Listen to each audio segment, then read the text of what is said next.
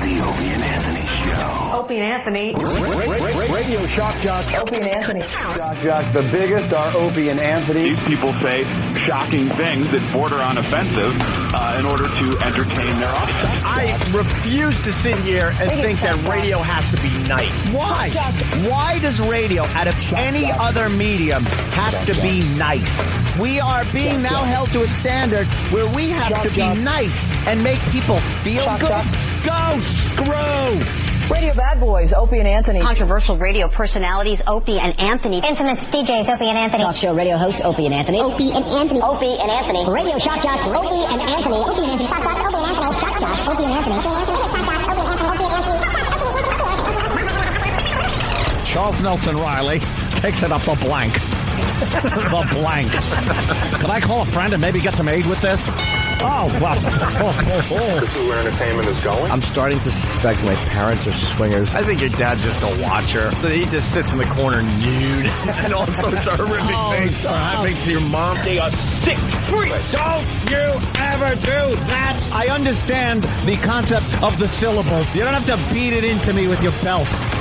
It's time for people to understand these are words. If you don't like them, turn the dial. But enough of this palaver. Let's get the show on the road.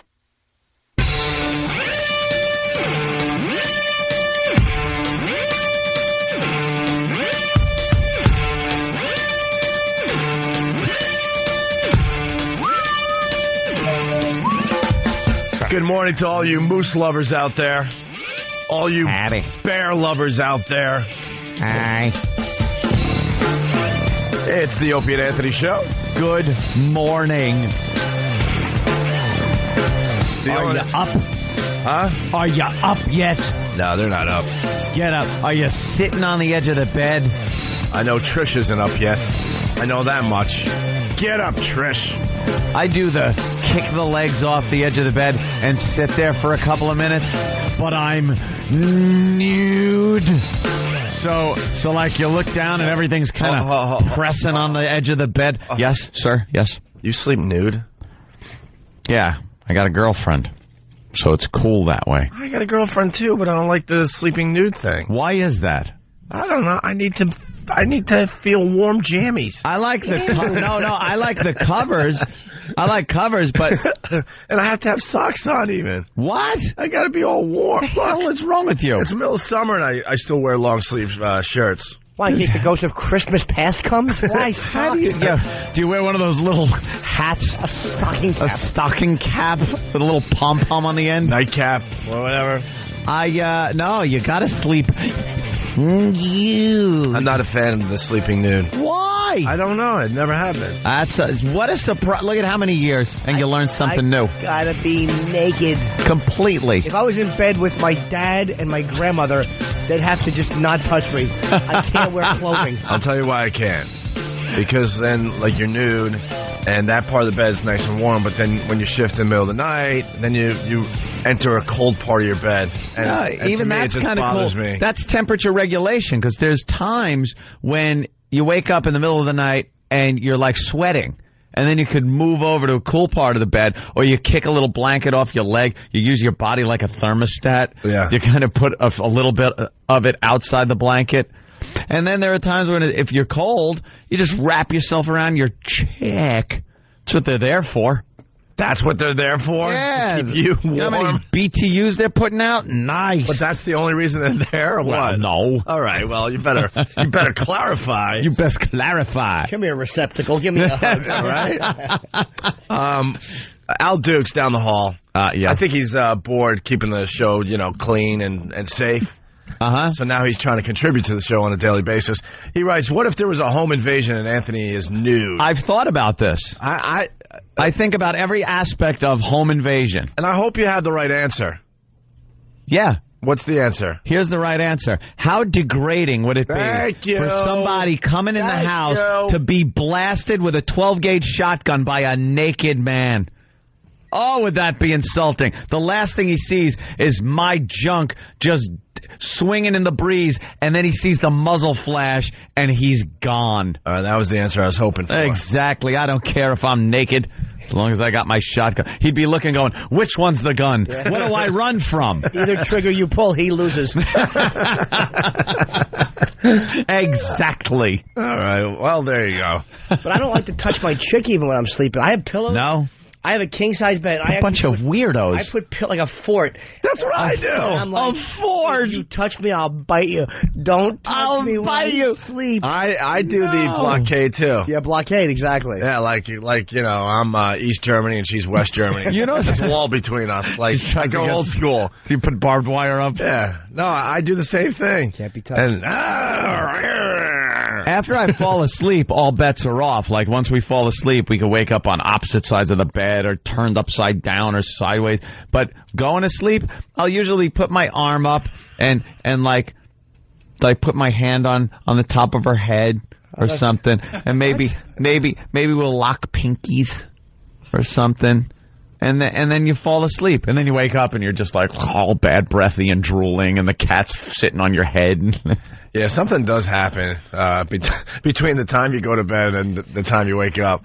You go to bed, it's all just smelling like roses. Ooh, I'm going to sleep. This is nice. Ooh, clean sheets. Teeth are all brushed nice. You know, you got a little soap on your face, so that smells nice. Good. Right. And you got the clean sheets, and you just do the bicycle move where you move your legs around because the sheets are clean and it even smooth sounds and nice. clean. Ooh, so you got to make believe like you're pedaling an invisible bicycle just to love the sheets. All fresh and clean, smelling like roses. Yeah. You wake up in the morning, it smells like a cheese factory. Dump. A garbage dump. Like, what the hell happens? Coming out of your mouth. Oh, just you stink. What goes on? Huh? Morning sex? Do you have morning sex? I don't know. Love morning sex. Wish I did. Better than nighttime sex. Really? Yep. Love it. But how do you... my girlfriend likes it, but I don't. I'm like, yeah. I don't feel sexy. I got those little eye boogies. How do you, what do you do about the breath? I can't breathe. You breathe into her neck. How do you deal with the breath? Like your breath or her breath, the morning breath. How do you think that one position was invented? Oh, yeah, that's true. You just keep the breath as far away from each other's face as possible. I got an idea. Horrible. No, but then you're smelling your own breath on it. Anyway, well... morning's good stuff. Really? Yeah. I wish I envy you. I wish I was like that. I hate it. Well, I don't want my wiener touched. You don't want it. Nightmares all night. Oh my God. What? I don't remember the dream. I dreamt I was in bed with you two. Dude, I swear. It wasn't a gay dream. It was. Of course not. We're just in bed. Some awful stuff was happening. Wait, who was closer to you in bed? You were shirtless, and I was like half. I swear.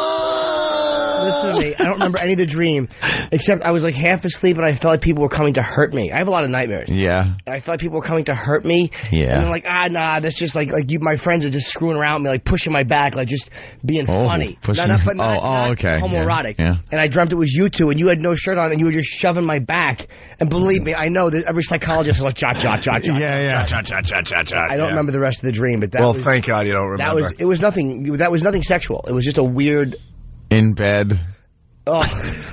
Like the Three Stooges in bed. That was never a sexual thing. Did we all have jammies on? I don't remember, but it wasn't. Oh, no, I was shirtless. Great. We each take a turn with a snore. We go, boo, cheep, cheep, cheep, cheep, cheep, boo, cheep, cheep, cheep, cheep. Yeah. With those stocking caps again. But it wasn't like a homoerotic thing. There's something about us all being in a situation together. Well, that's probably what it is. We're all, we're all in this thing. And if you feel like you're in some kind of trouble or danger, we're probably involved in that some way. Yeah. Probably causing it. No, I don't remember what it was. I just wish I could. Because I dreamed my girlfriend, I fought the other day, and I dreamt that she was coming to hurt me with other people. I kept waking up and like I dreamt that she was there hurting me. Did you wake up and just punch her in the head? No, she was gone. We'd been fighting. And I just kept dreaming that she was hurting me. No. Oh, boy, Jimmy. You were teasing something in the office, by the way. Are you ready for that, or you want to do it a little You later? two duke it out a lot. We haven't much lately, though. And all I see when you're together is nothing but happiness, smiles, and love. Like at the virus show. It's a facade. Whenever they're around, it's like it's fun and everything. And then you might want to walk. I just hear what goes on in this apartment of Jimmy's. You might want to walk around back. It's just a facade. Oh, yeah. As we roll around back, you'll notice the front is a facade. This means false front. That's right. In the back, you'll just see 2x4s holding it up barely. It was no, we haven't fought much lately. That one we fought like once or twice in the last 3 weeks. I mean, or not even less months. I mean, it's not much at all lately. Yeah. But yeah, that was a bad one. I just dreamt she was coming to hurt me. All right. Well, the thing you were teasing, whatever it is, we'll do next break. Oh yeah, it's a doozy. I would say it's a doozy, but it was just my Lulu. Hey, what evening? Not your evening. Okay, hey, not typical. I like that. What website do you guys use to diagnose yourself? I use. I'm a big fan of. I use a real doctor. Who needs doctors if you got the internet, though? What's the good one? Oh, my God. People with this self-diagnosis crap are going to be killing themselves. All right, WebMD.com. WebMD is the big one, I guess, that a lot of people You might hear that use. my voice is shot. This started on Friday. Yesterday, I thought my voice was shot from the O&H Allen Virus comedy show. Yeah, I had some gravel But going. then I'm sitting there going, well, and I did kind of the light lifting. We didn't really talk that much on stage. So I'm like, why is my throat kind of sore? Laughing Friday, probably. Right. And then all night long, put in gulpy throat. Gulpy throat? Hard to swallow without severe pain in my throat. Yes, Dr. Nagel. Yes, Dr. Nagel. What you do? Ooh, gulp throat. Wow. All right, gulp throat. Dr. Nagel, paging Dr. Nagel. All right, and it feels like my throat is actually closing in on itself. Like there's not as much room in there for my tongue and stuff. Because it's swollen? It's a bad sore throat. Is it swelling shut? Right, bad sore throat. Severe. I would say severe. Severe? Yeah, I would say severe sore throat. You might start getting diagnoses, though, for bad things like meningitis and stuff. I understand that. That's the beauty of it. I was going to say S. I am like really potty mouth. Yeah, that's what I think I got right there. Yeah, I think what? I got half head? I was looking at the picture. They're only showing half a head. You have half head. I got half head. No, I got. What the hell is that? Yeah, I would bet money I got the strep throat. Yeah, strep. You're always getting strep throat. No, the last few times were just sore throats, but this one is definitely different. It helps. It's not pleasant. What? But there is something that people produce that would help your throat. I mean, you're not going to want to hear it. Jimmy, Dr. Jimmy, can mix up a prescription for you. My girlfriend never has a sore throat, and her face never hurts. Get it?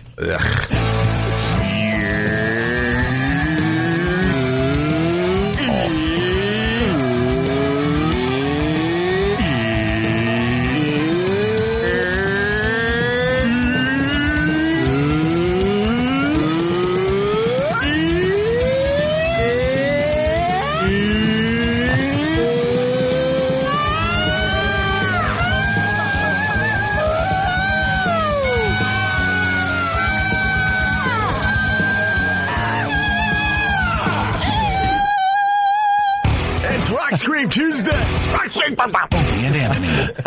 Wow, I didn't even remember. Yeah, Rock Scream Tuesday. I gotta remember it's Rock Scream Tuesday. Cody in Indiana, what's up? Hey, morning, fellas. Good morning, Cody. All right, I'm going to get this morning started. If it's a little distorted, I'm a loud gentleman. I'm sorry. All right, let's go. Here we go.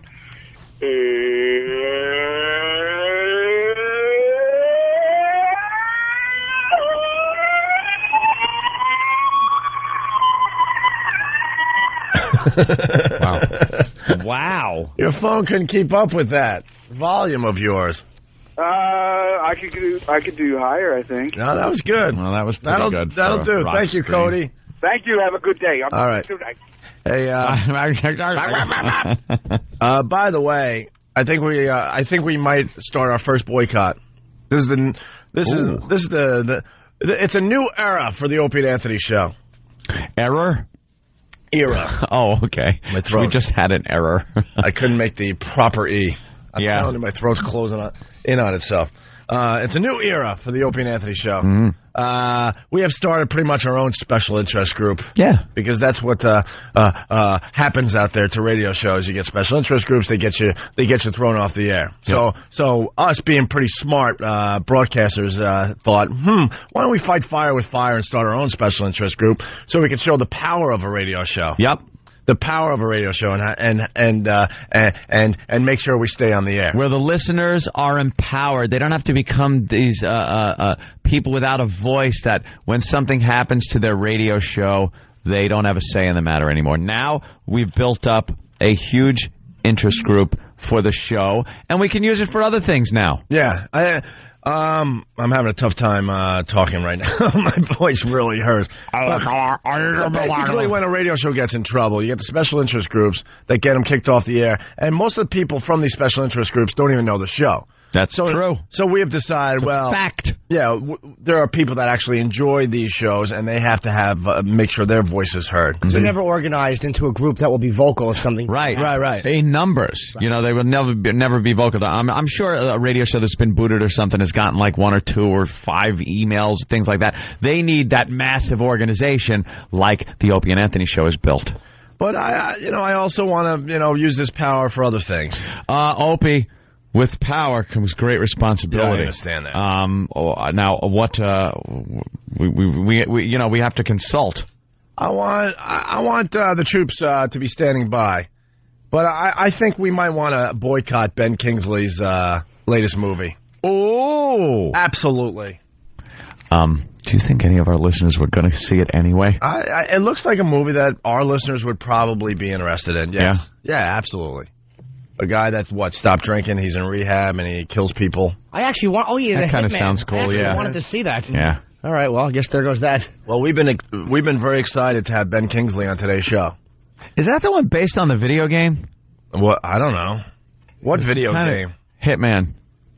No. Because I know Ben Kingsley's bald, and so is Hitman. Okay.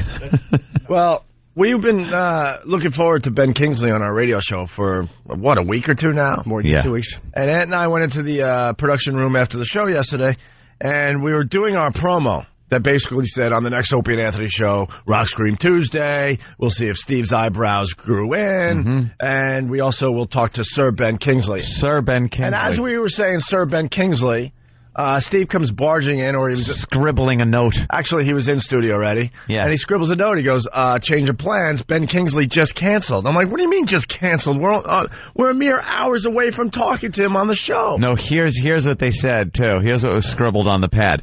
Ben Kingsley has rescheduled.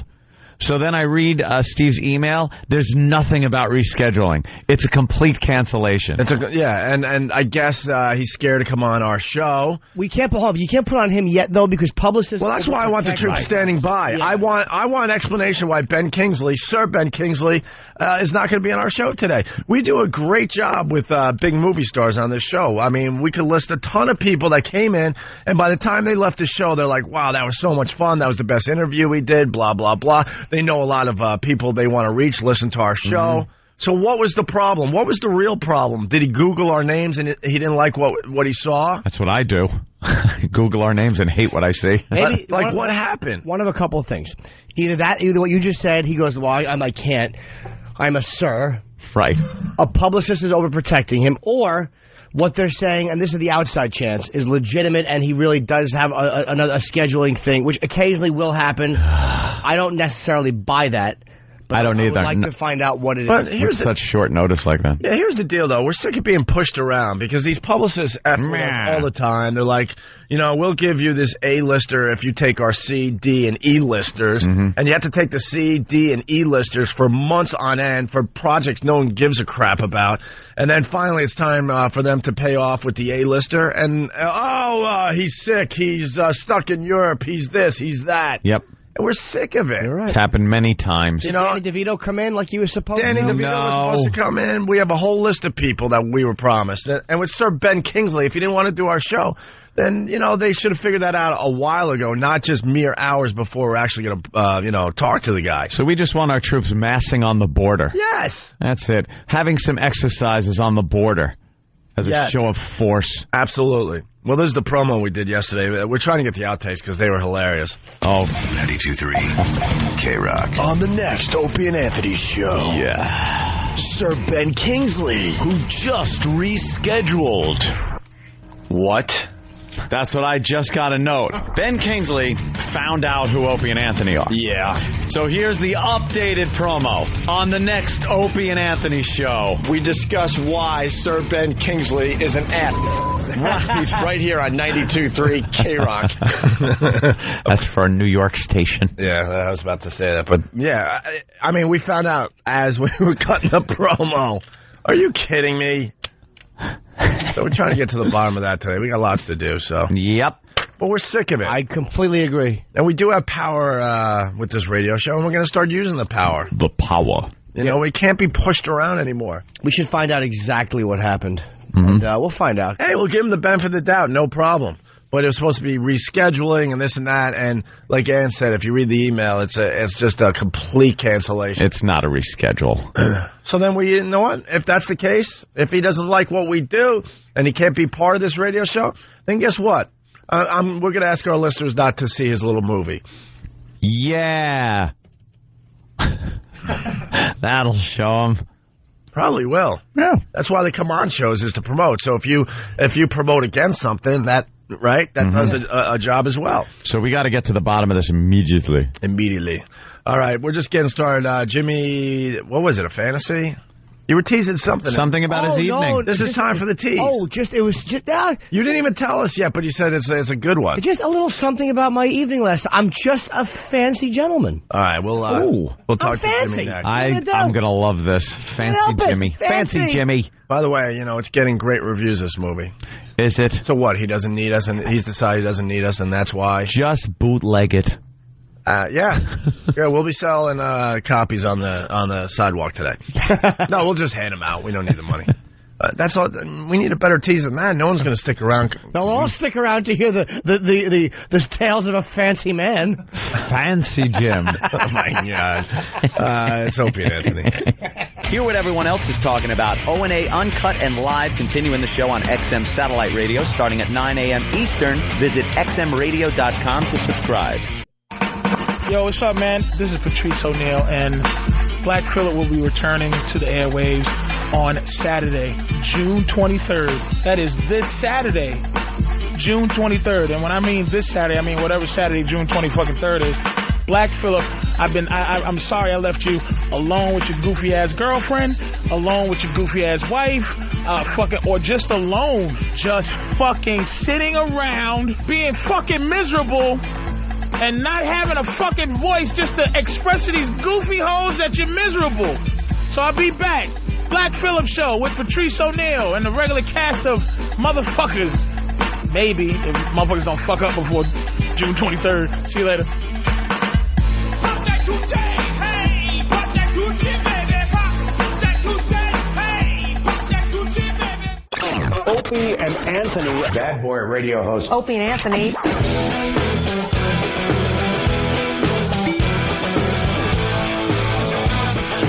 Good morning. Hey, it's the Opie and Anthony Show. It certainly is. Morning. So what's the latest on Sir Ben Kingsley?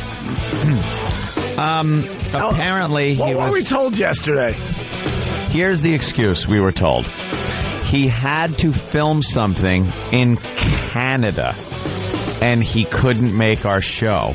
So he would try to see if he can call from the set. This is all from the publicist. And that's BS. And first of all, we don't want a phoner. And this is what publicists do all the time. They come up with the lamest excuses. We don't want a phoner. We wanted Sir Ben Kingsley in studio with us. Are we going to get photos with the phone? Yeah. How are we going to get our pictures? Yeah, the reality is... And that's the most important part of an interview. Yeah, we talked to some of these people just so Jimmy could get a photo. Of course. With each other here. And Kingsley? Well, that's a good one, though. Enjoy a good photo, an Oscar taste. winner. Of course, it's been 25, 30 years since, but he was an Oscar winner. Whatever. So, all right, that's what they told us, but now we're hearing that he was on Conan last night. He was on Conan last night. Now Jimmy did bring up Conan does tape at 5, so it is possible to do that and then fly out and get to Canada and do his stuff there. Yeah. It's a possibility. He may be shooting in Montreal. or something, or Toronto, or something like that. We don't know.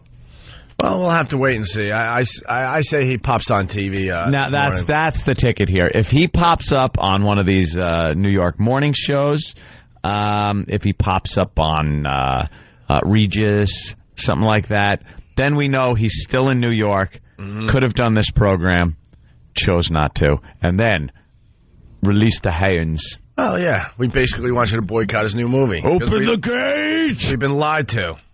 And then the publicist would call up and go, you know, who I represent, blah, blah, blah, blah, and blah, blah. And if you do this, don't expect any of my people on your show. Clam up. That's what I'll say. Yeah. Through somebody. Exactly. That would be translated into some diplomatic speech. Yes. From Roland. It's okay. I just... Bing Kingsley, Serpent Kingsley, slithered away. Serpent Kingsley. All right, Jimmy. Why are you a fancy man? We'll keep on that Sir Ben King. I want to hear about Jim's fanciness last night. I forgot. It's funny, you know how Louis C.K., our pal. I found out, and I was disgusted, by the way, that he had done a film with Alan Alda. Alan Alda. Yes. Of MASH fame, amongst many other post-MASH things. Who I'm a huge fan of. Wait, can you get Alan Alda's IMDb up? I'm sick of people that always state the obvious. Alan Alda of MASH. West Wing. I mean, he was on Seems Like Old Times. Yes. The Four Seasons. The guy did many movies right after MASH, too. Yeah. He was he's in a lot of films, man. Don't forget, he also did Everyone Says I Love You. Oh, yeah? That's going to be my new bit. Go with the obscure ones. That's obscure. I don't think you've heard of it. Ooh. And don't forget Whispers in the Dark from 1992. I want a TV movie. Oh, yeah, he was in The Aviator. Yeah, he was in DiCaprio. He's brilliant. All right, so you got to meet him last night, Jimmy? Well, I had met him once before and got a picture with him. I stalked him at his book signing. But I've been dying to get the picture signed, but Alan is notoriously difficult to get a picture with. So Louis invites me to the cast party, and I'm in the cab, and I have my picture on my little pens, and Louis calls, he goes, "Don't come." And I'm like, "Why, Lou?" And he goes, "Alan is not going to show up. It's in a hip-hop club.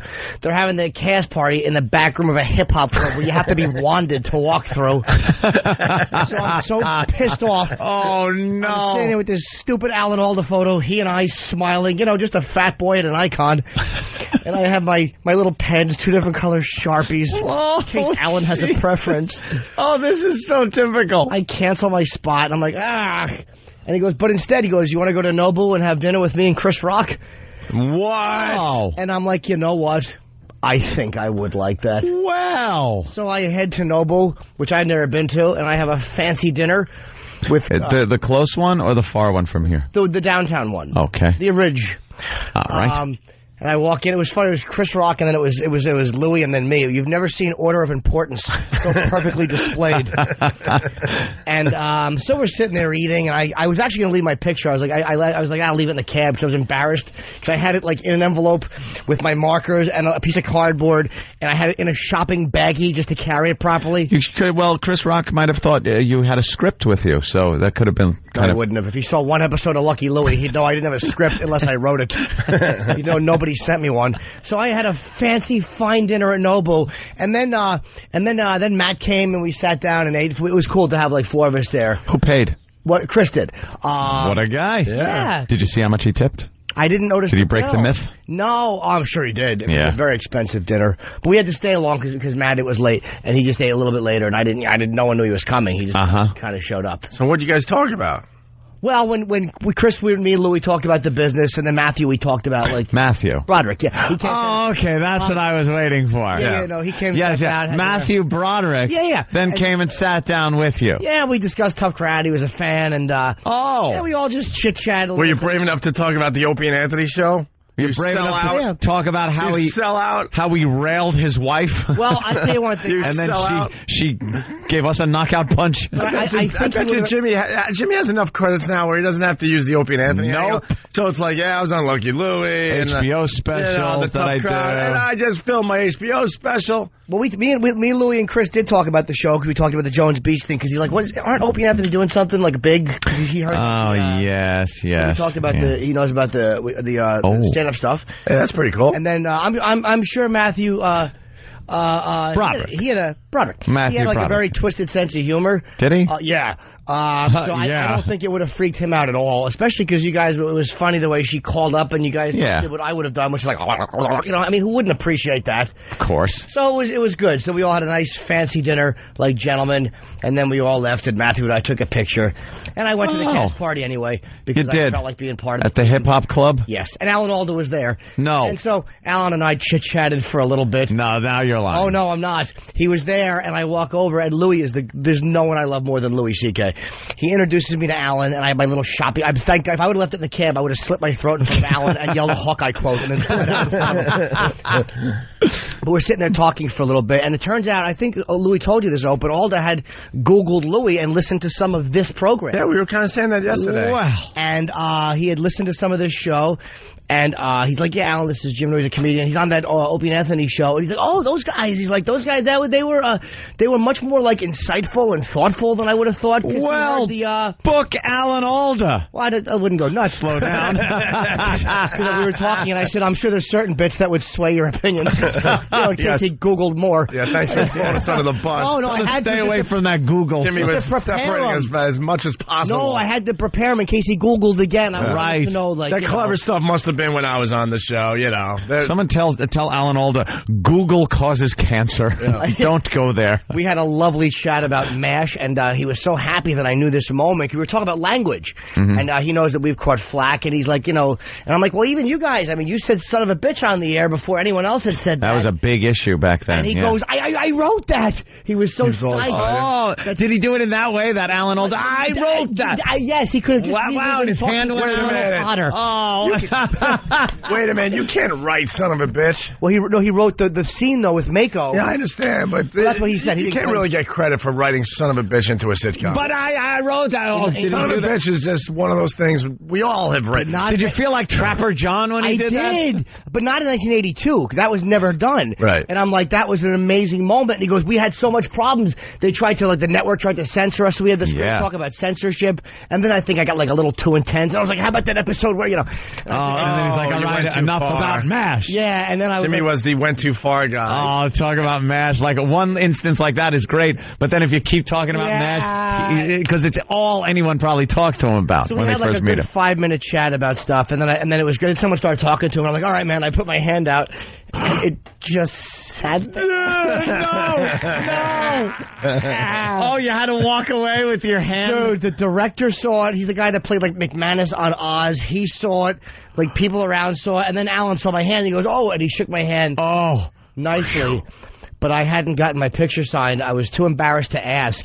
We were chatting, and then Louis the greatest. He's like, do you want me to ask? I'm like, no, I'll do it. And then we're discussing this, and then Matthew Broderick is like, well, do you want me to ask for you? I have Matthew Broderick involved. Broderick is going to whore out for your picture. Getting my stupid photo signed, because Alan hates signing crap because of all these idiots that wanted MASH stuff signed. They sell it. Yeah. And Louis was very gracious and asked him, and Alan said, well, I always make exceptions for cops and firemen and comedians. So he signed a very nice photo for me, and that was my evening. He signed it, Dear Jim, I'm your biggest fan, Alan Alda. It did. Wow. Yeah, it was just to be sweet. He was very sweet. He was really nice. What a fancy evening you had with the hobnobbing with stars. I had the evening of a gentleman. Yeah, well, you were doing that. I was then then I went home and grabbed what could be mistaken as a twisted turnip root and just couldn't let the party go. So I was online watching pornography, not even horny. Just one more thing to help me escape from who I really am, picture or not. Do you think Alan did the same thing? Went home and just put pornography up on his computer? No, he didn't. He probably went home and just looked at his 11 seasons of DVDs. I invited Broderick on the show, by the way. I told him you'd be treated well. He seemed amenable to the idea. Yeah? Yeah. So I'm a huge fan of his work. How can you not be? The guy was in Glory. I was thinking Ferris Bueller's Day Off. Biloxi Blues? No, Ferris Bueller. Yeah, that's good, too. It's all about Ferris Bueller. Very good, Jimmy. War Games. I liked War Games. Not about that. Sure, he was a little kid in that one, but Joshua, do you want to play Joshua? That was a fine evening, but everyone has heard of the show. Everyone's aware of the show and what's going on. Well, yeah. Well, not going to get us guests, though. They're aware of it. Sir Ben's heard of it. People are also aware of Adolf Hitler. yeah, when they show you just walking on TV every day. And they don't talk about his paintings when they bring him up. That's true. John Gacy stuff is not hanging in the Guggenheim. Right. Should be. Hey, really fast, we want to thank Break.com. We have partnered with Break.com this morning. So we want the faithful listeners, the hardcore, well, whatever, or you, if you're just getting hooked on the Opie and Anthony show and you're on a computer right now. We kind of help pick the videos today that are on the front page at Break.com. And they're going to feature a few of ours during the day as well, I believe. I was on Break.com and show some support. I was on break yesterday, going through some videos and laughing my ass off. The audio we played yesterday of the woman on the roller coaster is hysterical to watch her. And it's on break? She looks like she's ready to vomit or die. Or, she's on break.com. Right. And then you could go right from that, and then I'm just scrolling, and I put in Apache helicopter, and you could just see some insurgents just being torn to shreds by Apache helicopters. It is so amazing to watch our tax dollars at work. That's what I want to see. Screw the schools. Screw the social programs. I want to see depleted uranium shells tearing through things. It's amazing. Yeah. There's couple of guys that get out of a truck, and it's all that night vision camera, and you see their images in white against a very dark background, but you see their truck, you see a field, and one guy runs out and puts down something that they believe to be some type of RPG in a bag in the field, and then runs back to the truck, and they're talking, and meanwhile all this chatter is going on between the Apache and command. And then they tell him, all right, open up on these guys. Tear them up. And you just see, bap, bap, bap, bap, bap, bap, bap, and the images of the people just come apart. Pieces of them all over this field. And then another guy kind of took cover under a truck. And you would assume, picture this. It's pitch black. You can't see anything. And you just hear dot, dot, dot, dot, dot. And you see a flash, and that was your guy, one of your insurgent buddies, and you take cover underneath something. It's pitch black. You got to figure, I'm so safe, I'm safe here. It's dark. They can't see me. Ugh! They lit up the truck, and then you see the guy kind of crawling out from the truck. He's all injured. He goes, he's injured. Hit him again. Bop, bop, bop, bop, bop, bop. And he just comes apart. Wow. And then they scan the area, and you see the warm pieces of the people, kind of a chunk here, a chunk there in the farm field. Chunks. War videos. Yeah, and the guys in the copter are just all right, that looks clear. All right, done, job done. Let's move on to the next one. Move on. So you run the gamut from laughing your ass off to completely horrific. Really? On break.com. Well, yeah, we're helping pick the videos today. So go there, show some support. Break.com. Show the power of the show today, will you, please? The power. Speaking of the roller coaster, we played this yesterday. Now I got to see the video. It's British TV reporter who is terrified of roller coasters is forced to ride one. So the clip starts with her just giving some fun facts and just talking about roller coasters. As they're going up the lift. Right. They're going up the lift, which is the non-scary part of the roller coaster. But the second it goes over the top. Well, going up, you get the nice scenic view. Yeah, the view. You start trying to figure out, hey, I think I live right over there. I love how she's rationalizing, too, the fear. Right. She's trying to say, they told me just have fun, go with it. And then the second that thing comes over the top, she's gone. She loses her mind. See, I don't think roller coasters are as scary because, you're harnessed in now. And, she's on the one that has the feet dangling. Yeah, that's where you're kind of hanging there. The roller coasters that scare the crap out of me are the old school where it's just one bar comes down and you're like, how do they know I'm not going to just slide through in the middle of this? I've been on a few of those where you feel like if I wasn't holding on, I would have flown out on one of those turns. Were our ancestors drunk or something when it came to safety? Why did it take, only a mere 10 years ago we really figured out the safety issues in cars and roller coasters and everything else. Took a while. If you really think about when we were growing up and the roller coasters, they would just put a bar down. Yeah. That was the same bar they used for fat people, skinny people, little kids. Computers. And you just held on for dear life. Remember, sometimes you felt like you were sliding right out of the seat? Yeah, and you felt like you were going to fly out of the ride. Yeah. So I don't think they're as scary when they get those big padded harnesses that come down on you. Mm-hmm. You could kind of hug the thing, and your feet are dangling. For some reason, with your feet dangling, and I'm not as scared. You see some of those old rides from Coney Island back in like the 20s or something? Yeah. With absolutely no safety. Mm-mm. It's just ride the saw. Right. You know, they strap you to a saw blade and let you spin around a few times. And the guy operating it is some drunk. Oh, they don't know. Yeah. Been married 3 or 4 times. He's got a crystal meth habit. That's fine. We need somebody. Get on there. That's why I'll never go on those stupid like carnival rides that come around to town. Yeah. And I when I was a kid, I always wanted to feel safe. So like when you went up, like let's say water flume or something. Yeah. And you get to the top, and they got that person up there, and it's some freaking college kid home for the summer reading a book and getting a suntan. You're like, what's he gonna do? I want some authority figure up there. He's gonna save your life if there's a mishap. But anyway, here she is. She's terrified of roller coasters, so of course she has to do one for her morning TV show in Britain. So it starts off all nice as it's going. It's going up the hill. So if I can get it underway now as soon as I can, and I'll give you a few facts while I'm going up. 120 feet, sorry. It loops over 5 times. It falls at 4.5 G, and there are 8 tons of nuts that are keeping this all together. I've been reliably informed. It's suspended over water, and I've been told that it's one of the prettiest roller coasters. If only I could keep my eyes open long enough to look at the view, apparently it's great. Now the tips I've been told are to keep your eyes open and just go with the flow. Feel it, enjoy it, look at the sunny day, look at the beach. And as you can see, I'm doing some positive thinking here because I really don't like this. And look at the 50 yards beneath yeah, anyway, thank you very much for that. That was not very nice of you, by the way. I can actually still hear you, which is all good, but this sun is not very good! No!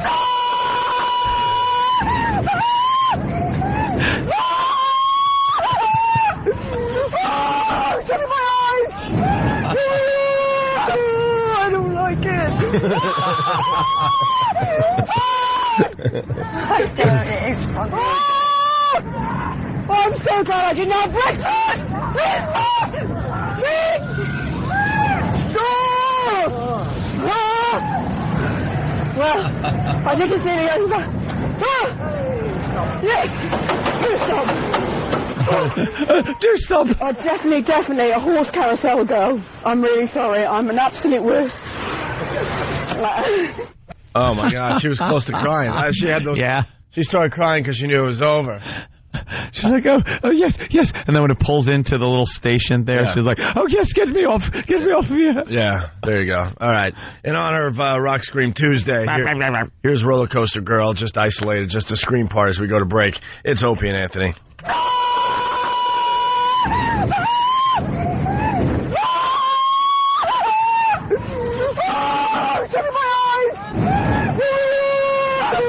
I don't like it. This is the Opie and Anthony Show. Shock Jocks, Opie and Anthony. Shock Jocks, Opie and Anthony. Shock Jocks, Opie and Anthony. Shock Jocks, Opie and Anthony. Oh,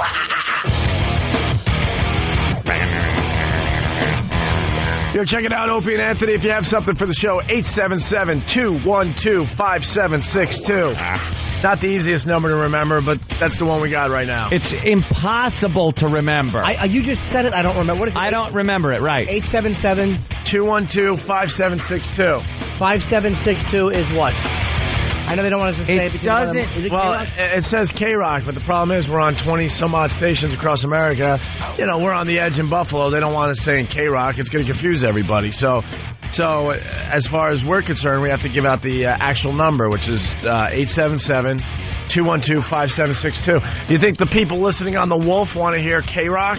It confuses everybody, so we have to just use the regular number, 877-212-5762. We should come up with a number that is universal for all the stations we're broadcasting on. Didn't we try to figure out if the numbers made another word aside from K-Rock, and it made nothing? Yeah, it was the worst combination of numbers ever. We can't spell anything else with 5762. It's like Al1 slob or something. That's the best one. 212 included or no? That's with a 212, yeah. Well, how about just what is 5762? There's got to be a 4-letter word we could use there, no? No, because it's 2 consonants in a row to get technical. Oh my God! Yeah, oh my! They gave us the worst number ever. Again, right now, I couldn't tell you what the number is.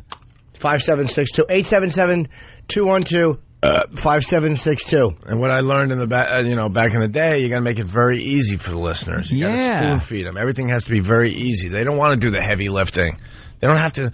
They don't want to use their memory skills so they can call in their favorite radio show. If they have to concentrate so much on the phone number, they're going to forget what the hell they wanted to call about. Right. Someone get me. Can you get me? I'm good at this stuff. I'll have a word, but in a little while. Someone get me the letters Great. that are on the phone. I'll have a good word. All righty, Jim. All right, we'll figure something out. So it's 877-212-5762.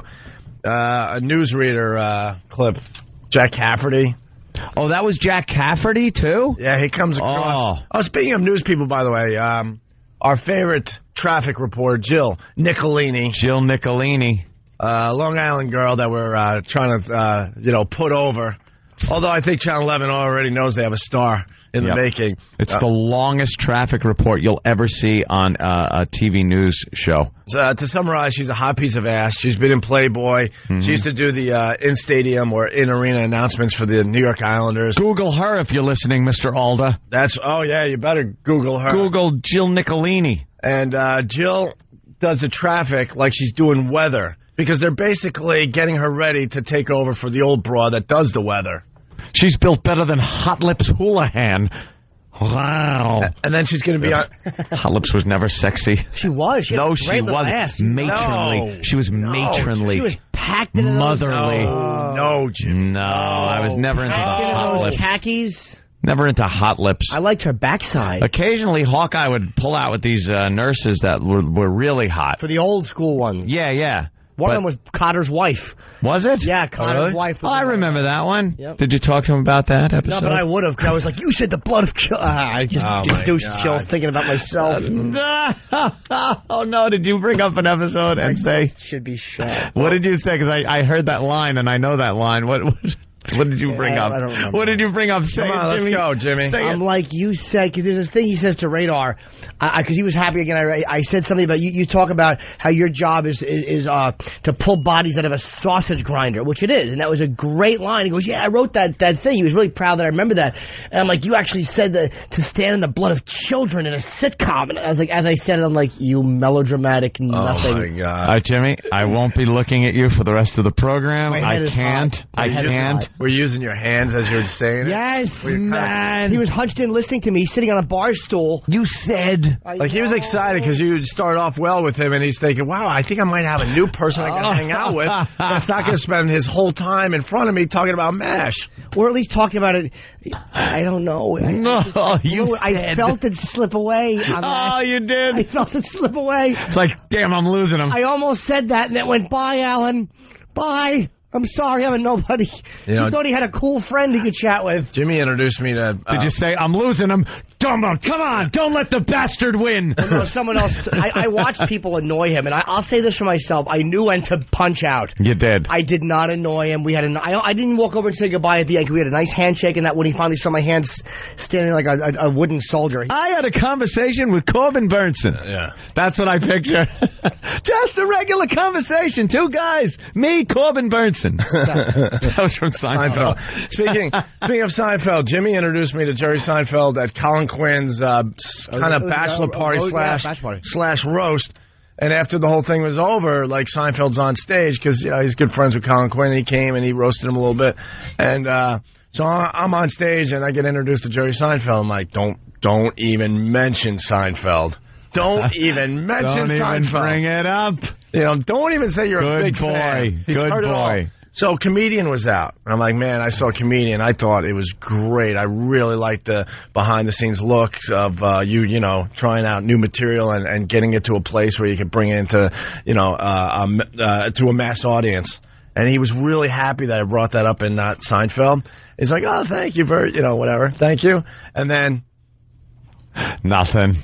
Hey, that's that episode of Seinfeld. Then I realized, without mentioning Seinfeld, I had nothing else to say to him. I'm like, so, yeah, I really liked it.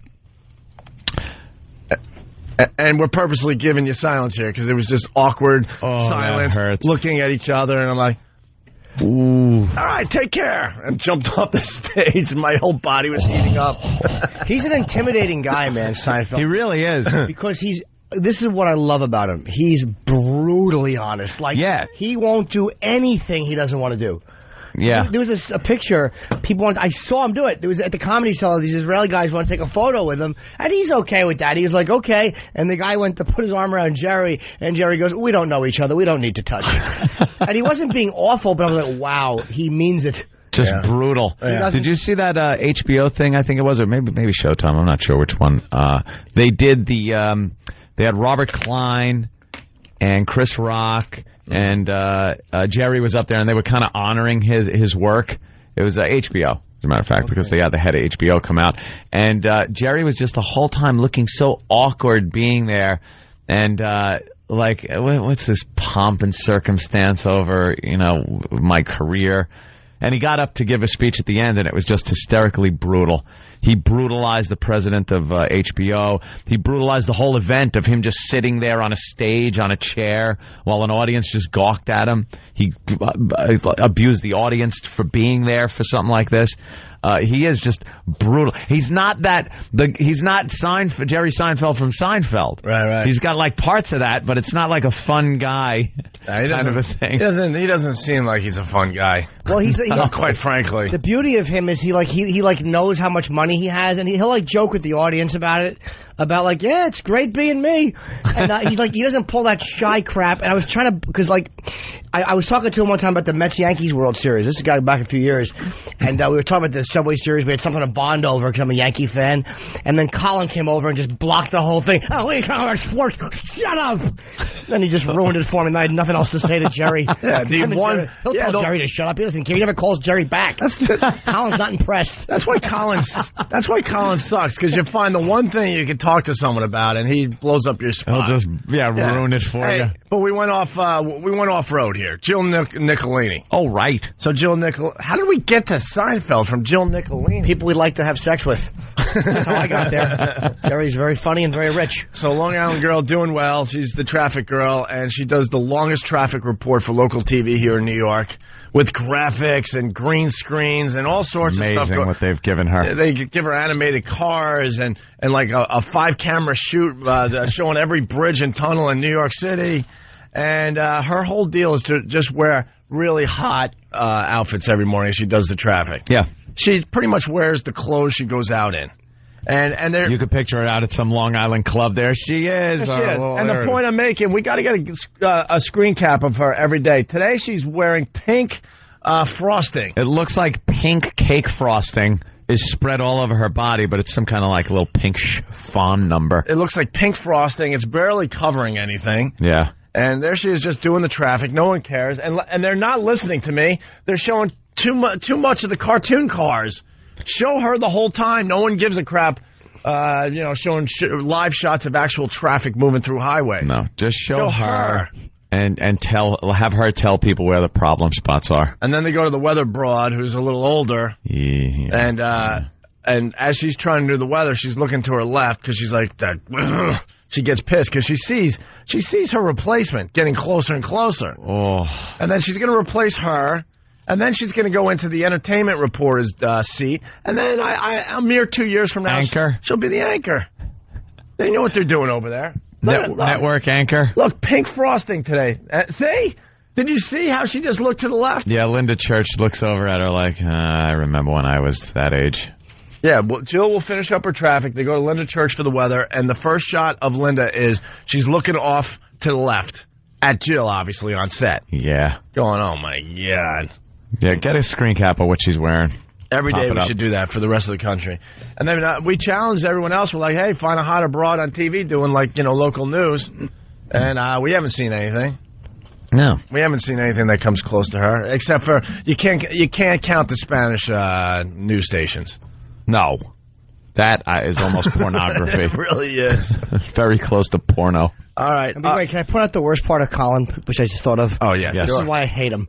Because he points out exactly what you're doing and humiliates you. Like he'll say something like, what are you trying to do? Bond with Seinfeld over sports? Shut your mouth! And, like, Seinfeld knows that's what you were trying to do, and you know what were you going to say? No. And what does Jerry give that little smirk? Like, yeah, that's what he was doing, Colin. The best part is when Seinfeld and stupid Colin walked out of the cellar one time, and Manny was still alive, and they both, because Seinfeld's a freak for those wings, and so is Colin, and there was a 20 and a 5, and Manny goes, I guess we know who ate at what plate, and Colin had left a 5, and Seinfeld had left a 20. It was so satisfying. You fat chiseler. To slap Colin right in his mouth. Got to get him back on the show. Yeah, I miss him. He's a Caroline. Love Colin. That jackass. All right, we'll get him on. Jackass. Newsreader. So, Jack Cafferty, who's like a legend here in New York. He's a grouchy, he seems like a grouchy bastard. He's a douche. Is he? I think so, yeah. He looks grouchy, but he has been in the news for forever. Mm-hmm. And I guess he got a little upset. Yeah. Well, he's also the one when Anna Cole's death broke. Yeah, that's right. Said, she's still dead. Yeah, she's still dead. No one cared. Yeah, he doesn't sugarcoat. There wasn't any outrage when he said that because no one cared about the dead stripper. Yeah, he doesn't sugarcoat it. But yesterday, it's a quick clip. He scolds the guy operating his teleprompter on CNN. Uh-huh. It was going a little too slow for Jack Cafferty. Worse than Watergate. That is how Democratic Congressman Jerry Nadler describes the actions of the Bush administration when it comes... You want to scroll the prompter up so I can continue here? No, that's backwards. Turn it the other way. No, that's... How condescending that is. No, that's backwards. Turn it the other way, idiot. I don't understand why they don't memorize this stuff. Or at least part of it. They don't have to. They don't even know what they're reading, I bet you, half the time. You know what it is? There's too much news. There's too many stories now. Yeah. When you had your old-time reporters that would get out there and actually get the story and then get behind the anchor desk and give the news. Sure. Talking way back. They had a couple of stories. What was happening in the Nam? What was happening on the home front? Couple of local stories, and boom, they're done until the next day. Now there's 80,000 stories pouring in. That teleprompter is just flying with words flying in front of them to read anything. There's no way to memorize stuff anymore. There's no way to remember what the hell. What were the big stories yesterday? On CNN or Fox News? Yesterday. I'm sure the Palestinian Hamas situation was big, but I just know that because it's still kind of in the news. Wait, you don't remember? It's a flash in front of your face for a minute. You kind of know something for a second, and if you don't discuss it with other people, it goes in your head and right back out again, and you don't remember anything. I go to Drudge. What was Drudge? What was like on the front page of Drudge yesterday? 2 days ago? No clue. I'll give you 2 days ago. Fong getting right. Okay. Yeah. Good. Yeah. Shut up, Jimmy, Mr. No, because that's a story you've been keeping tabs on also. Yeah. And you should keep tabs on that one. Yeah.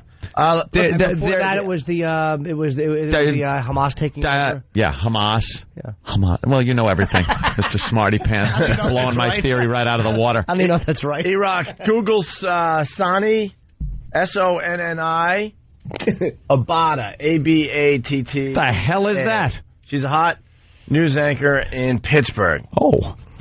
All right. Better be. Let's see if she's better than Jill Nicolini. By the way, I have a phone solution for now. All right, what is it? 877-212-KROB. K-R-O-B. K-Rob. K-Rob. Why not? You can remember that. This girl stinks, Pittsburgh.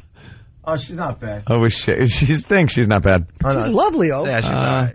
She's no Jill Nicolini. Nah, she don't get nasty. Jill Nicolini looks like, she just got done with some bar in Babylon. Some 80s, some 80s night at a rock club on Long Island. Doing a bar on the South Shore. Doing Jello shots, and she stopped drinking at 2 in the morning knowing she has to get up at 5. Yeah. Who are you kidding? This Sonny, or whatever her name is a good girl. I picture Jill Nicolini and a few of her girlfriends sobering up at a local diner. Right. Like eating some breakfast before they go back home to her house somewhere in Levittown. Yeah, definitely. So Nicolini's motto is, if it ain't the back door, I don't recognize it. She's a good girl. Love Jill Nicolini. We're just saying, you need a little skank. Yeah, you got to look like just a little bit.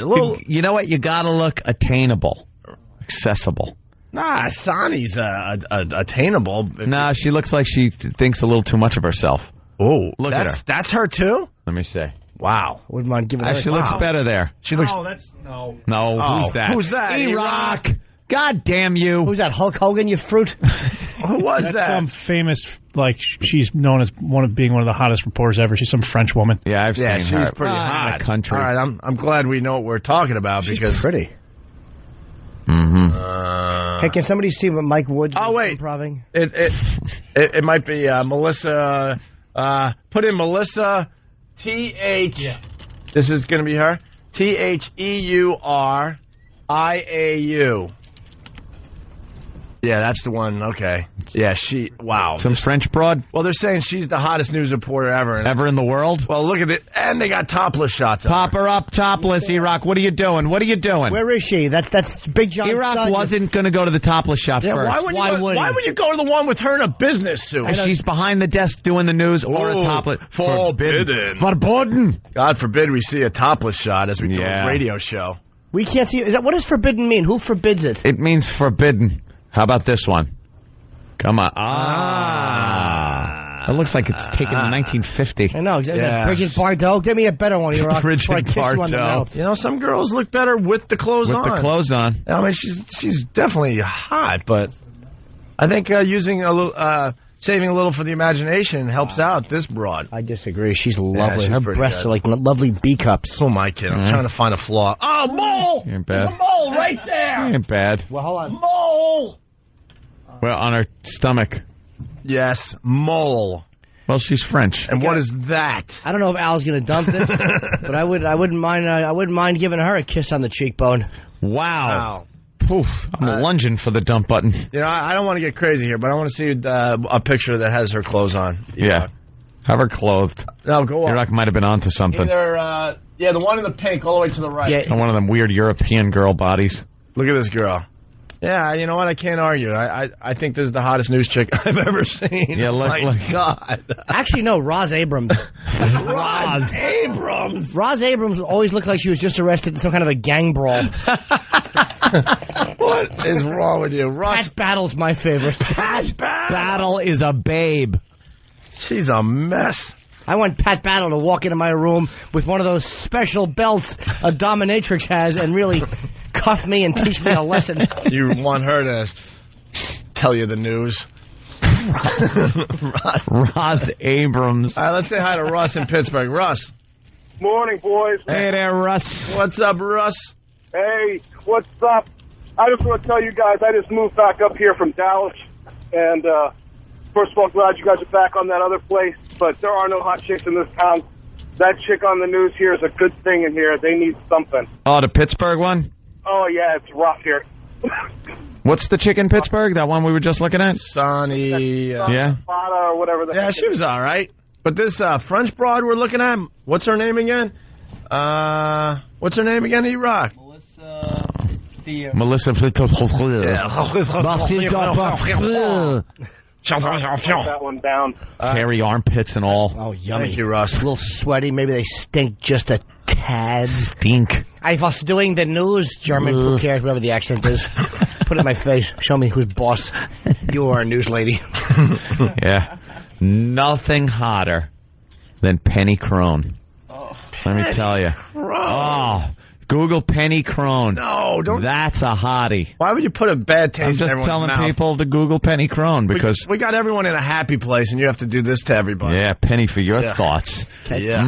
I just saw an angle on Diane Sawyer, and I guess they didn't have the fuzz cam on. No fuzzy cam. She should be like in a crypt keeper outfit of some sort. Yeah, that high def is killing her. I career. love it. It's killing Stupid her old career. lady. They try. You can't hide from the high def. They try to put a Fresnel lens on there to kind of like star it up a little bit and fuzzy it up. They're going to just have to start putting rabbits in the lens just so their fur is in the way, make her look a little better. Go back to Penny Crone. She looks like a retired LPGA golfer. Yeah.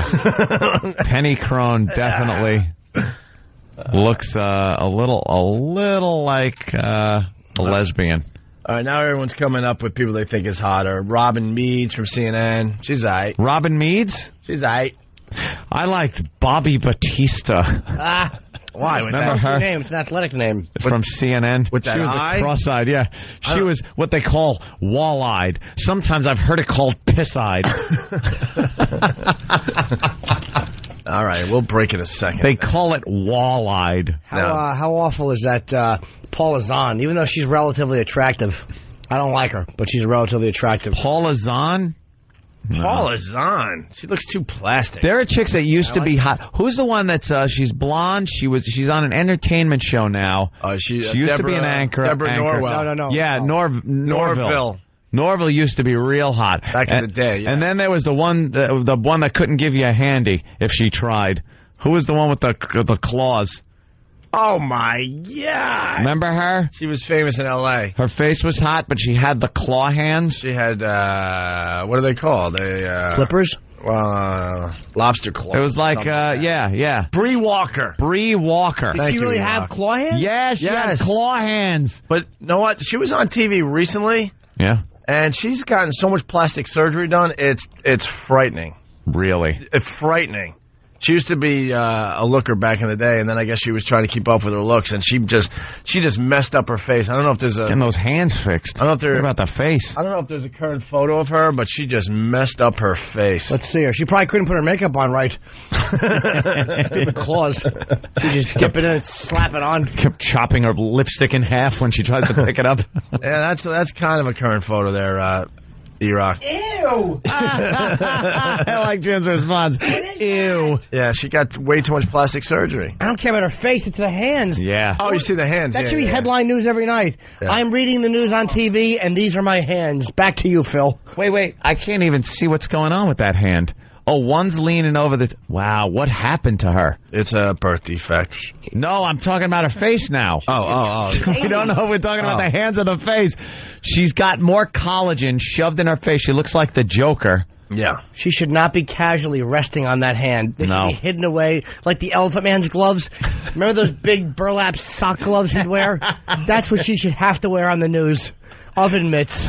Hi, I'm Bree, and I'm the oven mitts spokesperson. And she was married to who? Jim Lampley.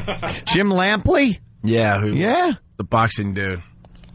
Yeah, Jim Lampley, I believe. Is she still? Because I don't want to get beat up or nothing. Then he moved on to some... How do I know this stuff? How do you? Then he moved on to somebody else, and then there was a problem, and Bree, like, kind of stuck up for him. I don't know. Yeah? Go watch The View if you want more info on Bree Walker. Who do you hook up with? Gary Berghoff? Yes, Dan. He was accused of domestic violence. Yes, exactly. And Bree stood up for him. That's kind of what Aw, that's nice. I was just trying to keep it very vague so we didn't have to talk about it for 10 more minutes. All right, Bill Burr's here. We got to take a break. Yes. Also, it's kind of a slow news day, so we might go off-roading again today. I want to talk about that Isaiah Washington by when we get back. Yeah, we could do that. And talk about it. Just announce that Tiger Woods is a father now. Cool. A day after losing the U.S. Open. He banged that broad up with her body, just like knocked it all out of shape. All out of whack. That's fine. You think she'll snap back? Yeah. She better, or his game's going to suffer. There are women. Well, say goodbye to like Tiger Woods and his, His better days are behind him now. He's going to be changing diapers and doing midnight feedings and stuff. And he's supposed to be playing golf. He's going to get up the next morning and be all tired because shut up. I think his game is going to suffer now. Even Liv Tyler was in the paper today talking about her body and the fact that she's going to get some plastic surgery done because having a baby, she says, does things to the woman's body. Doesn't matter. Even if they snap back into shape, there's like certain areas, I guess, that are all screwed up. So she's going to have some surgery done. Some girls get the lasagna belly. Lasagna belly. That's where it kind of flaps over and over and over. A little advice from the Opster. When you get pregnant, you got to throw yourself down the stairs. You can't gain 100 pounds because that'll give you the lasagna belly. Like, God has allowed you to, like, gain, obviously, some weight when you're having the kids. You should probably weigh no more than the child come. The child should come out and you should weigh exactly what you weighed the night of conception. Right. But you could snap back if you don't go over that amount of weight you're supposed to gain. Yeah. After that, the skin is stretching way past the point that God intended it to stretch. Hence, you get the lasagna belly. And it's not coming back. It's not coming back. Who's that? That's Tiger's. Tiger's chick, pre-baby? Yeah. Oh, boy. Wow, she's got a lot to live up to after the kid. He's just taking taking a wrecking ball to her body is what he did. Oh, guys. He's going to have to find a grounds crew to get that course back into shape. There may be a few... sand traps. A few divots taken up. A few divots. Replace divots, please. I'm sure the greens need a good mowing at this point. Got to change the holes and water the greens. Right. Oh, what a shame. Yeah, because he putts and he drops his club in and it just falls all the way in. Well, congrats to Tiger. Congrats, Tiger. Yeah, sure. Yeah. It's Opie and Anthony. This is the Opie and Anthony Show. Is it on? Is it recording right now? Listen, it's Bob Kelly. I'm going to be at the Miami Improv next week. Right. What date's are that?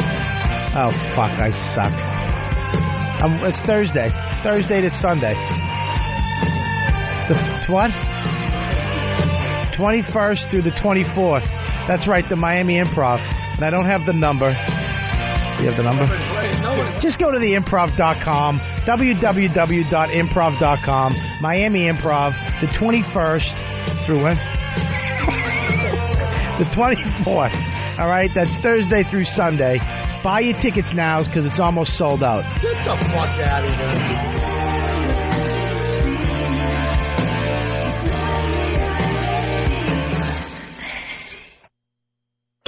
Opie and Anthony. Bad boy radio host. Opie and Anthony.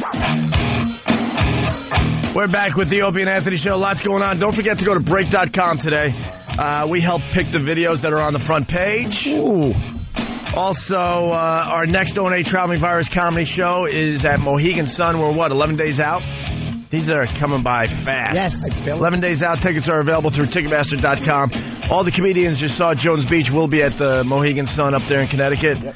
And if you go to our MySpace page, we got one dedicated to the tour. Virus Tour, one word. Virus Tour, one word. And make sure you get your tickets. We'll be there a week from Friday, hopefully broadcasted live from the Wolf. They've been wanting us to come up there for a while, so we can't wait. Yeah. In studio, Bill Burr. Our phone number is 877-212-5762. No, it's 212 877-212-K-Rob. K-R-O-B. It's K-Rob. People will remember that. Couldn't the K be made into another letter? That sounds like one of those iPod stations. L-Rob or J-Rob. J-Rob. You know what? A radio station should just change their call letters to iPod. Ooh, that probably is. It would be number one in the ratings. 877-212-J-Sob. J-Sob? We got to do better than that, Jimmy. You're working on it, though. There's a 7 that's a P. Yeah, Jimmy cries. J-Sob. J-Sob. Oh, Jimmy cries. J-Sob. J-Sob. Bill Burr. Look at that. Go. I like it, huh? Yeah. It shows the tough exterior, but there's a heart of gold in here, folks. It's a little guy in there. Sensitive Jim. Bill, congratulations on Letterman. Oh, thank you. Thank you. Yeah. I saw parts of it. My stupid DVR or my cable, I don't know, went into that digital mode where all of a sudden your face is mosaic and slowing down, then speeding up. Then it gives me the setup to one of your jokes, and then it craps out again. So yeah, a lot of people had it. My brother... Oh, really? Because everyone was taping it? My brother had difficulty with his DVR. I don't know. I don't know if it was something with the satellite. That's what you always say. Yeah, they were moving the satellite. That's the satellite. That digital cable, it has bugs from time to time. Bandwidth problem. I'll go a whole Saturday or Sunday. I can't watch my cable because it craps out like that. Why would you need a satellite if it's cable? That was really dumb. How many guys in vans right now are saying I'm an idiot? I think they do bounce some stuff off of satellite stuff. Do they? It's an HBO satellite. It's got to get from, point A to point B, and then it's distributed through the cable. How does it get into the cable then if it's under the ground? No, in a big building with a big dish on the roof. And then it goes into the ground, and then, it's all over the cables. They use funnel technology. Funnel technology? Yeah, to get it into the ground. Yep. Funnel it in? Yeah, they funnel it in. The guy in there pouring some kind of shows into a funnel that then goes into the cables. It's got a liquid show. That's great. When did you do it? Friday. Oh, cool. Yeah. Congratulations. How did you do? I saw something. I don't know whether you can talk about it or not, but I'm not going to bring up anything like that. But I saw perhaps there's a pilot. Oh, that's all I'm going to say. There was, and there was. Way to bring it up, Anthony. There wasn't. It didn't get picked up? No, it did not. Bastards. What are you going to do? All I saw of it was on a message board. It said Bill Burr in pilot? ? Pilot? Oh, yeah. So I was I was hoping it was some kind of a sexual thing that happened. Bill Burr in pilot. Punch us. That wasn't very good. No, I did. Something that happened on some U.S. Air flight. No, I shot a pilot and it didn't get picked up. I knew it wasn't going to get picked up because everyone was just like, I think this thing's going to go. Really? It's definitely going to go. And once people start saying that, it's going down the drain. What was it? Do you want to say it? It was called Playing Chicken. Right. Playing Chicken, that was the name. Yeah, it was about two brothers. One was left wing, one was right wing, and together, you always have to have complete opposites. But it was a good time. It was two brothers, one black, one white, and together, therein lies the conflict. Right. Ah. Now one of them was injured in a car wreck. He was playing chicken on a jet ski. Oh, on a jet ski. Yeah, neither one turned away, and then he got paralyzed. There's the comedy. So, yeah. Yeah, so that was the thing. They were kind of going for more of like an edgier thing, and wow, it was a good time. I've never bombed with a group of people before. Like we did after the first run through we did. Like, we went for big air on the edginess. Right. Like, the opening scene was we were getting ice cream, and some homeless guy came up asking for change, and the guy in the wheelchair turned around and flicked his ice cream at him, which we all thought was hilarious. Of course it is. Yeah, and I think it was right after the Imus thing, so they were already extra sensitive, so the whole network people were standing there. Oh. I heard a gasp. And then afterwards... Come on. And then zero laughs in the scene. It's not a real homeless person. Yeah, and it's an actor, right? Yeah. Babies. Oh, it was great. So then, like, by the third scene of no laughter, I was just looking into the eyes of the other actors, and the look of panic on a couple of them was just hilarious. And I was already in my head. You never get to hear this behind the scenes stuff. This is great. We were bombing so bad, I was already in my head going, well, I still got stand-up gigs. I got stand-up gigs. Opie and Anthony treat me great. As you're filming as they're doing it. Yeah, as the lines are just pouring out of my mouth. But then, it was like a feel-good movie, though. So then we were up against the wall. We literally went home after that run-through, me and this dude, Norbert, and he's like, I'm getting fired. I'm like, nah, I'm getting fired. Dude, I got zero laughs. I got minus 10 laughs. Wait, who was supposed to laugh? The studio audience? No. You do like the run through, like in front of the. Yeah, but who were you hoping was going to laugh? Because the writers, the execs, those people never laugh, right? That's Sometimes what I've heard over the years. They wrote it. Some of the writers will because they wrote it. They want it to work. Oh, really? So there's like an awkward laugh because that guy wrote that line. Sometimes, yeah. Yeah, I don't know what they were expecting, but evidently we did like the exact opposite. So everything I've heard about that stuff, the people, the cameraman, the floor director, all these people never give you a laugh on set. I haven't done enough of them to know that, but I mean, I just know, like, if as a comedian, when you go up in front of like an industry crowd, it's brutal. Yeah, that's what I'm getting at. Because I think they're more sitting there looking at you like, "Where's the show? Where's the show?" rather than just sitting there enjoying it.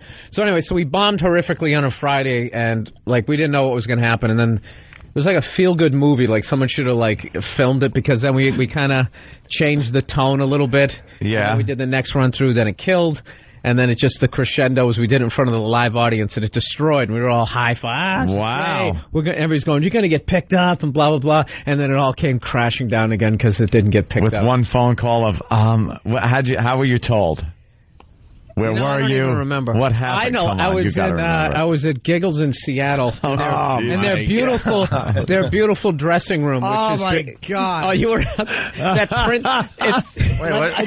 These guys can't comprehend. Picture you find out the worst news of your life, picking up your chewing gum in a buddy booth. Now, sitting there, it's one of the things where like they have all the extra beer is stocked there, like that's the room. Yeah. And for some reason there was this cardboard cutout of Princess Leia when she was in that whore outfit when she was with Jabba the Hutt. That was behind me, and my manager called up. "Yeah, listen, buddy, didn't get picked up, but listen, man, it's still a good thing. You booked a pilot, and on to bigger and better things for 07. Yeah, all right. Cool. Yeah, it was a good experience. And then you hang up. Oh, dude, you sitting in that green room, your feet are sticky from beer. You want to kill yourself. You're looking around like, just a few days ago we thought that the ticket out was there. Yeah. I had the comedians for the rest.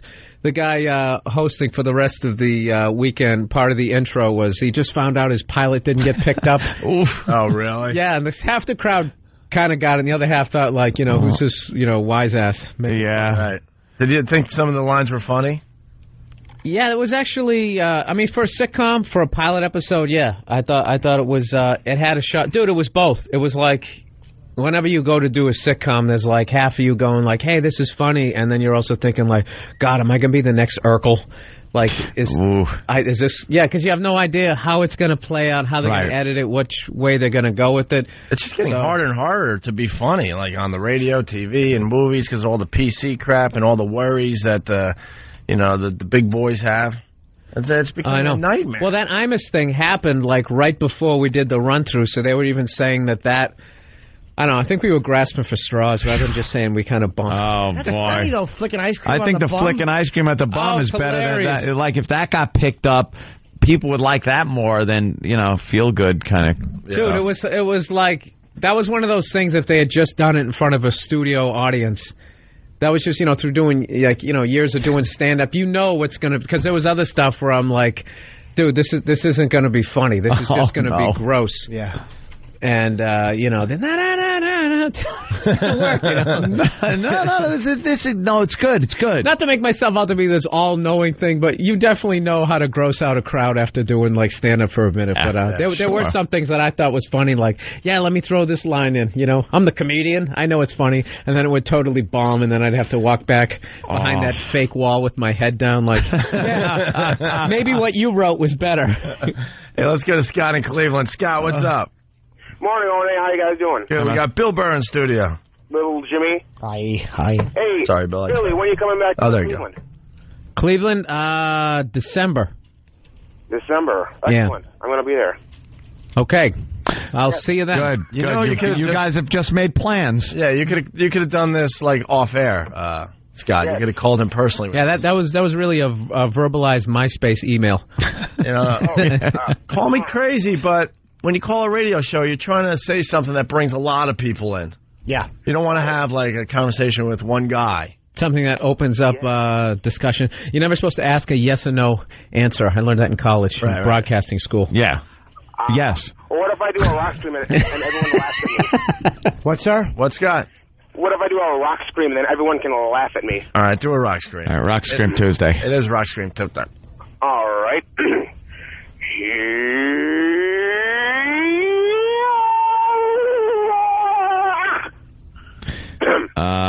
Bill is so confused. No, that's not a good rock scream, dude. That sucked. It's all right. All right, Scott, thank you. All right, later. Sorry about the Cavaliers. Oh, yeah. Tell me about it. Yeah, my sports curse lives on. I'm sorry. Yeah. All right. Hope pretty much said it was a given. I was just excited that they had it in the bag. That the team turned around with King James. King James. And they got spanked by the Spurs. What can I tell you? You know what? They got choked out. It was like a python. Just took them down to the ground. Just slowly kept squeezing the air out of them. Those exciting 68-64 games. That's what I hate about sports, though. You follow, the sport all season, and then it's time for the finals, like in this case, the NBA finals, and it's over in like 2.5 days, and it's a sweep. The sweep Nothing exciting about it. The sweep is the funniest thing ever for the town that loses because right as you're excited, you get like mid-sentence, hey, I think we can really... They just smack you across the face. It's over. Yeah, you're making plans for like Game 3, and it's like they're already down 2-0, and it's not going to get any better. But it just sucks because they're fighting it out all year for like 9 straight months, and then the finals is a 4-0 sweep that no one cared about. Really, the ratings were way down. San Antonio, they're just technicians. Yeah, they got turnaround. They use the glass. Nobody's going to use they beat you in like this YMCA. What do you mean they use the glass? I'm just saying, like Tim Duncan, he's got that jump shot that he shoots off the glass. It's like that AVA ball, and it's just like fundamental. They had everybody but a guy doing like the two-handed set shot, and somebody like with the diaper shot from the foul line. Like the basketball team from the movie Flubber. Yeah. It's just a bunch of white guys just doing layups. You just made a Flubber reference. Flubber. What the hell, man? Speaking of Cleveland, Fox 8 anchor in Cleveland uses the term skin flute. What? It is now 7:50, 71 degrees outside. Still ahead this morning, can you play the guitar like this without the guitar? I'm talking air guitar, folks. A contest for air guitarist. That's going to be coming up, and I'm telling you. That was interesting. I like that. Just stop. Promo. I can't wait to see who's responsible for that screw Did that guy from Cleveland edit that? What happened, Opie?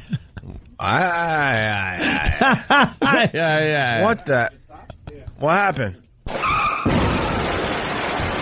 It didn't just stop. That's all the disc has. Oh, is it Danny? That's all the disc has. Is it Danny's fault? Oh, they're all pointing at you. You know what? Danny. You need theme music for this moment, like some sort of blame game. Yeah. What happened? All right, yeah. Back to the lab. He was about to say, can you play the skin flute? Was he? Or something. Well, that's his music. There goes. He does have theme music, but Eric's finger was shaking as he pushed that because he wanted to make sure it was the right move. It was, Eric. Don't worry, Eric. He was a nervous little E-Rock. His finger was like, am I going to get yelled at for taking initiative? He would not be good in war, son. He'd be crying in his foxhole. Yeah, we're going to retreat. We got to call the Sarge.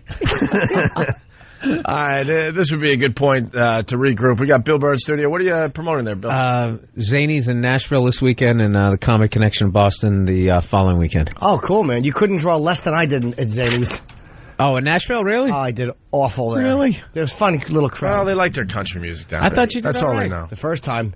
The second time was a bust. Really? All right, Jim. What'd you do the first time? Had a good time, I thought. Uh-oh. Sam's not going to be happy. What happened? Newsflash. Is this from the Wall Street Journal? Yes. From the Wall Street Journal, a reputable paper, right? Yes. And Are they finally reporting about Vince McMahon? And it does say AP, newsflash, pro wrestling is fake. What? All right, we have to get into this because I read a bunch of things this morning and heard Vince McMahon's lovely daughter talking about the demise of Vince McMahon. Yeah. Yep. All right, we'll do that now next. What? And also we got the Maury phobias, which is always good. Maury phobias. Today we got a girl that's afraid of birds, a girl that's afraid of cotton balls, a girl that's afraid of frogs, and a girl that's afraid of lizards. All on the way with Opie and Anthony. Hear what everyone else is talking about. O&A Uncut and Live, continuing the show on XM Satellite Radio, starting at 9 a.m. Eastern. Visit xmradio.com to subscribe. In studio today, we got Bill Burr. He's playing... You might as well hype Boston. All right, because go with it's not Boston. gonna be, Boston, the Comic Connection, last weekend in June. I'm doing all of them. The one in Providence. That's Bill's new thing. The one in Saugus. And then the one in Boston. That's Bill's new thing. He used to go up there and just do his one club. Now he's got you all over Massachusetts, all over New England, basically. Yeah, he hustles. The Saugus one's great. His best Chinese food you'll ever have. I always found that weird. Hilarious. Yeah. These guys got to perform in a Chinese restaurant. Yeah, the Kowloon. It's a famous one, though. I understand. It's famous. It's a famous Chinese restaurant. I don't know how you guys do it. I don't know how you hit the road and play some of these I know. hellholes. I love doing Not saying that's a hellhole. I've never been there, but it just doesn't sound like a place that would be conducive to comedy. To good comedy when everyone's getting their Chinese buffet. I love doing the Kowloon because I started out up there, so it's like going back to high school. So it's sort of that weird, like, reminiscing and then just also realizing how old you are. Looking for a familiar face and there's none there. None. They've all moved on. Oh, yeah. Like, hey, what's the worst club you guys have performed at? Obviously, you're not going to go with one you still go Stress Factory. There's got to be a club, though, that is long gone that was just a hellhole. It was called the Boxcar. It was a totally nude strip club. The Boxcar, and it was a totally nude strip club. Totally That's nude great. strip club, and you could bring your own alcohol. It was just made for a fine comedy It was experience. a friend's house. Thursday, Friday, Saturday. You would go up from 7 at night to 11 at night. You were there. Every hour on the hour, you'd go up and do a 10-minute set. So you do 4 10-minute sets in front of a lot of times the same audience. And in between the dancers? Yeah, because the bouncers got sick of them, so they like the comedians to break up the monotony. Boy.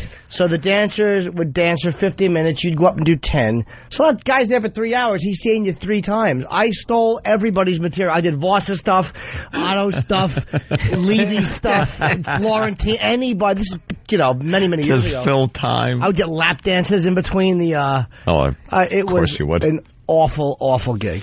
That's the worst I've ever done. The Boxcar. The Boxcar. Phillipsburg, New Jersey. A strip club. Huh. All right. Bill? Good Lord. Ah, God, there's so many. I may have to go with Teddy's House of Comedy. Teddy's House of Comedy. Was that a Rob Zombie film? Teddy's House of Comedy. No, I went down there and did it, and the guy running it was under a lot of stress.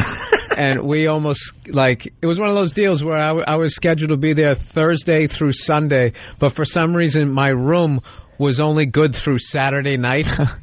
And there was all this stuff that, if you didn't bring the fire, you got fired. Especially if you were a white comic. If you went down there, a lot of white comedians didn't last past, Thursday night. Was it Black Club? Oh, really? Yeah. Oh. And he would just fire you. And I forget what ended up happening was Sunday, they're threatening to kick me out of the hotel. So I keep calling this guy up going, dude, they're going to kick me out. I'm not trying to get kicked out. And I was one of those deals, I called the guy 9 times because they kept calling me downstairs and I'm freaking out. And then what he did was he walked over and paid it and didn't tell me. So then when I finally call up, I'm like, yeah, dude, they're telling me. And then he just picked up the phone. He's like, yo, I paid the bill. What the F you want to do? You came down here on some stuff. Next thing you know, oh, my God, we're screaming at each other. This guy would have killed me. And he's like, I'm over at the club, so what you want to do? It was like, man. It was just like a comedy gig. It was ridiculous. And it's just like... What did you do? What did I do? Did you go to the show? Yeah, I told him I was, I did the whole, what room I'm in, and just, praying to God he didn't show up. I'm gonna get know where I am. Look, yeah. Oh, you're hiding. Right. Do not disturb on the door. That'll keep them away. Hiding in the closet. No, it's like, I'm going to get my ass kicked. I'm not going to travel to do it. It's like, all right, if you're going to do it, come over here and do it, right? So I ended up going down there that night, and I don't know. He didn't say nothing. I didn't say anything. I just was like, dude, are we cool? He's like, yeah, we're cool. Whatever. Yeah, and man, we're cool. No, he was a good guy, and he was a funny guy. It was be gone. He was just under a lot of stress, but that's the closest I ever came to getting into it. It was ridiculous. How'd the gigs go? Did you do on stage? Oh, it was great. He was doing 55 minutes in between comedians. Really? You know what's worse is when somebody is doing that much time and they're not even doing material at one point, and they're just sitting there looking down at the ground like, yeah, so what else is going on? It's just like, dude, why wouldn't you bring me up? What are you headlining? Sort of. It was weird. I would go on in the end, and I would end up doing 30 minutes.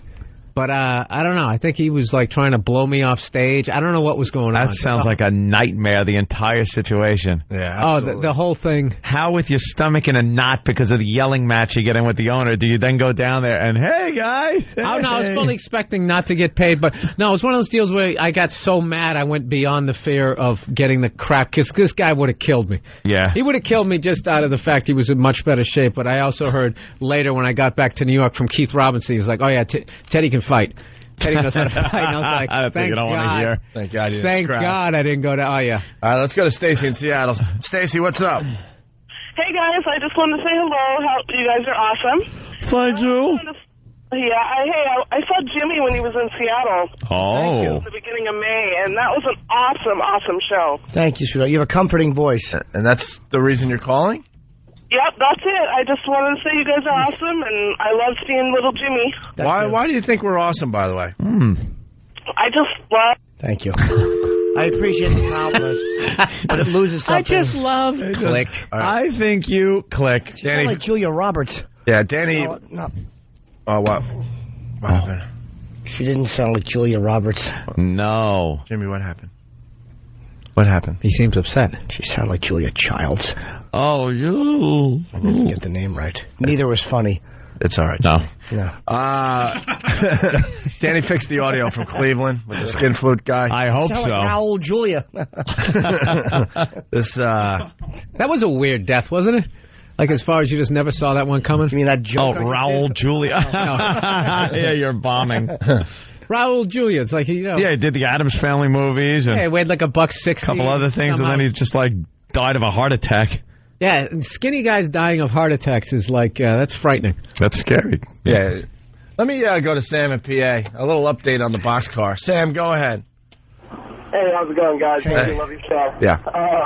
The Boxcar, Jimmy's Awful Club, is now an oyster bar over there in good old Peaburg, New Jersey. Oh. And it's right next to Jimmy's Hot Dogs. Well, back in the day, it used to be a clam bar.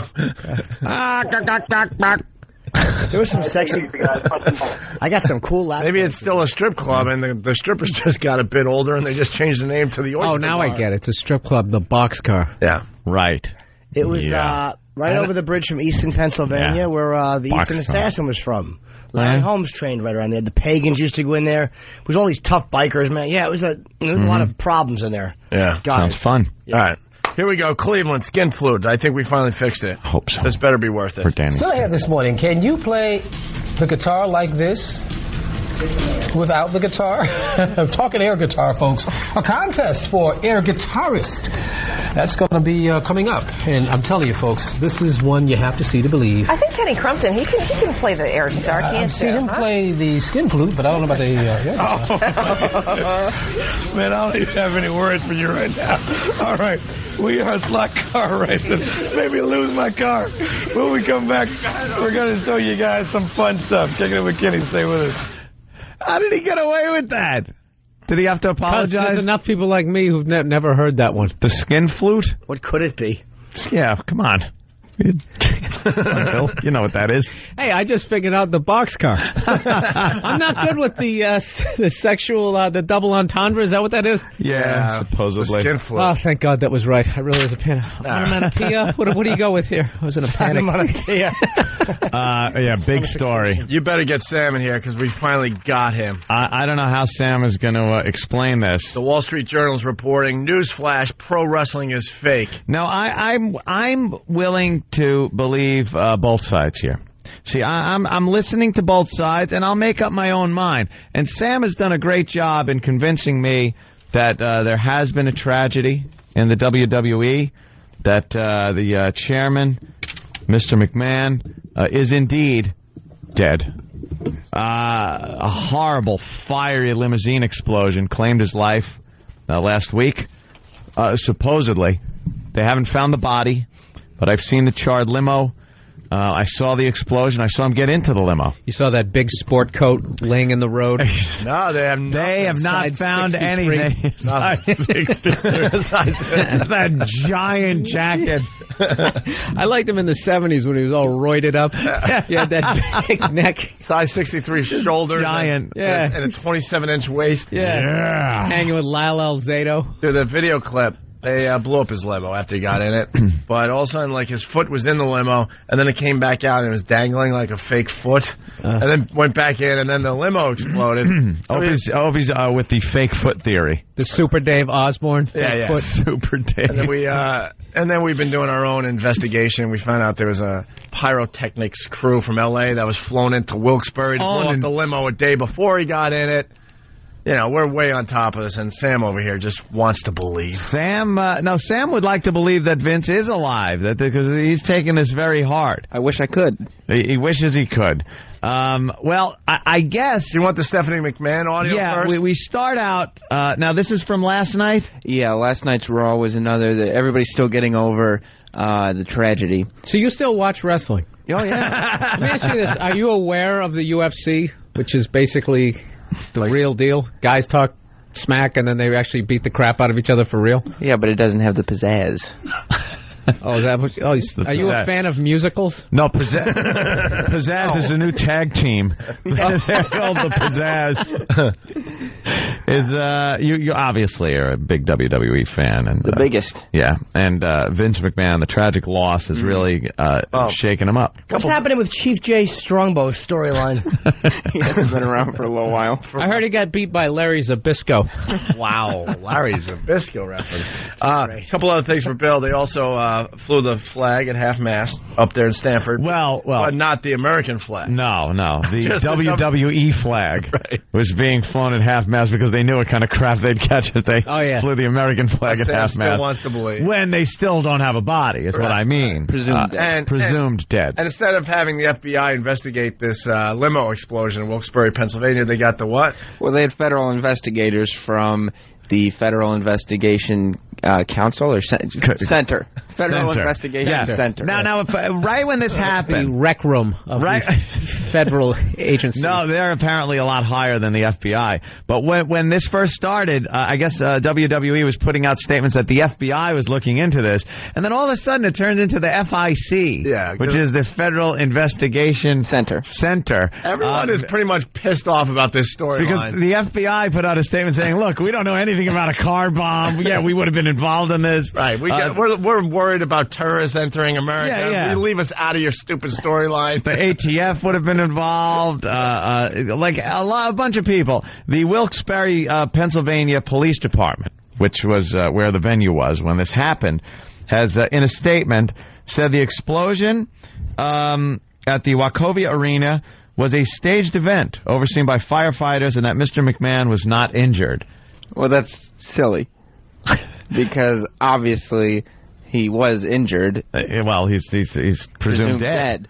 Now Sam has brought up a good point that the Wilkes-Barre Township Police Department has so botched this case that they are now just denying it ever happened because they've botched the investigation. They left evidence in the sun. Yeah, they've just ruined the investigation. Now the FIC has to step in, and that is why they're now saying that this happened in another day and was supervised. But that's all crap, right? That's ridiculous. I mean, they got the case taken away from them almost immediately. By the FIC. Yeah. Not the FBI. No, not the FBI. FBI is busy with smaller things. This is the FIC. Now, Stephanie McMahon. Yeah. Last night, what show was it last night? It was on Raw. Last night. And she had an emotional statement. Finally, though, to hear from the McMahon family, I think that was very good. And we have to keep in mind that last Sunday was the first Father's Day that Shane and Stephanie did not have their father. Did not have their father. In the ring with them at the same time. No, I mean, I'm sure they had a fine meal behind the scenes. Behind the scenes, he's presumed dead, Opie. And the guy, just think of the McMahon mansion. I'm sure that huge palatial mansion. No matter how big and how richly decorated the place is, how alone those kids must have been. That probably was the loneliest place in America. Exactly. And with the but thank God, I want to right now say thank you to CNN, Fox News, all the big news agencies for letting the family grieve and not even reporting on it at all. The fact that a chairman of a company was blown up in a limousine and it They haven't even touched the story. Employees. By one of his employees that is still on the loose. And they've given this family the privacy that they never give people. Well, they asked for the privacy. And the media said, all right, we'll give you your privacy. Yeah. For the first time ever in the media's history, they decided to give the privacy. Sam, do you have an explanation as to maybe why these news agencies would give the family this privacy? Well, they saw the way the Wilkes-Barre Police Department flubbed to the point that they're denying it ever happened. Yeah. So they're saying, we're not going to mess this up more. We want to see somebody come to justice. It's an open investigation. All right. And obviously, we saw on television last night that the investigators are questioning people. All right, now, that got me, too. Before we get right to the tape here, the investigator from the FIC was at SmackDown? No, at Raw. At Raw, I'm sorry. He was at Raw conducting the investigation? Yeah. Now, why wasn't he at FIC headquarters, like in an interrogation room, maybe questioning suspects like Mick Foley? Yeah, with some phone books and some rough lighting. Having ringside seats. Right. I see Bobby Lashley as a big suspect. I'm putting my money that Crime Time had something to do about this. Crime Time, by the way, my newest favorite is a tag team ever. These two, they're two black guys who apparently own items that were stolen from Mr. McMahon. And apparently, what do they do sometimes? Well, they tried to sell the McMahon items as a memorial on television last They're night. selling Vince's stuff on TV. But what have they done in the past? Well, in the past, one of them will distract Jerry the King Lawler while he's doing color commentary, while the other takes his laptop off the table. They steal and runs things to the bank. It's hysterical. Takes his what? Yeah, the UFC doesn't do that, Bill Maher. His computer. His laptop. I love wrestling. I'm just trying to trash it. All right, so it's so funny. Of course, Paul London's a suspect, and John Cena is a suspect. It's pronounced Cena. Cena, excuse me. I don't know. I don't We've know. We've had him on the show, and he's a great guy. He wasn't a wrestler when he was on the show. He was in a movie. All right. You want the Stephanie McMahon audio from last night? Please. All right, here's what she had to say. On behalf of the McMahon family, I would like to thank all of you for your letters, your phone calls, and your... When are they going to get her an acting lesson? She's been on TV for a decade. Well, this is her mentor right here. My God. Right, her father. The picture from the Wall Street Journal. Her father with the over-the-top acting. You're fine. I love when something happens. That's a good McMahon. Yeah, my favorite. We've been doing it for years. It's easy, Bill. Is when something happens that Vince didn't expect to happen, and his eyes open, and his mouth, and he goes, oh. What the? Yeah! And he's all like flustered. He doesn't know what to do. He makes Ted Knight look understated. Hi, guy.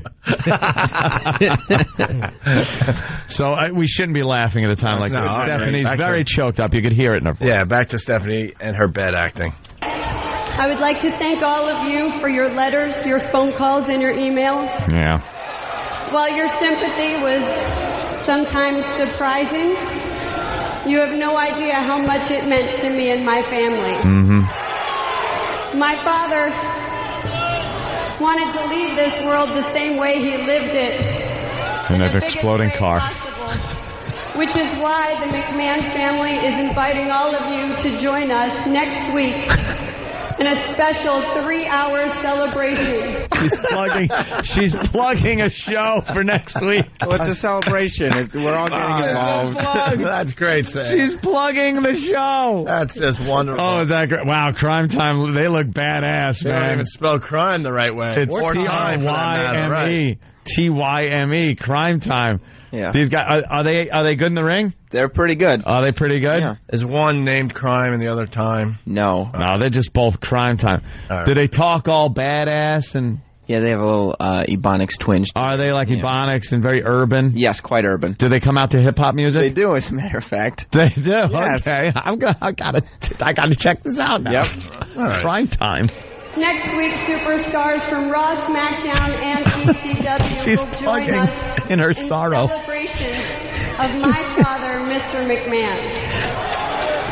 We're going to miss him. Please go to www.makeusmoremoney.com. WWE.com. Could have done a better job with that. The greatest thing of ever is going to be if he really is dead. If it honestly was a murder, and they no one will believe it. No one's taking it seriously. They're pleading to the police. His kids killed him for the money, and no one will believe it. How brilliant would that be as kids to go, look, we could kill our father, get the money, and make it a storyline, and no one will believe it. As long as you make it you film it, and you have a bunch of people with bad acting around it, they'll never believe it. Tell all the people that it's a work, all that wrestlers and everything, but only Stephanie and Shane O'Mac know that they actually murdered their father. How about he's still alive now, and he's like, we got him fooled, and he's out back having breakfast. Or that, and he comes by and just blows his head off, and her and Shane bury him at the compound, right? And then they just are like, "Where's Vince? Yeah, he blew up in that car. We told you he blew up. For years, they just keep telling the FIC or whatever. The FIC. We're still going with that storyline. Investigator. The ratings are off the hook. We got to stay with this. We got to stay with the storyline. All right, here's. Oh, Vince is really dead. or if he chokes on an eggshell and dies some accidental death. Awful way, he slips on a mop and glow. No one believes it. Or it's an accidental death at this point, and then they really arrest those kids and throw them in jail over a dumb storyline. Now, some of you might feel that Mr. McMahon doesn't deserve a celebration. Mr. McMahon was not loved. He was not sympathetic, and he was not kind. But the man you know still doing that? Mr. McMahon is the only man I have ever known as my dad. Oh. And my dad is the most important person in this world. Was. I mean was. Past tense, because he's dead. That crowd was lame. Where's one drunk dude standing up and goes, show your dick, show your burp. Nothing, man. No, they were giving creativity in that audience last night. It's a time of grieving right now. Yeah, I understand. Time of grieving. All right, one more quick clip, and then we'll give you the update. I'm sorry, Sam, it's over for you. Well. And this Sunday's pay-per-view. Pay-per-view plug-in. Might be named Vengeance, but vengeance will be true. What? How about she writes it down? I mean, I know these wrestlers like to kind of go. One row beneath her link on WWE.com. Yeah. The link to watch this speech. Yeah. That Stephanie has given, her emotional speech about her dead dad. Yeah. Is the Diva Hot Box, where it shows all the sexy divas of the WWE. Yeah, they haven't wiped the site off and just put a picture of Vince up there. Why not an RIP with just Vince's picture? Couple of weeks of just a memorial. Yeah, it would be all black with whatever year to whatever year. Whatever. Yeah. Exactly. Well, why not that for a week or two? I see it down there. It says, in memory of Mr. McMahon, 1945 to 2007. Where's that buried? Peace. It's well below Diva Hot Box. If you look at what that and Rise of the Hardys. It's more important. Yes. Cell phone and wallpaper. WWE Shop, the official website store. Right. The memorial picture is cell phone wallpaper that you can purchase for yourself. Exactly. And 24/7 online summer skin. You can download some of your favorite girls from the Daily Diva. They buried the Vince's dead link. How do you think he's coming back? Do you think they're going to do the hacky, tattered clothes with fake dirt on his face? Like a cartoon? Yeah, or are they going to go with the full body cast? With the leg up and the arm, triangle above you? I foresee a somehow masked wrestler who will be Vince. What? He'll come back for for vengeance. You're going to see the baloney boobs and go, whoa. No, it doesn't necessarily have to be him. That 62-year-old man boobs. Right, it doesn't necessarily have to be him. At one point, a glove will come off, and you'll see a burnt hand, and the guy will scramble to put the glove back on and run off, and they'll be like, oh, my God, that might be Vince. That'll be the first clue. But it won't be him. It might be a lie. It won't be him. It'll be a real wrestler guy. And then at the end, it'll be Vince maybe with some makeup on or something. No, Vince will come from somewhere else. Yeah. Everyone thinks mask guy is Vince. That'll be somebody else. Vince would come from somewhere else. I would actually from the back of the arena with his eyes as wide as possible. Yeah. Yeah, you thought I was dead. Well, I'm not. How funny would it be if there was no reaction from the crowd if he said that, and then two people were like, Wow. Sam, I hate that we brought up the fact that he might be alive, kind of a thing. I know how that upsets me. We got the last bit of the Stephanie clip here. All right. The moment that my family finds out who did this to my dad. Dad.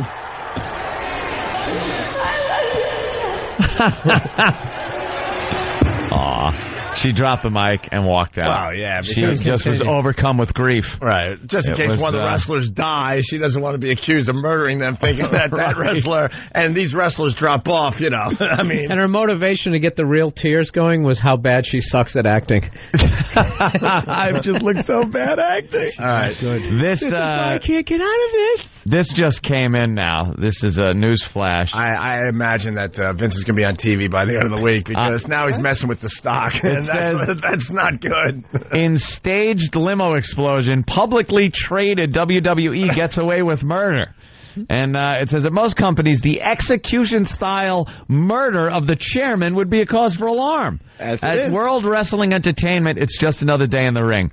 In a news release put out on Business Wire and fed into the company research pages on websites, including Yahoo, TheStreet.com, and WallStreetJournal.com, wrestling promoter WWE reported that at the end of Monday Night Raw on USA Network, Chairman Vince McMahon's limousine suddenly exploded after Vince McMahon got into the vehicle. The release adds, quote, although full details have not been disclosed, initial reports indicate that Mr. McMahon is presumed dead. An official investigation into Monday night's event is currently underway.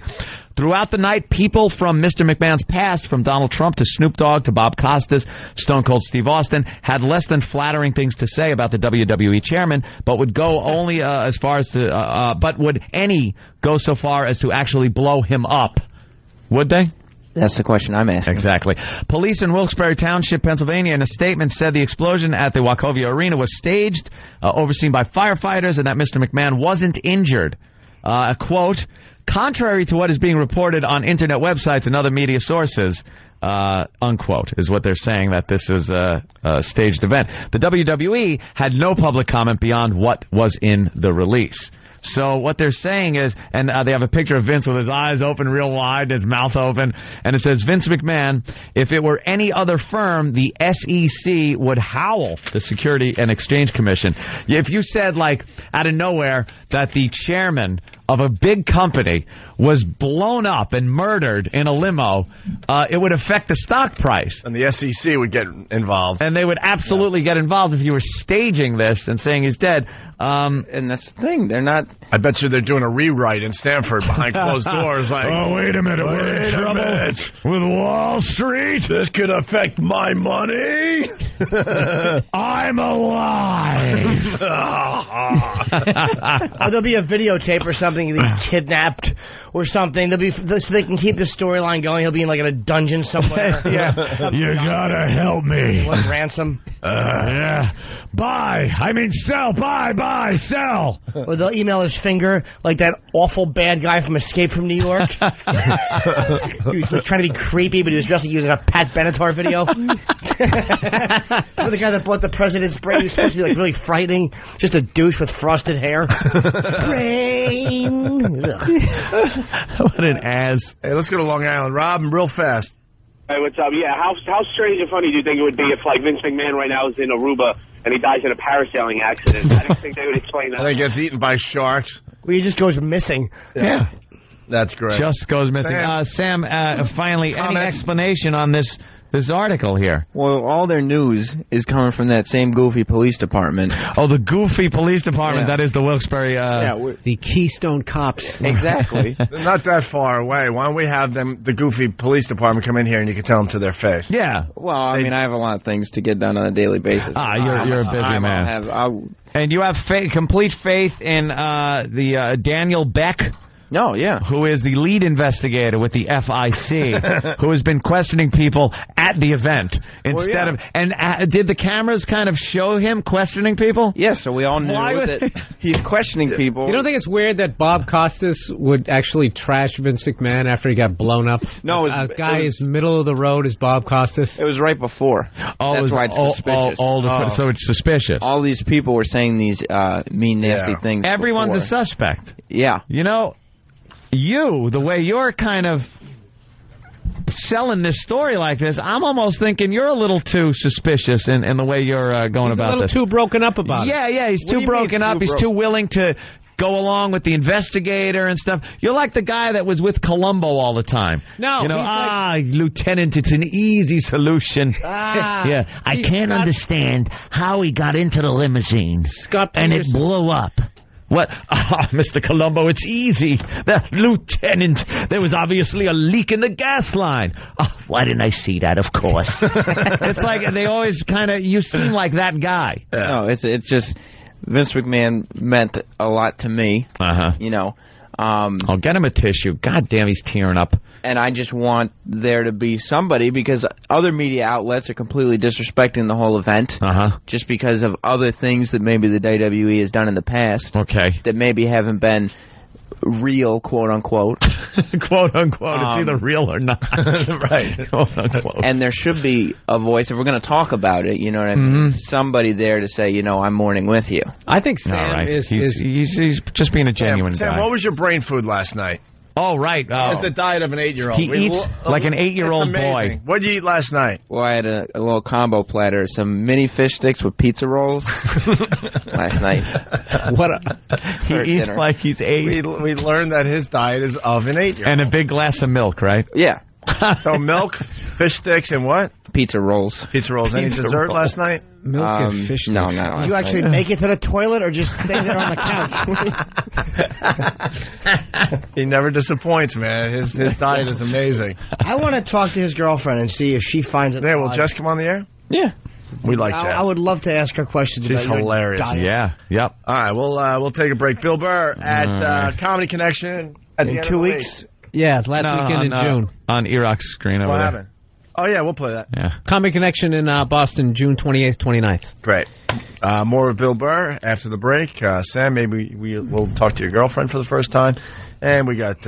Don't get too choked up at this. We got the late Vince McMahon as we go to break. This is Vince McMahon of the WWF, and you're listening to the greatest tag team in radio, Opie and Anthony.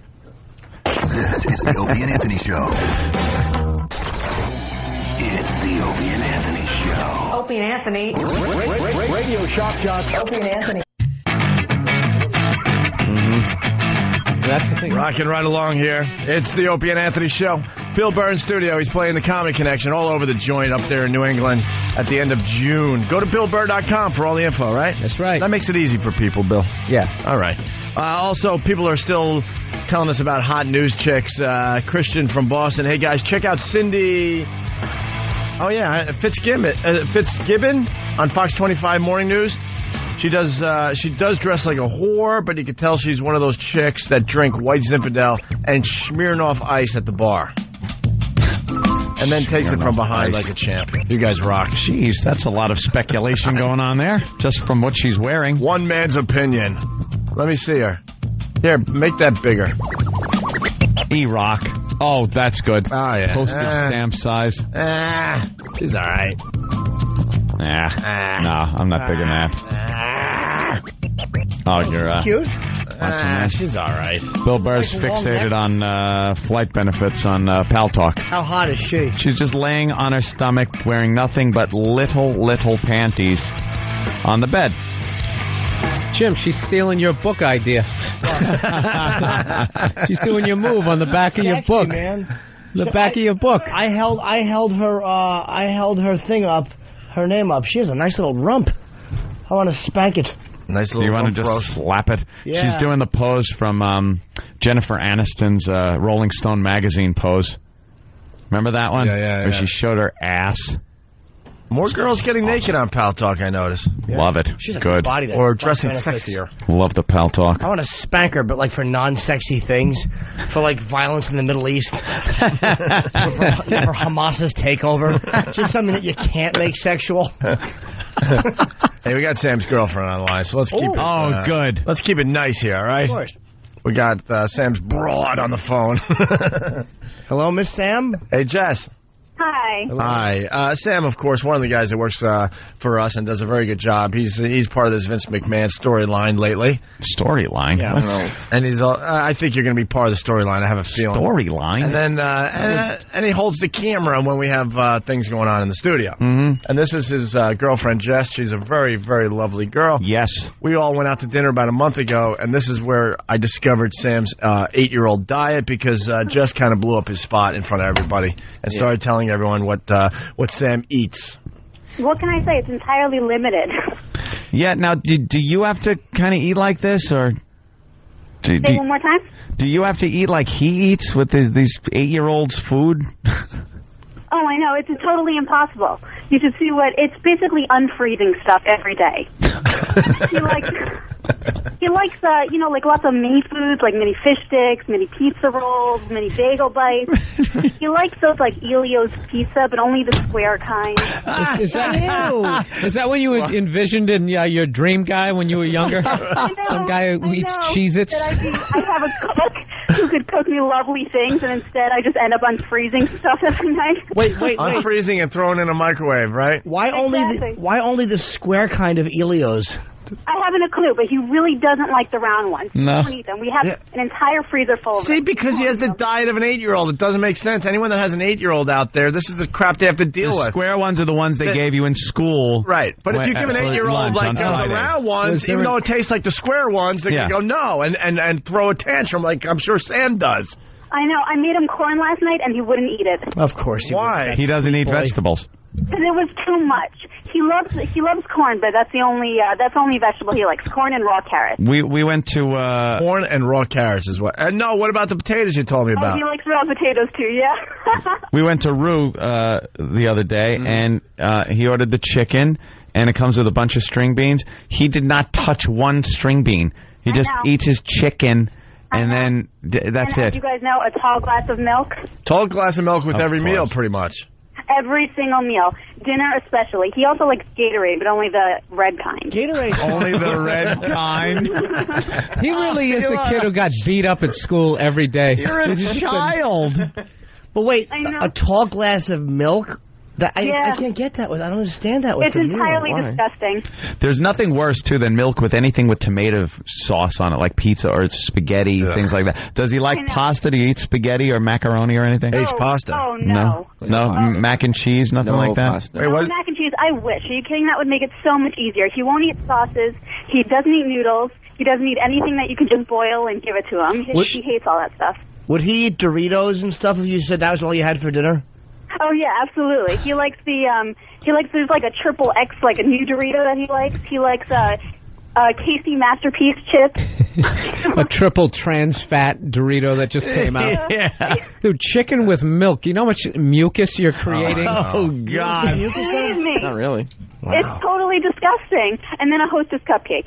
A Hostess cupcake.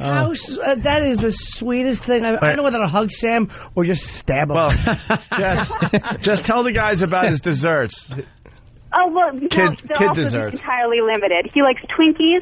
He likes Hostess cupcakes. He likes ice pops, but he only likes the Flintstones push-up pops, or if I have an ice pop, he'll have half of it. He never wants a whole How about Suzy Q's? Does he still eat those? Yeah, are you kidding? Wait, he likes the Flintstones push-up pops, but only half of one? Oh, well, he'll eat the whole one of those. But, like, if I get, like a fruit bar, he'll only have a bite of mine. He won't eat his own. The same thing with fruit. He doesn't like his own fruit. He only has mine. Sam, why? Why is that? I don't like a whole... Some foods, I don't eat the whole thing. I only want some. I don't want to start a new thing. I don't want to start an apple. Start an apple. I don't want to start. It's not like I'll roast turkey. An apple costs 15 cents. It's not a matter. It's not a theory in physics that you're going to be married to for the next 5 years. It's just an apple. He's scared to add other foods to his diet, I think. I'm not scared. You want just the limited things that you want to eat. But don't you understand? Maybe she wants a whole apple. She can have a whole apple if she wants. She could say, "No, you can't have any of my apple," and then I won't have any apple. So, Jess, you don't go out to dinner with Sam, really? There's no point. It's got to be embarrassing. So we can go to family restaurants. That's really Yeah, you can't go to like a nice fancy restaurant, right? I go to Pizzeria Uno's all the time. yeah. We have like a standing date. Standing date at Pizzeria Uno. Hey, Jess, what is... You know, he has his own booth there. Yeah. True. We would like to seat you, Mr. Sam. High chair. What's Sam's favorite meal? His favorite food, you said? Yeah, well, his favorite meal. If let's say it's Sam's birthday. Yeah. Okay, for Sam's birthday, his mom will make him fried chicken and corn on the cob and cornbread. She's a really awesome cook, but she makes everything that he likes. So it's like impossible. Like if I was to make him something for his birthday, we would probably have like Elio's or something like that. Elio's pizza. That would be what he would want if you were cooking for him. Oh, absolutely. I also don't do all that much cooking. So you know what his delicacy? Chicken tacos. He'll make them. Oh. You'll make chicken tacos? Oh, yeah. Now, where do you get the chicken? From the store. It's just a regular... From the store. Just he chicken. made it for me for Valentine's. Just a regular chicken? Wait a minute. Chicken breast.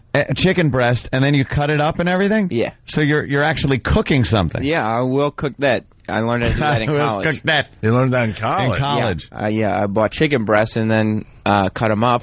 For Valentine's Day, did she just say that you made her chicken tacos? That's what she said. Yeah. That's really romantic. Hey, Jess, tell everybody about Sam's old girlfriend. It's depressing. His old girlfriend? Well, Sam likes a particular type of girl. Oh, well, I'm his first white girlfriend. That's Are you really?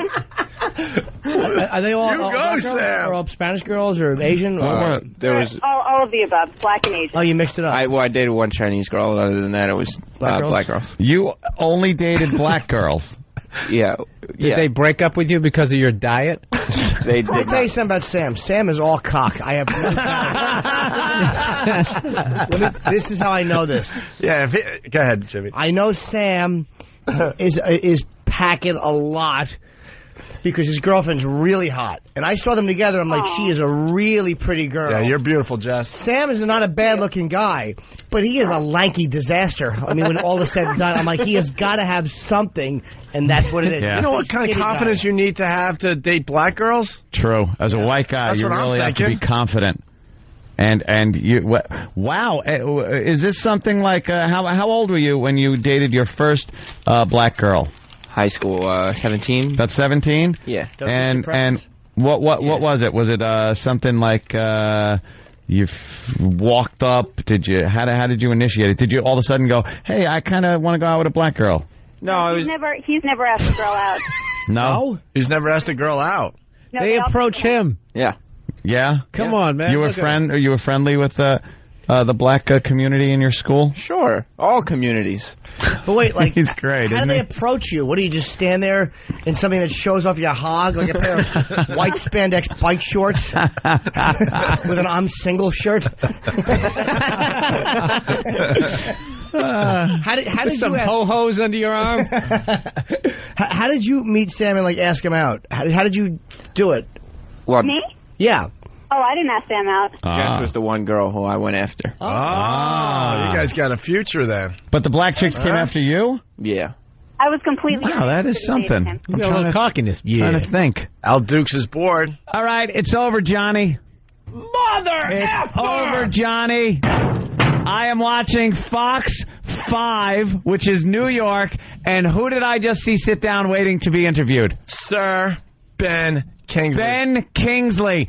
Release the hounds, pests. Release the hounds. He could have come in earlier, by the way. We are boycotting his movie. What is he scared of? We're talking about a guy's 8-year-old freaking diet It over might here. just be his publicist, 42 West. No, I'm blaming it on him. Here he is when asked if he wants to do our show, and this is really Ben Kingsley's voice. No. No.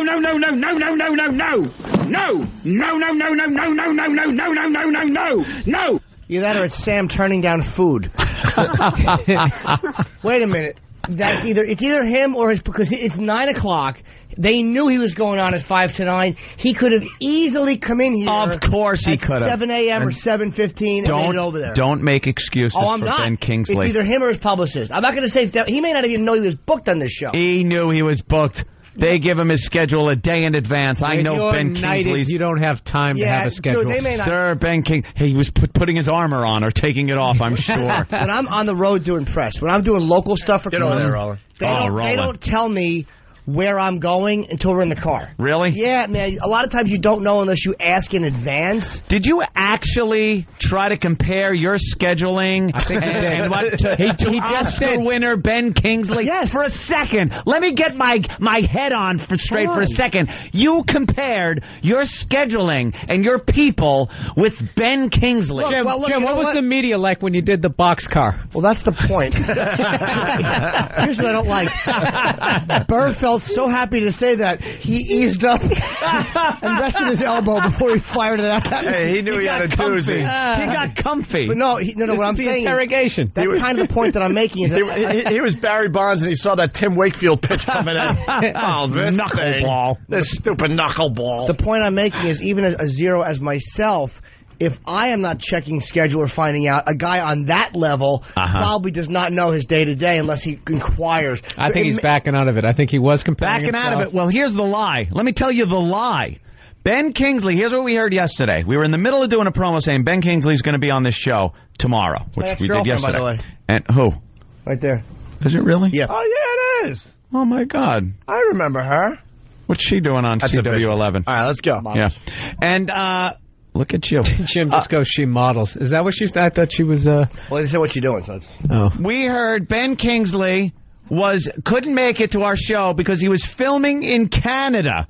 Well, let's look at Canada here, which happens to also have Fox 5, because that's the Channel 5, that's the Fox affiliate, local affiliate here in New York City, is Channel 5. I just want to see, before we go to Roland, they're running through clips of his movie, which you shan't go out and see, and I want to see them come back to the studio and see that he is in New York. Of course he is. We got Roland sitting on the couch. We're running out of show here, Roland. Damn it. 42 West is his publisher. If anybody knows who they are. Roland, what happened? Do us a favor. Do not see the new Ben Kingsley movie. It works both ways. Publicist, not publisher. Yeah, I was just told that his schedule changed, and I told her... I told them... Do you openly tell these people you're lying to me? Well, and I'm in the business with you. Why are you lying to me? Why don't you give me the real reason why he's not on Opie and Anthony today? I asked, they go, well, his schedule's changed and his tight. So I said, okay, from 6 to 11 a.m., there's your new window. Whatever time, come on in. And then I got an email a call last night saying it's too hard. It's too packed, his schedule. But it's not. He did nothing this morning. No. We did a press junket. Hey, Roland. Could have stopped in here for 10 minutes. At that point, you go, you're still lying to me. What about the filming in Canada? They said, well, his schedule changed again, and he's filming tomorrow. This is And you said, you're still lying to me. I said, okay. I said, since his schedule changed and he's here 6 to 15 a.m. is your new window. I just said, liar, liar, pants on fire. Why can't he come right here from there? How good is Danny? Ready for this? Yeah. Come on. Also, Sir Ben Kingsley transforming himself yet again for his latest film role, why he was drawn to the quirky project and the new job he had on set. He'll join us here live as well. There it is. Live as well. Live, right there. There he is. Yeah. Oh, you son of a bitch. He didn't have to choose between one or the other. He could have come in and given us a quick 12, 15-minute thing. If that's what I said. I said, if worst comes to worst, I go from 6 a.m., 6:30, 7, whatever time. Yep. So let me know what time, and I'll make it happen. And they said his schedule's... I'm so sick of that crap. And you have to say, Roland, you're lying to me. The guys would rather hear the real reason instead of this crap. They've been doing this way too long to listen to these fake excuses. Ben Kingsley want to go to war? We go to war. We're going to war with Ben Kingsley. Everybody. It's either him or his publicist. Both of them, all of them. They're all in cahoots. Why are you getting scared, Roland? They got to tell us the truth. I don't give a crap who they represent. No lying. We're not mad at you. We don't give a crap who they represent. We don't want to be lied to ever. And they're screwing up the schedule. You're a liar. I would respect them if they said, look, it's not his cup of tea, it's not his type of show, whatever. I'd rather hear that than this, he's filming in Canada, he flew in for an hour, and he's going back to Canada. Be honest. We're promoting this dope for 2 weeks, and they screw us up by telling us the day before. Exactly. We promoted that for 2 weeks, and then they pull out at the last minute like that. Well, Just stop No it. Elio's Pizza. Right. And please don't help the box office for his movie this weekend. Please, please, please don't. Yeah, if you know someone that has it, get it from them. If you really need to see it, wait for the second or third week, because the first week is what matters for all these jerks. Go online, download it. All right, we got to go. Sam's girlfriend, thank you. Sorry we interrupted your fine phone call. Oh, yeah, sorry. It's my pleasure. My pleasure, guys. Have a Nice good talking to you. All right, we'll have you back to talk about Sam's ex-girlfriends, because I'm sure there's some stories there. Yeah, baby. It's just everyone, Sam. Good job today. Bill Burr, Comedy Connection. Boston, At the end of the month, BillBurr.com for that info. Go to Break.com today. We are helping them pick the videos today for the front page. That's pretty cool.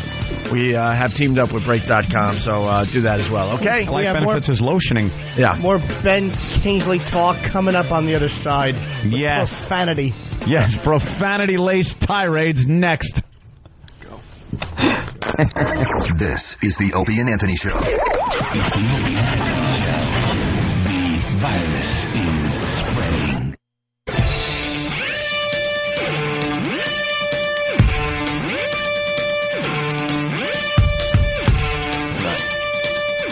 More problems. I was ready to go. Ooh, what'd you say? More problems. Motherfucker. This radio thing just sucks. We solved the problems with this company, and now we got new problems with the other company. It just never ends. Break.com has been a great friend of the show, and we partnered with Break.com today. They allowed us to pick the videos to be on the front page. It's pretty cool. The front page of Break.com gets at least 1 million hits a day, and it has our logo, which is great for branding. And we picked the videos that we thought would be cool to check out today, right on the front page. All show-related. Most people don't go past the front page on a video site. Yeah. And then they also allowed us to have a couple of our videos featured on the front page. That is a huge promotion for the Opie and Anthony Show. And Tom Chiasano at the other joint started dumping out of the plugs at the end of the show. They weren't getting paid on them. Yeah. Like he doesn't understand the overall picture with this whole thing. See, the big picture is we give them a little publicity. They give us a lot of publicity because it's our show being plugged. And then people tune in. They go, hey, who is this? Wow, that's kind of cool. Opie and Anthony did this. They watch the video and find out where we're available. And the station does better. When the station does better, it makes more money because the ratings are up. Like, they never look beyond the dollar that's dangling in front of their face. Because so many people out there still don't understand the internet. They really don't. They don't get it. They don't get how it works. So they look at it like it's like another TV station. The internet. Yeah, the internet. Well, so how many people view Break.com on a daily basis? Did you find out? Steve would know that answer in a second. Gotta be 100-200 people a day. I would guess. They don't get the effect of it. They don't understand the value of it, where they look at like they're giving, because they're so fucking pompous. We're giving away a plug. You're also getting one on a fucking major website that a lot more people go to than hear the radio show. They don't even think that. Of course they don't. They're thinking like they did 10 years ago, and yet the rules you have to play by on terrestrial radio are not the same. Right. All right, what Howard was able to do is have girls doing things for plugs. Meanwhile, we can't plug OpieAnthony.com because there might be fucking tits on it. Right. Meanwhile, hardcore porno sluts are showing fucking clam. Holy shit! And you're able to plug those sites. You can't anymore. I mean, you can't anymore. No. Terrestrial radio has no idea. I know where this comes from, by the way. I think I've heard commercials for another video site on that side of the show. I don't even remember the actual website. Yeah. So I think that's where the problem is. This video site competitor. This video site paid for actual commercials that I've heard during our show, and we just gave a free plug to Break.com. Well, tough shit. We've had a relationship with these guys for a long time, and this is where Tom is now hurting us personally. You know, when we're not even talking about Break.com, but there's a cool video that happened on our show, they have no problem putting it on the front page to help us out a little bit. Yeah. That is going to go away if we don't, help each other out. How many people view Break.com a day? Hundreds of thousands, if not over 1 million people. If not over 1 million people. There's more people do hear the radio show. I would think it's more like 1 million people. I'd have to check their rankings so I can get an answer for you in a couple minutes. Do you know how many? What they don't get. Hundreds of thousands. When you got a fucking TV show, people can watch the TV show and come to the radio show. Yes. We don't have a fucking television show. Maybe we don't deserve one. Okay, but when you have the internet now and you can use that to get people to the radio show, what don't people in radio understand about that? Yeah. I don't understand how they don't fuck. Meanwhile, if some shit goes up on the Drudge Report, they all understand it. Oh, they understand. I mean anything. It could be anything on Drudge. They understand immediately the power of how fucking many people go see that. But yet when it's something like this, they just don't get it. Because they're all thinking like it's fucking 1985, and they wonder why people are running away from terrestrial radio. I wonder why. What bothers me the most is that he doesn't even come in here and tell us that it's a problem. That was a big, huge deal that was going on today with us on Break.com. Well, I think he won't come in during the show to throw something like that at us. And we've been promoting Break.com since we started back on regular radio. He knows not to come in during the show. This wasn't a curveball. It wasn't one of Tim Wakefield's awful knuckleballs that went into the stands and hit a kid in the head. This was like, this is pretty much business as usual as far as our show goes. Tens of hundreds, if not 1,000. It could be in the ones or the 5 billions. I check. In the teens. He said, then he goes, I'll check, which means what he said, he had no clue. He just threw that out without even a clue. Just admit it. He goes hundreds of thousands. Hundreds of thousands. If not million. 1 million. It's 1.3 million. How much is that house that you're selling? Hundreds of thousands, if not millions. If not millions. Do we have a deal? I love Steve. Is it really 1.3 million a day? Yeah. How many eyebrows did you cut off? Hundreds of thousands, if not millions. 1.3 million a day. Could go see any video we put up, which gets people to the radio show. Why would you want someone to do that? Yeah, I don't get it. Why would you want them to go, all 1.3 million people to go and get on the homepage when you... because then more people would listen and you'd make more money. Yeah, why would you want that? Yeah, that's Get stupid. the extra fucking X amount of dollars for a plug. Yeah. Ugh. Well, I guess we're going to have a chat about that. But it's almost like, it's not like you're giving away something for free. No. It's self-defeating. It's like, do you not... I don't... Quid pro quo, Mr. Chiasano. Exactly. You will let me know when those braces stop tightening. Goddamn. Ope's making a call. Look out. Who are you calling? He's got his game face on, calling for pizza. Helios, the square By ones? the way, clam is the one I think is the most repulsive word for vagina. Yeah, absolutely. I just think low tide, you're smelling fish. A clam. That has to be the worst. Yeah. Yeah. Gash. You know what's I'll tell you one. Degrading what? Smelly Mr. Red Lips. You know what I heard somebody actually call a girl once? It's like, so this fucking slit is going to tell me. It's like that goes hand in hand with just punching somebody in the face. That is really bad. But I laughed when I heard it. I'm like, God, that is nasty. That makes your abs tighten. Yeah. Slit. You think this fucking slit is going to tell me what the fuck to do? Fuck her. In Q&A, there's a thing where he goes, you want something for you and your quiff. Your quiff. Slit, man, that's a good one. Gash. That's another one. Slat. Any of those. Gash, I've heard so much, it kind of wore itself out. Gash. Clam. It's just... Because it smells bad. Oh, and it just sounds whiny. And, it sounds useless. It really does. Well, kind of plump. A little plump and sticky, gooey. that awful paper, that see-through paper that they have around a clam roll. Yeah, somehow be holding that. You even say that when your hands, they're a little clammy today. It just doesn't conjure up something nice. Yeah. Yeah, then there are the goofy ones like fur burger or hair pie. That's like trying to be silly. Yeah, I don't like those. People who weren't getting any. Yeah, that's always people that aren't. Did you see her fur burger? And then they'd high five afterwards. You're not getting the anything. Exclamation point that you're still just rubbing your dick raw. Cunny.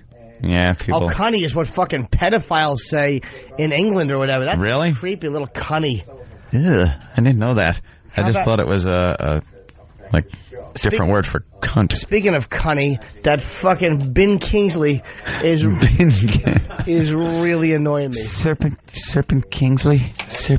Yeah, he's showing his mug on local TV here in New York City, where we're broadcasting from, and yet said he couldn't make it on our program. And meanwhile, that dummy, this show replays all day here on XM. That would have been heard in 2 countries.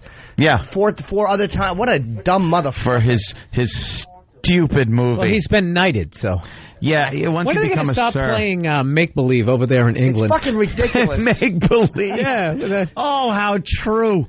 I was talking about like I said, I wanted a list of everyone who's been knighted and just see how stupid it is. Because, isn't Elton John a knight?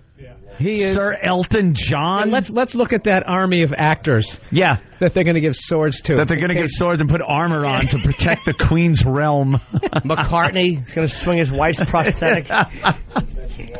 It's just playing make-believe.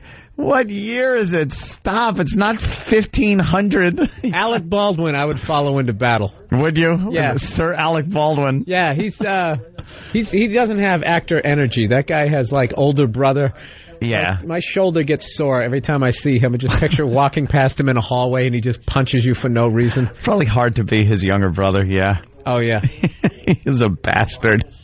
I used to do a bit about that guy going, he was so talented, all his brothers made it too. Yeah, he dragged them all along with him. Yeah. He went through that phase, though, where he was kind of like an actor that was trying to be the good-looking actor guy. I think that's what they were like offering. A George Clooney kind of guy, and it worked for a while, and then he fell off the face of the earth, got kind of fat, and came back, and everyone was fine with him being a little fat and gruff now. He wasn't like the nice guy. Because I think he was always a character actor, but he looked like a movie star. Yeah, you know what I mean? Yeah. But the now rare combination, Anthony. He plays a great prick now. Matinee idol, good looks, whatever the other hacky things that people say. He plays probably the best prick I've ever heard. As a matter of fact, we got a clip from one of his movies here. Oh, that guy's hilarious. That I just love. Oh, God, I sure hope I could find it. He's hilarious, and I think he's a good father. Yes, my dad would have dropped the F-bomb at least 58 times if I ever did that. I ever insulted him with the phone. Is that on the clean box or the dirty box? It should be on both boxes. It should be. Dirty box, another one women hate. Dirty box.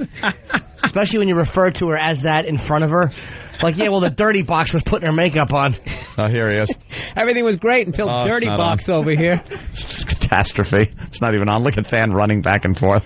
I don't know. That better be the president of the fucking United States on the phone. I made an ass. There he is. Of myself. Talk to your daughter. I made an ass of myself. Yeah, he didn't drop the F-bomb. Not at all. He didn't curse. Not at all. My dad would have just... Listen, how kids get away with anything. Kids don't seem to be afraid of their parents anymore. Like, I was fucking petrified of my father. Oh, yeah. They just had this, and now you see kids they're like, go fuck yourself to like their father. I said, damn once, and just got a smack across the face. You grew up in the era where the neighbors' parents could. Yeah, they had slap you around. They had right? full power of attorney to just smack you in the face if you mouthed off. And no matter what they did, your parents always believed them because they were fellow adults. When did that switch? Yeah, all of a sudden when they started fucking the kids, maybe that was a problem because. Yeah, but were they doing that back then? Nah, I don't think so. I don't think. I was an adorable child, and I walked the streets alone. Dude, I used no to one get touched me. Someone did. You think? Yeah, somebody I blocked it out. Somebody snuck I had in there. Tussleable hair. I used to get up 6 in the morning, do a paper route. I'm dressed as a paper boy. Then that has to be a fetish of some sort for a pedophile. Riding up hills. Little Billy Burr. Yeah. Standing up. Ass in the air. Nothing ever happened. No. It wasn't. It was like you heard about these creeps, but it was never big on the news or anything. It wasn't. It wasn't in your neighborhood. I actually have a theory on this. I think that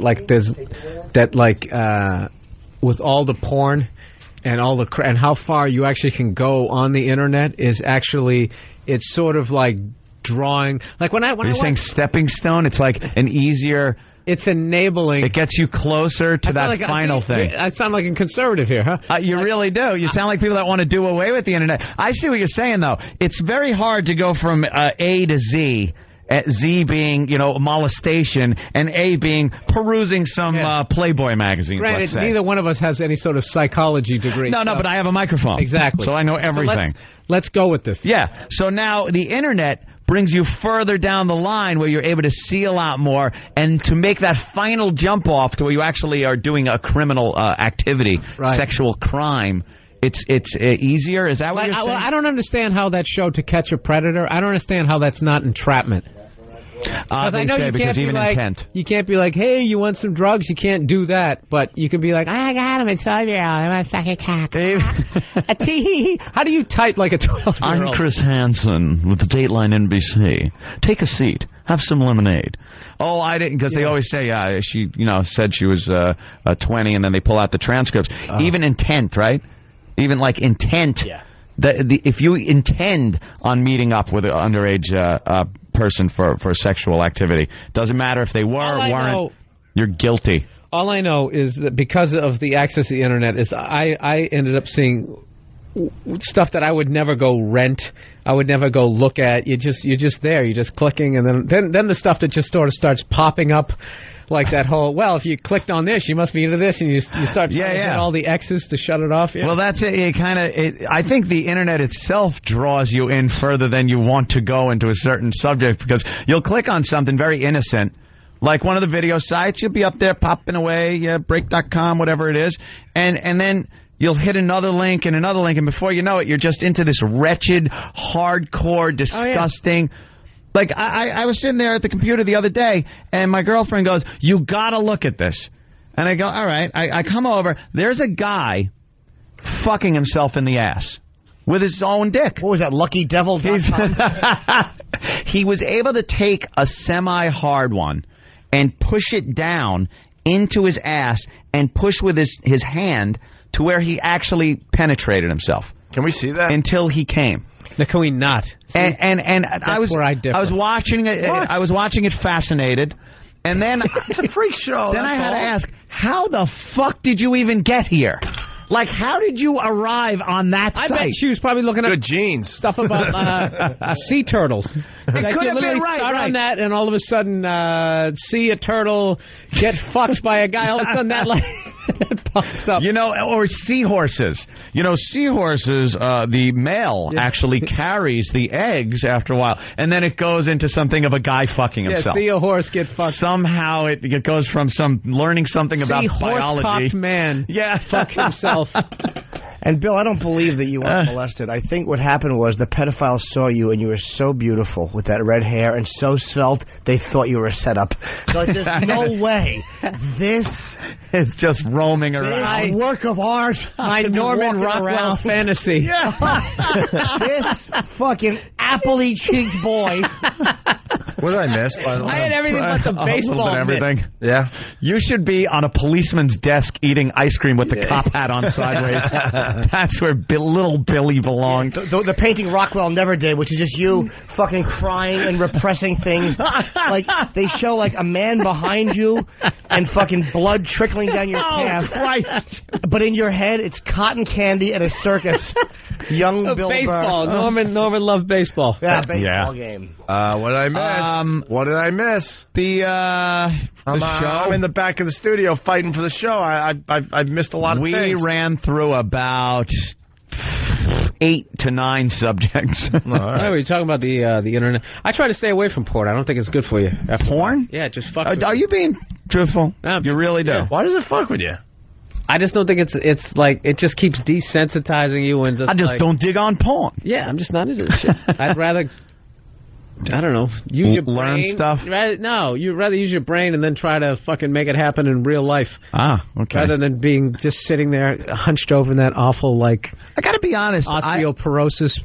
I don't look at as much porn as I did when the internet like first really took off, because it was nothing but porn.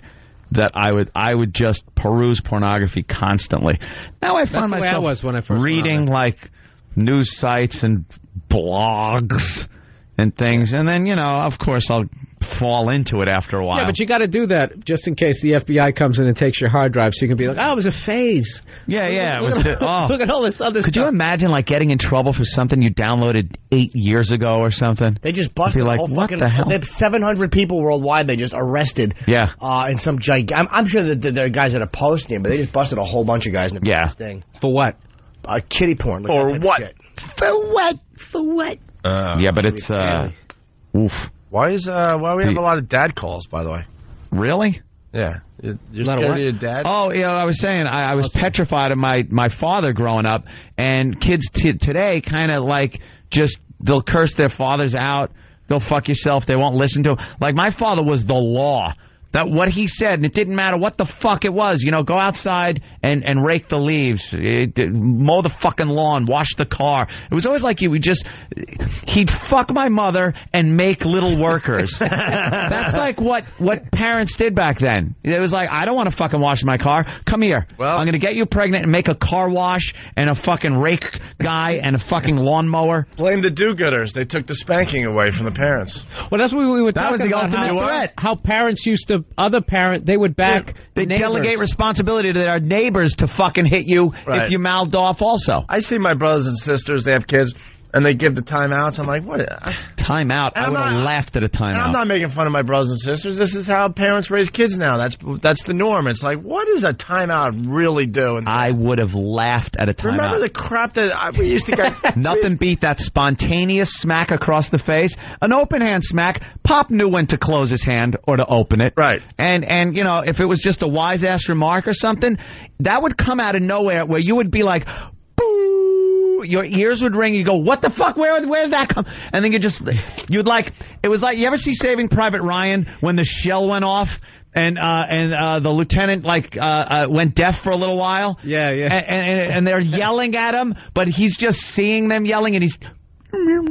Yeah. So you get a smack, and then look, and your father's just yelling at you, but you're hearing boo, and then it would come in slow. I gotta hear that fucking language again out of you. Oh my do God. what I say. Yeah, do as I say, not as I do. You make a really good point. He knew when to have an open hand. Oh, yeah. Very rare with the closed fist. Very rare. I got the closed fist once, light. He knew to pull the punch, too. Right. Oh, Dad loved me. I mean, but he knew when to pull the punch. We got hit with wooden spoons, hot wheel track. Mom was a prop pack when it came to, she was a hack prop act. My mom was the Carrot Top of beatings, but she would always pull out props. But they just knew how hard to go. Dad had one prop, the belt. Now it's a or timeout in a corner.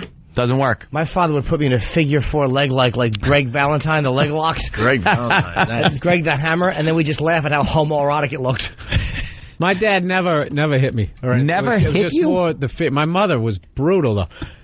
Really? I 4 brothers, so my dad was in a fraternity, and he saved the paddle. So she used to use that on us. We used to hide that thing. But the thing was, she used to line us up, and, you'd be standing there waiting like, oh God. Maybe she'll be tired by the time she gets down to me. I in California, my father was so irresponsible with like feeding children, things like that. I was in my early teens, right. But I wasn't supposed to be going out and fending for myself at that point in life. And there were certain days I was starving. I was a kid starving, So I went in to look for change that was laying around, and I opened up his wife's jewelry box, and I found these quarters in there. They were these silver quarters that were what old. What could you get for a quarter in 1927? Way back when I would go to the pop stand. I would go to the drugstore, and the soda jerk would catch a double feature and get a shake. I would actually go to Thrifty Drug and Discount Store out in California, right next to the Vons. and I would get some ice cream sandwiches. I would get a box of ice cream sandwiches and sit behind the store and eat an entire box of ice cream sandwiches because I was fucking starving. So I get in the truck one night, and my father goes, did you take anything from our bedroom? And I'm like, of course I lie. No. You didn't go into the jewelry box and take any quarters? Yeah, I took them. Bam, bam, bam, right in the side of the head. I'm like, oh, fuck, I didn't even get an excuse out. How many quarters were in there that she noticed? Yeah, was there $10,000 worth of quarters? How much does a box of ice cream sandwiches cost back then? The exact amount that you needed for ice cream sandwiches. It was probably $1.50 I took in quarters, but they was like silver quarters, so they were probably worth more. Like they were old quarters. Collector's quarters. Oh, the upside down stamp. Yeah, the upside down plane flying, one of those quarters. Double stamp. I never understood that the collecting of money, it's like the second you take it out of your book, it's worth a quarter. It's worth whatever it is. Yeah. Face value. Oh, the Franklin Mint horse shit that my father falls for. Look, they're in the plastic. I know, stupid. They say 2006 on them. Yeah. My brother's, take 5 of those and get some ice cream sandwiches. I knew this was coming in. My brother Scott on timeouts. Timeouts do nothing but give the parents a bit of peace and quiet. Yeah, that's what a timeout's for. They even know. They even know. They're like, well, at the very least, we could get a little silence in the house. I told, to finish up that story, after the ringing went out of my ears, I had explained to him why I took the quarters, and I know he believed it in his head, but he didn't want to, fess up to it. I said, I was starving. I bought ice cream sandwiches. And he goes, no, you didn't. You bought more of those goddamn model rockets. Because I was into model rocketry as a kid. I was always trying to and I bought learn. one for $1.25. I bought one for $1.25. Pop, is that what they're going for? God forbid you were into model rockets. It could have led to NASA. You could have been on one of these space shuttles. I could have been an astronaut. But Dad, I got a slug in the face for a fucking ice cream sandwich. And you know something though? Like I said, I know he knew I fucking bought food with that because I was starving, and he knows I didn't eat. Why were you starving all the time? Because the fucking horses had to eat, and he needed 40 of Budweiser to hang out at the stable with the Chateau Reyes and get hammered. I'm just picturing bare feet, overalls, dirt roads. Anthony's really opened up about his relationship with his father in the last year. It's been very interesting. It was just a mess out there. Oh. Have you ever gone to therapy? No. Every time I go to therapy and I try to tell the childhood stories, I just start laughing. As I'm telling them, they're just funny at this point, and then the therapist is always just sitting there like, I don't think that's funny. Why are you laughing? I think the laughing is masking pain, which just makes me laugh even more, and I'm just like, I can't do this, and then I leave. I couldn't do it seriously. Look, I think I know what my father's deal was. He didn't want to be a father. He liked the kids. I know, he liked having me around. I was fun. Shit like that. Probably he was able to have a son. Yeah, he was able to have a son who would ride horses and rope and do things like that. Cry like a girl. Fatherly things. He could smack me for crying like a girl when I got a cramp in my leg. If you ever fucking scream like that again, I want to see an arrow coming out of your chest. He told me that once when I got a cramp in my leg and went, ah! I screamed and everybody looked. What the fuck are you doing screaming like that? He couldn't understand. I was like a kid in pain. I want to go back to the model rockets. Oh, yeah. What was wrong with the model rockets? I was going. Well, he if I was stealing the quarters. But he was bothered that you had this hobby to begin with. Probably it was a little too geeky for a cowboy. Whether it was your mom buying you the model rockets for your birthday or whatever. Well, I'll tell you when the turning point was. When my brother Joe got sent out to California because he was being a bad boy here in New York and my mother couldn't put up with his shit anymore. Joe came out. Within, I'd say, a month of my brother being out there, he then started hiding his pot in the payload sections of my rockets. So I found a joint once. And I said, you know something, let me try this. I went into a watershed. It's this thing in the riverbed. It's like a pump house with the big old rusty handles in there and stuff. And it was made of tin, and it was pitch black. What is a watershed? A watershed? It's like a pump house. It was in the riverbed, and it was like a flood control station. It was like a little tin shack with a big handle on there that you turn to turn the water on somewhere, but it was locked. It was pitch black in there. So I went in, smoked an entire joint, and I heard you didn't get high the first time you smoked pot, so I smoked the whole thing. Oh, bad mistake. And when I opened up the door, It was like when Dorothy opened the door on the second half of The Wizard of Oz and it was in color. Oh, God. I walked out of there and looked around and saw everything in a whole new light. I didn't give a shit about school anymore, about model rockets, about making anyone happy. I could give a flying fuck about everything except I needed more pot. That continued through high school and everything. Yeah. That's more pot. It continues to this day. Are you kidding? I don't. You just don't smoke the pot anymore. I haven't smoked pot in fucking probably 20 years. Dude, you know what's funny? That's why I finally tried it a couple of years ago. Really? 36, 37 years old. I finally tried it, and it was the exact reason why I never tried it, because I loved it. It was the greatest feeling, and I was just like, this is why I didn't do it. But, like, you know, I'm old enough now to be like, okay, I know what it does. Yeah, when I'm up on the couch, I'm not going to be motivated. You're not going to do anything. So well, that's what it was. I'll tell you this. If I did it at 14, 15, that would have been a 15-year habit to put it down. I got a goal. I'm going to start heroin at 70. That's probably the best time to do it. I'm serious. Dude, 70-year-old heroin addict. You'll be shredded. I know, man. Shredded. That's going to be cool. Nice. My brother got caught with weed on him, though. Yeah. In California, and he was being sent out there for disciplinary reasons because he was fucking up here in New York with living with my mom. So my father immediately went like, all right, Joe's fucking up. I got to be the disciplinarian. So I'm not even going to try to fake it and be nice. So he caught him, though. He saw a little lump in Joe's sock when he got in the truck and goes, what's that? And Joe's like, nothing. Let me see what that is. Oh, look, I'm holding it for a wham! Pot. He had pot on him. And my father didn't even know. He was like, you're carrying around like it was probably a nickel. Probably enough to roll maybe 3 joints with. And he goes, probably why he hit him. You're going around with an ounce of pot on you? And you couldn't sit there and explain, no, Pop, an ounce of pot is like a lot of pot. Then you would show your education. But this is like a little. Like an ounce you see as being, bam! Yeah. I know you've told the story many times, but you're down this road. You got to tell Bill about the, hold on. Yes? Because I don't know if it's going to blow the punchline. Oh. Is that Urkel on TV? Sorry. It's all right. Let me see. Oh, yeah, that was the one with my Uncle Joe. Yeah, tell my Uncle Joe. When he was living, it was my mom and me, my sister, and my brother living in East Islip, wonderful suburb of Long Island, East Islip, New York. And had a nice little house, lived next door to 2 police officers, one on either side of us, one retired, one active.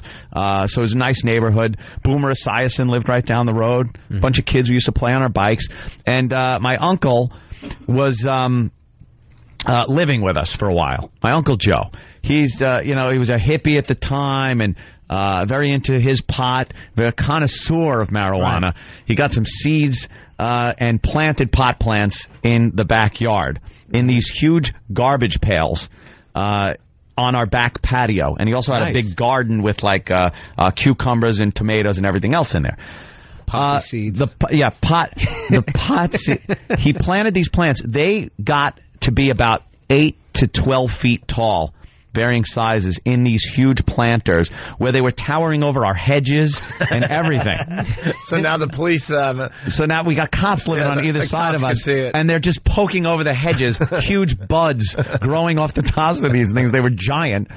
And my uncle had told my mother it was a basil oregano hybrid that he was working on. He had, grafted it together, and he was making 80,000 pounds of basil oregano hybrid to sell to fucking Italians somewhere. I don't know what his plan was, but my mother bought the whole thing. My father comes over one weekend to pick us up, the divorced father pickup Wouldn't thing. You need a lab to come up with something amazing like that? Yeah, exactly. He's grafting basil and oregano in his lab downstairs that constantly smelled of weed. So my father comes over, and he goes out back, and he sees these huge pot plants growing out back. And my mother just hated my father at that point and would not listen to a word he said, just condescending, everything. It was like she hated just to see him to even pick us up. He comes to pick us up and goes, Ro, there's fucking pot plants growing out in your backyard. And she goes, Joey, don't be an asshole. It's basil oregano hybrid. Oh, God. Yeah, and my father's just looking at her like, you ass. You dumb ass. Do you realize they could take the kids away and everything? You would be arrested. This whole house would fucking go to jail. Tell your brother to get rid of the fucking pot plants. And all I remember after that was in his apartment, pot plants hanging everywhere, drying as quickly as possible. Can you just have like one weed plant and they just go, hey, dig it up? No, it's got to be a whole farm, a forest of pot. I don't know. Now, if you had one weed plant? Yeah, if you just took one seed. You'd get in trouble. You're not allowed to grow it. I'm just trying to... I'm trying to grow a nickel bag. You'd have a better argument. I want to just grow a nickel bag. You'd have a better argument to say I didn't know I didn't put it there if it was only one plant. But if you have they're in planters and they're like have a sprinkler system on them. Oh yeah, he would cultivate this thing. He was amazing. Grew huge pot plants, basil and oregano. Lots of instant feedback coming in. Sam from FBA, the moment you spank a kid, they think that they can get you arrested. I used to catch hangers, shoes, and even a water hose before. And that leads to the next instant feedback. Hot Wheels track. We got Brian from Buffalo. Can you guys play the audio of the angry Boston dad driving his kid home? Remember this? Oh, yeah. We haven't played this in a really long time. Oh, that is vicious. What's the story? I can't even remember. Like, the father was supposed to pick his kid up from a dance or something. Do you know the backstory, Rock? Yeah, you don't know. I can tell. The kid taped it, right? Oh, right. Yeah, the kid taped it. There's another part of that. My brother used to do that. He had a boombox with dual cassette, and he used to tape my parents' arguments and then put music underneath it. Brilliant. Dude, it was hilarious. The best one he ever had, because the argument fit the way the music was going. You know that Led Zeppelin song, No Quarter?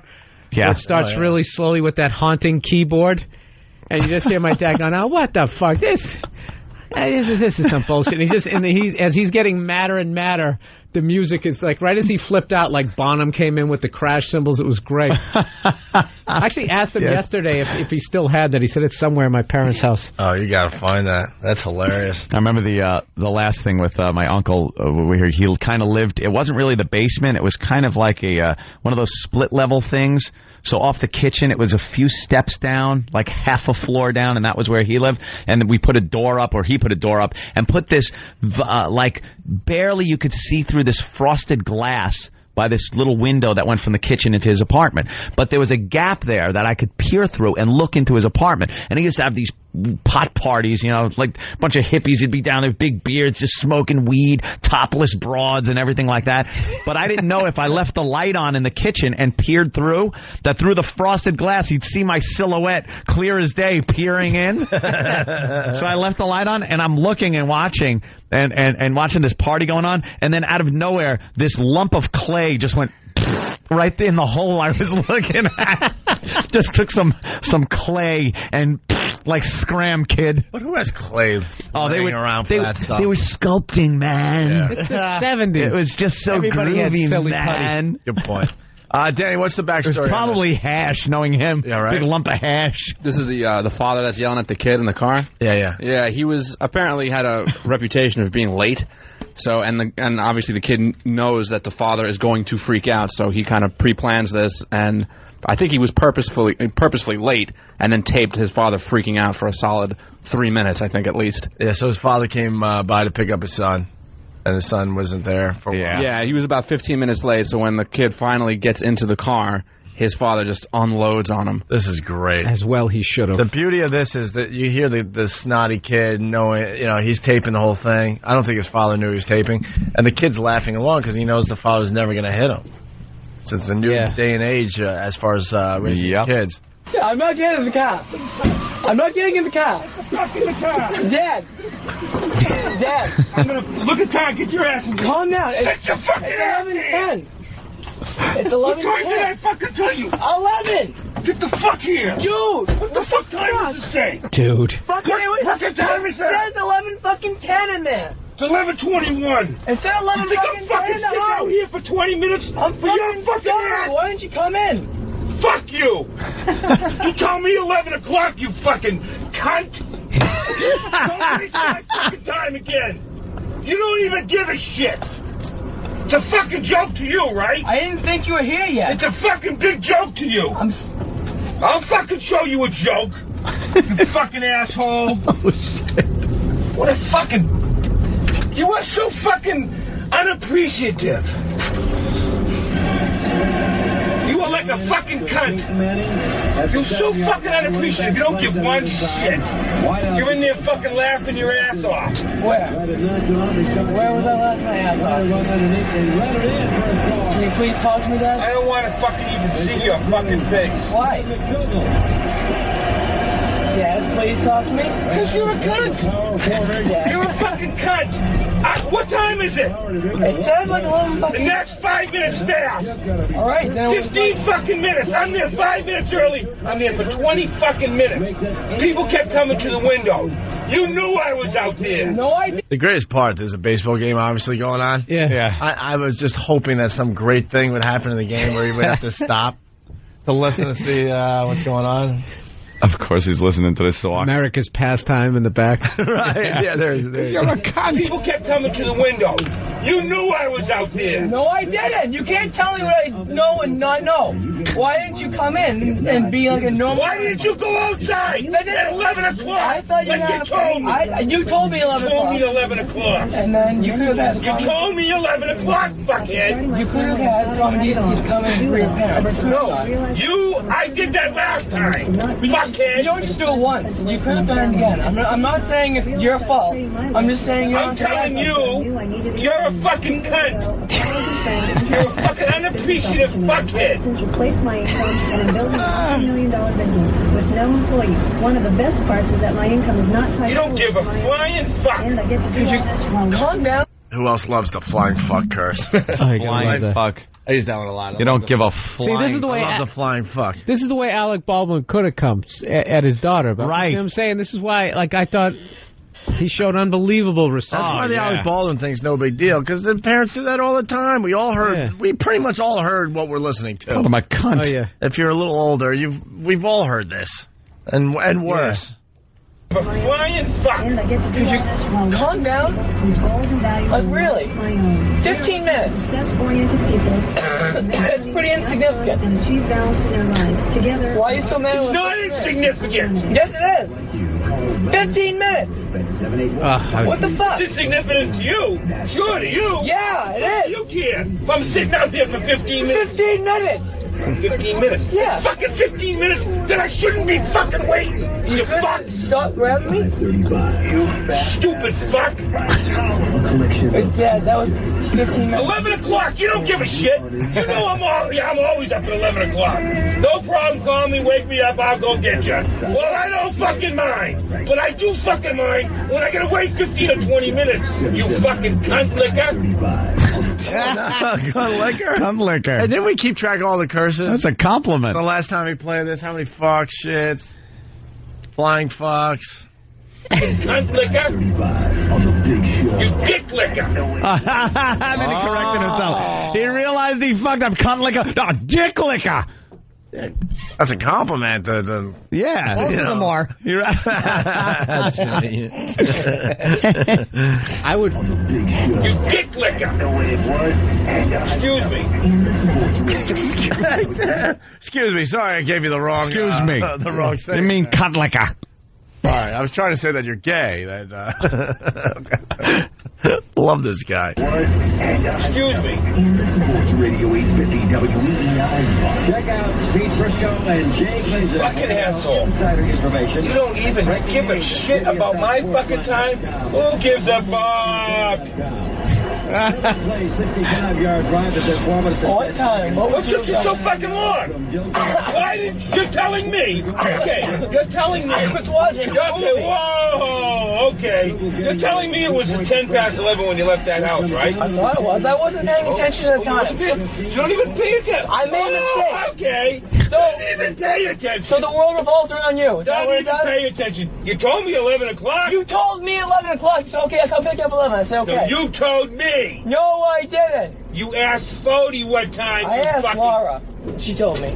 I would be bouncing this kid's head off the side of the window. Oh, no kidding. I'd be dead. I'd be dead if I talked like that. Oh, Jesus.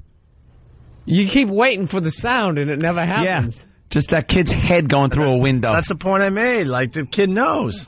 He can get his father to lose it, and nothing's going to happen. And he's to like him. taunting him. I hate this kid. Yeah, so do I, man. Can I tell you the greatest thing I almost saw ever? I was in a diner one time in Wildwood, and there was a father and his retarded kid. The kid was probably 17 or 18, and I'm eating, and the kid was like, blah, blah, just being a real goose. And it was just annoying everybody. And he's like, ah, and I'm looking down eating, and I heard, ah. Oh, my God, no. Silence. I've never... He cracked him one? It was wonderful. Oh, my God. That's like... To that kid, it was like Bill Burr talking to his father about the Letterman appearance. I mean, that was everything to that kid. I know it was a lot of blah blahs, but in that kid's head of his, it was the most important thing ever. But he forgot right after it happened. They're like goldfish. Right. 8 seconds later, he was fucking happy again, eating fries on the floor. Oh, God. Back to the father-son team here in Boston. You just said I told you. I was kidding. I'm taking a left here, Mike. Yeah, I guess so. Tell me which way to go. Hold on, wait. Nope, never mind. Go straight. Go straight? Yeah, you tell you somewhere else. He has a friend in the car. Yeah. I think he left off a cunt licker. Shut the fuck up. Left off a cunt licker, he said? Asshole.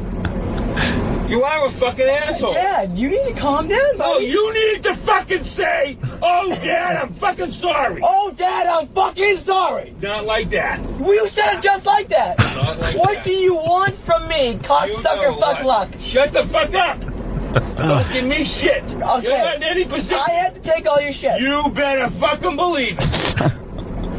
I'm not a believer. I'm not a strong believer. Fucking whining, crying little fucking bastard. I'm whining crying. See, like right there, I have to take all your shit. Right there would be like, well, you know what? Get your stuff and move out. Yeah. Now you don't have to take my shit. Get the fuck out of here. Let me tell you something, though. They don't have an awful relationship, these two.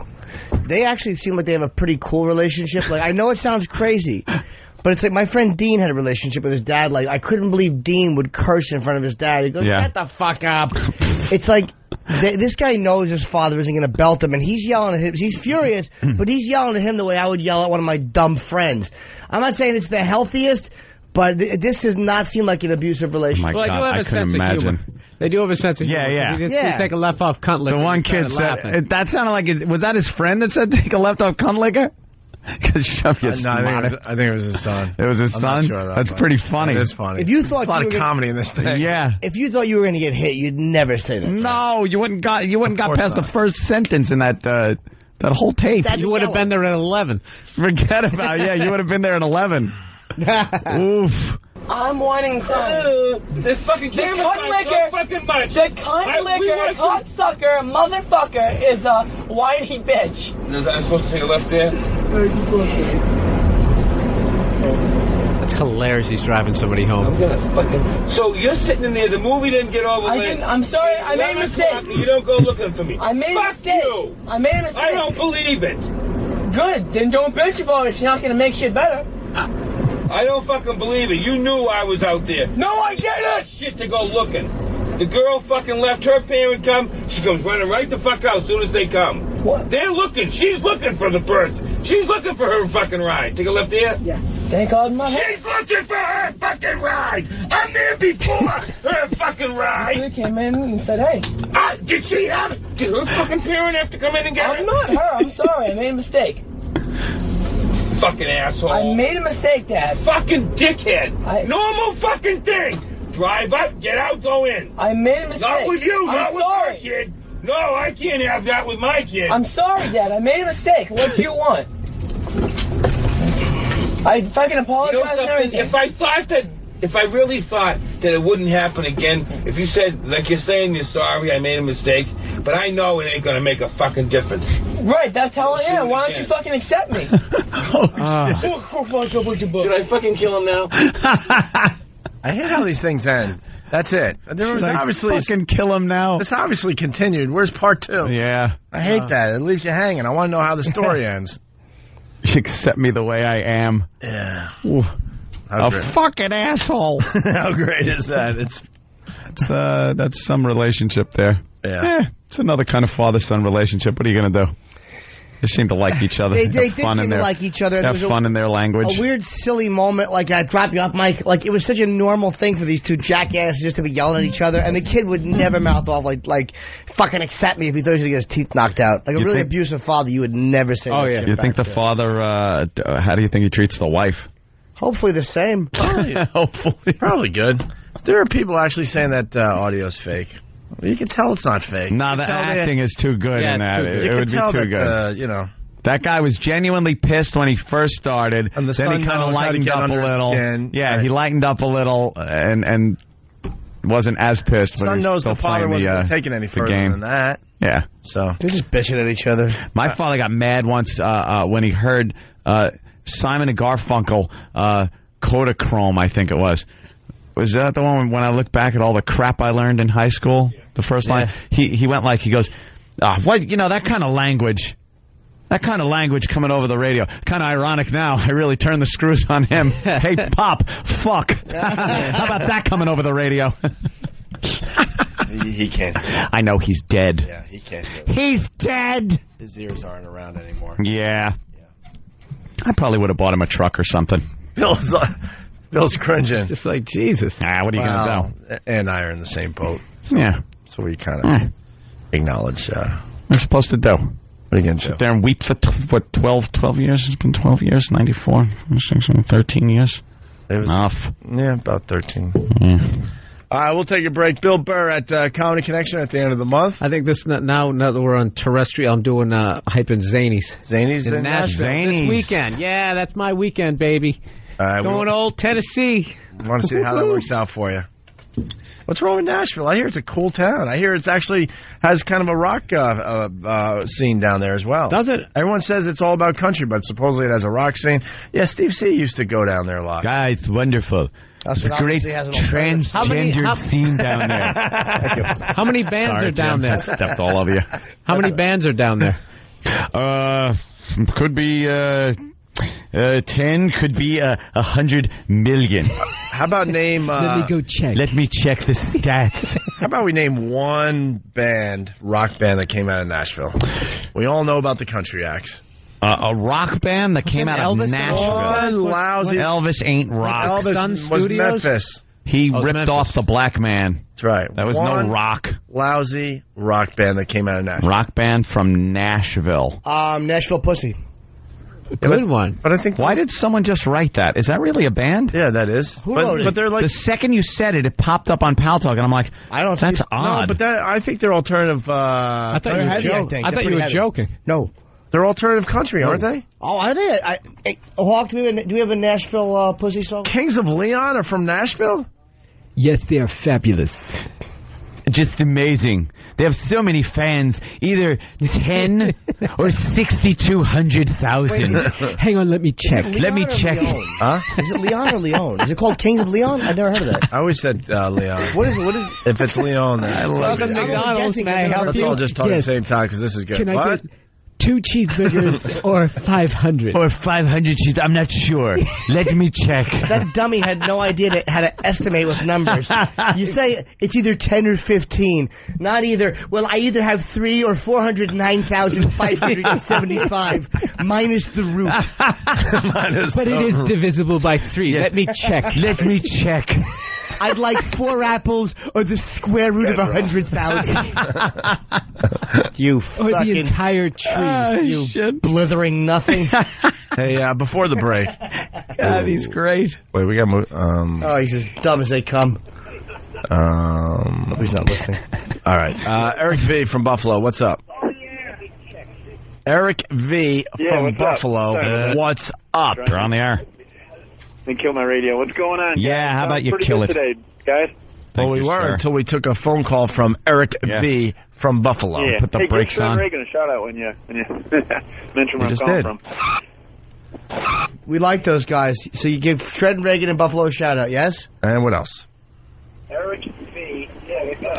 Oh, he's listening to his radio. My phone really Why? sucks. Sorry. Because you're listening to the fucking radio. That's why. Yeah, Do you understand? You're listening to the radio? Well, why the hell you guys on delay if you're on no swearing for satellite? Because it has to bounce off the satellite, you dumb cunt. Do you know even sound waves that are put in electronically has to travel. It takes a while to get through all the shit.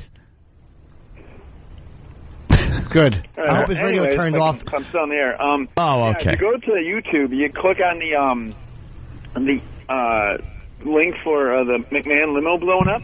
If you wait, there's actually a link for or a thing where he survives, and it's a spoiler if you want to have your fans check it out. I won't say what it is because it's probably his website he wants to plug. I won't say what it is because you don't want to. Yeah, we've heard this before. I've heard this gag. We try to hang in there as long as we can. Yeah. You're a lying queer and a dullard. Let's go to Joe in Massachusetts. We should check to see if that is true. Hello. Joe. Hey, Joe. I'm losing you guys. What? Oh, there you are. Oh, my God. Maybe the phones are fucked up because we are in another studio. Good. I hope they are. On? Joe? He hears us. Hello, is this thing on? He's fucking with us. Goodbye, Joe. Bye-bye. Can't hear you. Bye. That's the word. Is this thing... Anyone has noticed, is this thing on? It's called a phone. Let's try Tim in Washington. Tim? Hey, Tim. Good evening. Tim? Yes. 33 years old, still scared shitless of my father. Can barely hear you guys. Yeah, see, there is something going on with the phone. Power lifter beat the shit out of you. Language. All right, call back when we get the phones figured out. Tim V from Buffalo, we still hate you, even though you were... Yeah, you were a douchebag, even though you couldn't hear us. Even though you were right. All right. Now turn up your radio and listen. Even though you were right. Nashville, Zanies, this weekend with Bill Burr. 7 shows are possible. Hold on. It's the Opie and Anthony Show. Hold on. What? Hold on. Whose fault was that delay? No. Oh, is it? I didn't see you say go to break. You didn't say go to break, did you? Right there in front of you. What? Oh, shit. Go ahead, correct, open, humiliate. What do you mean right in front of me? I'm not talking to them live. You're not on. Instant Messenger. So what? When you just end like that, I had to type Dude, I went with the dramatic, go to break. I actually went like this. I looked at you and went, boom, go. Dude, did you have to type go? Yeah. Why didn't you just have go typed and sit there with enter waiting because you know we're going to break any second? Why? Wouldn't have made that 1 second wasn't... That was sloppy. E-Rock, you took the coolness away from me. I was like, Bill Burr, Nashville. 1 second does make a difference. You got to type G-O and it's 66.6% longer to do that with G-O and then enter. And then he has to spell check it. I was going with the dramatic out. Wow. 1 second, if not. Spell check. Okay. That was very good, Jimmy. And missing. No. Jeez, the pitcher was still holding it in his glove and I swung. It was funny. Yeah, spell check. It was a Tim Wakefield knuckleball. It's very funny. That's all. It dipped. Come on. You're allowed to type in the code before you hit enter. You don't have to wait until the alarm goes off. And the phones don't work. I don't want to ruin it for Jimmy.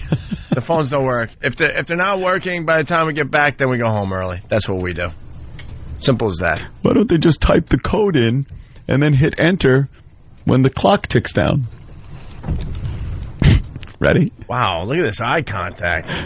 There's an evilness in your eye. I want to see it work. I want to see this. I want to see this work. I like it. This better be smooth. Say something right before you go to break so we know there's no delay. Oh.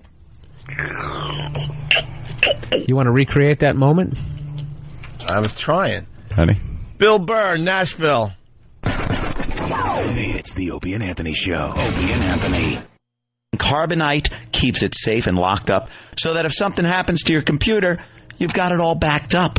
Best of all, you can try it risk-free. You don't even have to give them a credit card. Just log on to Carbonite.com, use offer code XM to get your risk-free trial. That's Carbonite.com, offer code XM. Free backup for all the valuable contents on your computer.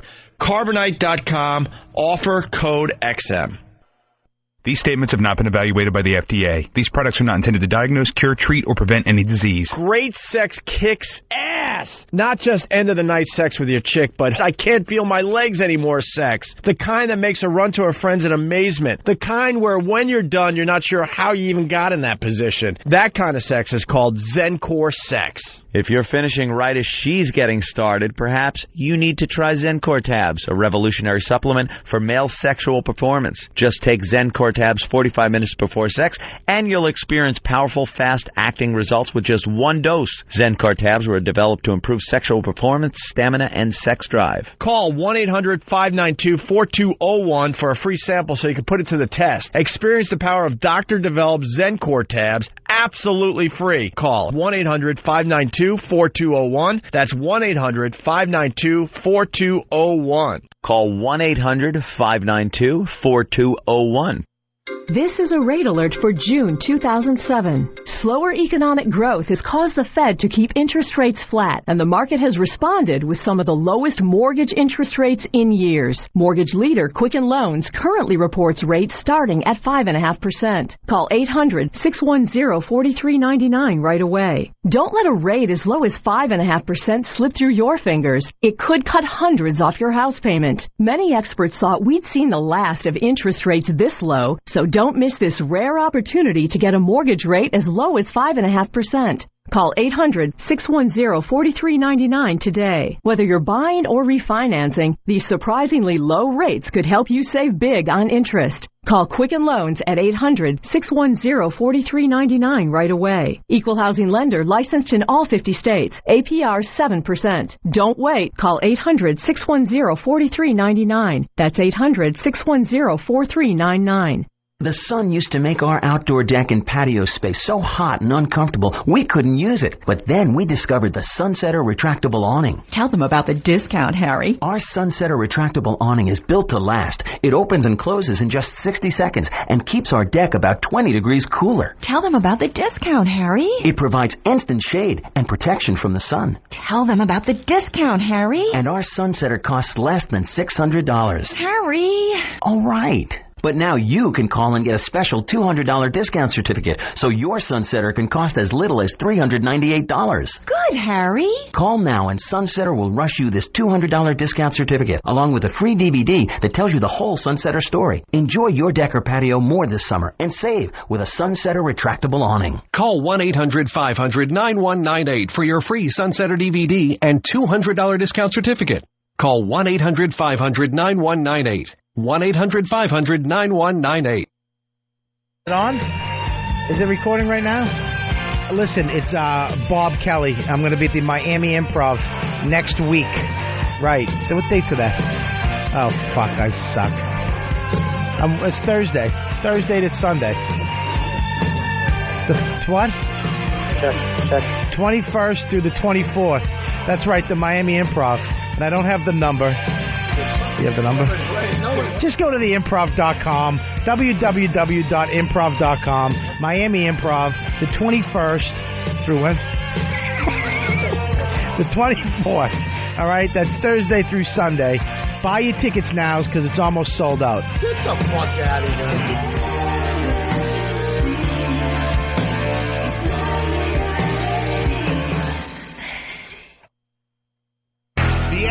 On XM, you'll hear a great lineup of SEC teams in 2007, including the newest addition to the lineup, LSU. Touchdown, LSU! You'll also hear Arkansas, Georgia, Kentucky, Mississippi State, Ole Miss, and Tennessee. South Carolina joins the lineup in 2008 and Florida in 2009. Coverage of the SEC will continue year-round with all sports, including SEC football, this fall. XM, the official satellite radio provider of the SEC.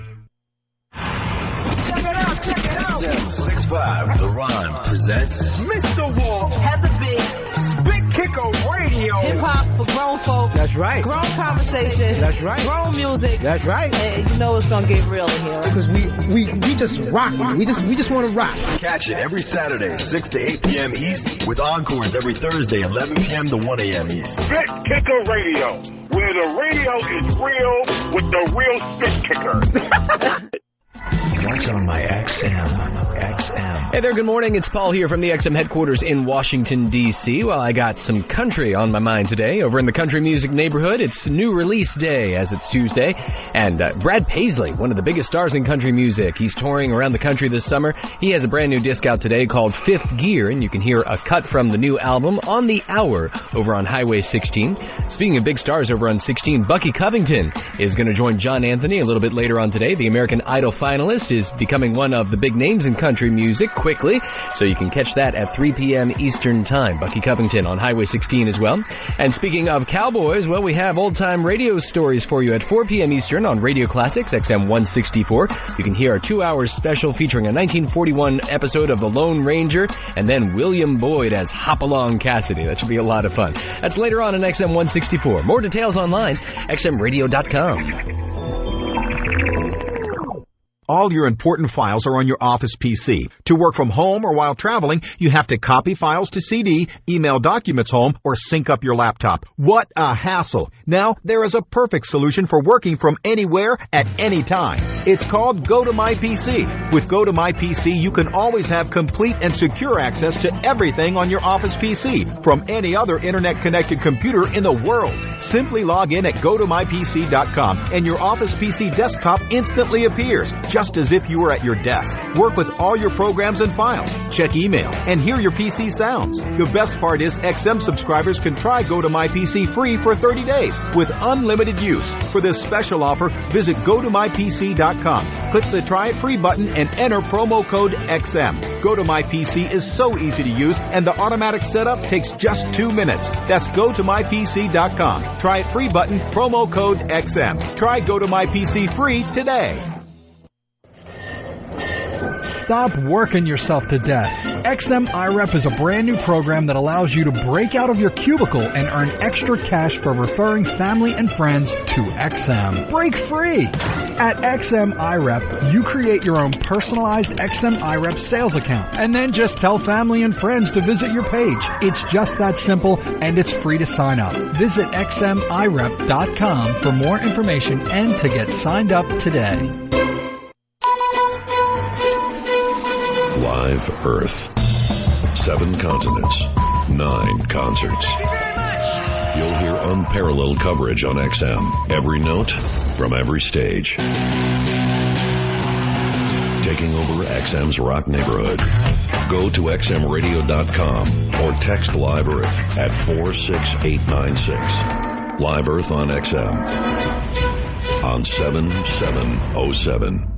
The virus is an XL channel which may contain explicit language. Channel blocking is available by calling 1-800-XM-RADIO or in XM Canada, 877-438-9677. I guess we're back. Are we or are we not? Oh, there you go. Unfortunately, whatever. We got some nudity. Why did XM take us off the air? We were in the middle of a bit, and they don't get we're in the middle of a bit. Now I have no problem with E-Rock. We were doing that E-Rock bit before the break, right? Yeah. Where he missed my cue, so we reloaded and did it again, and I purposely fucked him up. Yeah. And they went to break. So who went to break if you didn't tell them to go to break? E-Rock? Anyone? Derek is saying the whole time you were yelling at Eric, you were on the air. Derek was yes, Steve. Derek is saying the whole time you were yelling at Eric, you were on the air. Right, but then Travis is now going to have a problem with that. His hands are up in the air like, what the fuck? But the second time Travis, what happened? Yes. I have the online feed potted up in there, and we definitely went out on the air. Derek, you hear that? So someone fucked up somewhere. How about now? Now we're on the air, right? That's a good thing to check. 6:50. All right, here we go. If the phones don't work, we go home early. Nice pussy. Whoa. Yes, Steve says thank you. Let's go to Chad in New Hampshire. Chad. Hey, how's it going, guys? I heard Hey you there, talking Chad. earlier about things you call a woman's pussy. I got 2 of them for you. We'll bring absolute horror to their faces. Yeah. First one's beef drapes. Second one is a visual and a verbal. You have to call it a hatchet wound and make the Atlanta Braves tomahawk chop sign. Hatchet wound, heard that, yeah. Beef curtains, I've heard Beef that. curtains, not drapes. Meat drapes, he says. Drapes. He was trying to be original. I respect the effort. I like calling it meaty window treatments. Yes. I like to call them, I can't think of another. Thank God. That Steve would say. Yes, I like to call them, let me check. fleshy blinds. Thanks, Dan. Let's go to Sean in Pennsylvania. Sean. Hey there, Sean. You're on the air. Hey, you love the show? Oh, someone loves the show, okay. What do you got for... a rock scream for you. You ready? Rock scream. It's rock. Ready? Yeah.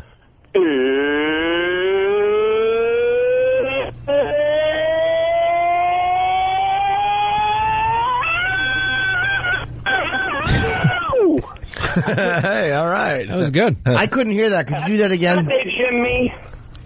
What is it? What? I don't know. You said something about Jimmy. Let's go to Chuck in Pennsylvania. Chuck. Hey there, Chuck. Hi, how you doing, boys? All right. Good. Hey, I got a question for Jimmy from the boxcar. Okay. Does he remember the older woman that worked there that would beat the crap out of you with her With her tits? Yes, I do. With her tits? Like, Jimmy finished his freaking question. Yeah. Me and this guy have always been like that. Wait, why wouldn't you tell that part of the story? I forgot about it until my other half just said it. Me and this guy, well, I'll say something, he'll finish my sentence. Yeah, sure. Right, sir? See, he knows. Yeah, she was an old lady. She'd smash you with her tits. Yeah. Were they big ones? Were they like... Big, heavy, awful ones, yeah. I don't go for tit play. No. Why not? No, although this one Indian girl came over. Too girly? And she had giant suckable nipples, and I paid to suck them. And she let me jack off. Yeah. And you couldn't do anything else. I touched her back. She put my hand away from her. But she had a big nipples.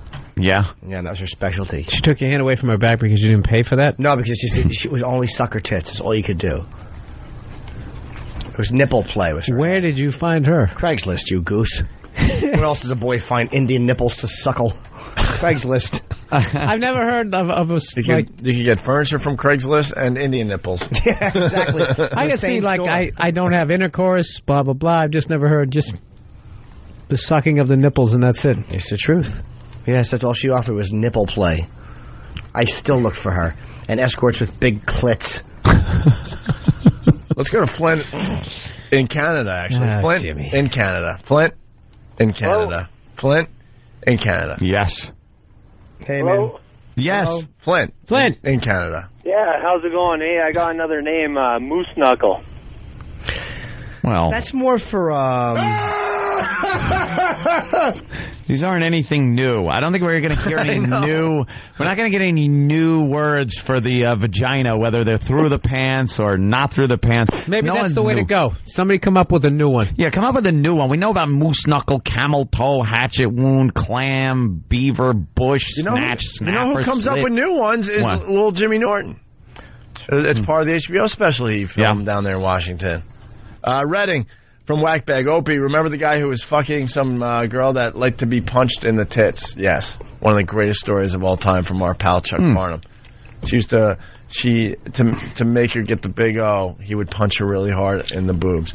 And she would like to see him get bruised so she could look at the bruises the next day, and that would be an extra turn on for her when she was alone. That would be a multiple. Yeah, right. Delayed exactly. Multiple orgasm a couple days apart, yes. But it's a true story. And he would just pop her a little bit, and she would go, no, harder. And she would like to see him bruised up. Yeah, she wanted true like story. big black and blues on her breastises. I'll slap you. Like, I'll slap a girl, I'll hold your hair and just crack your face.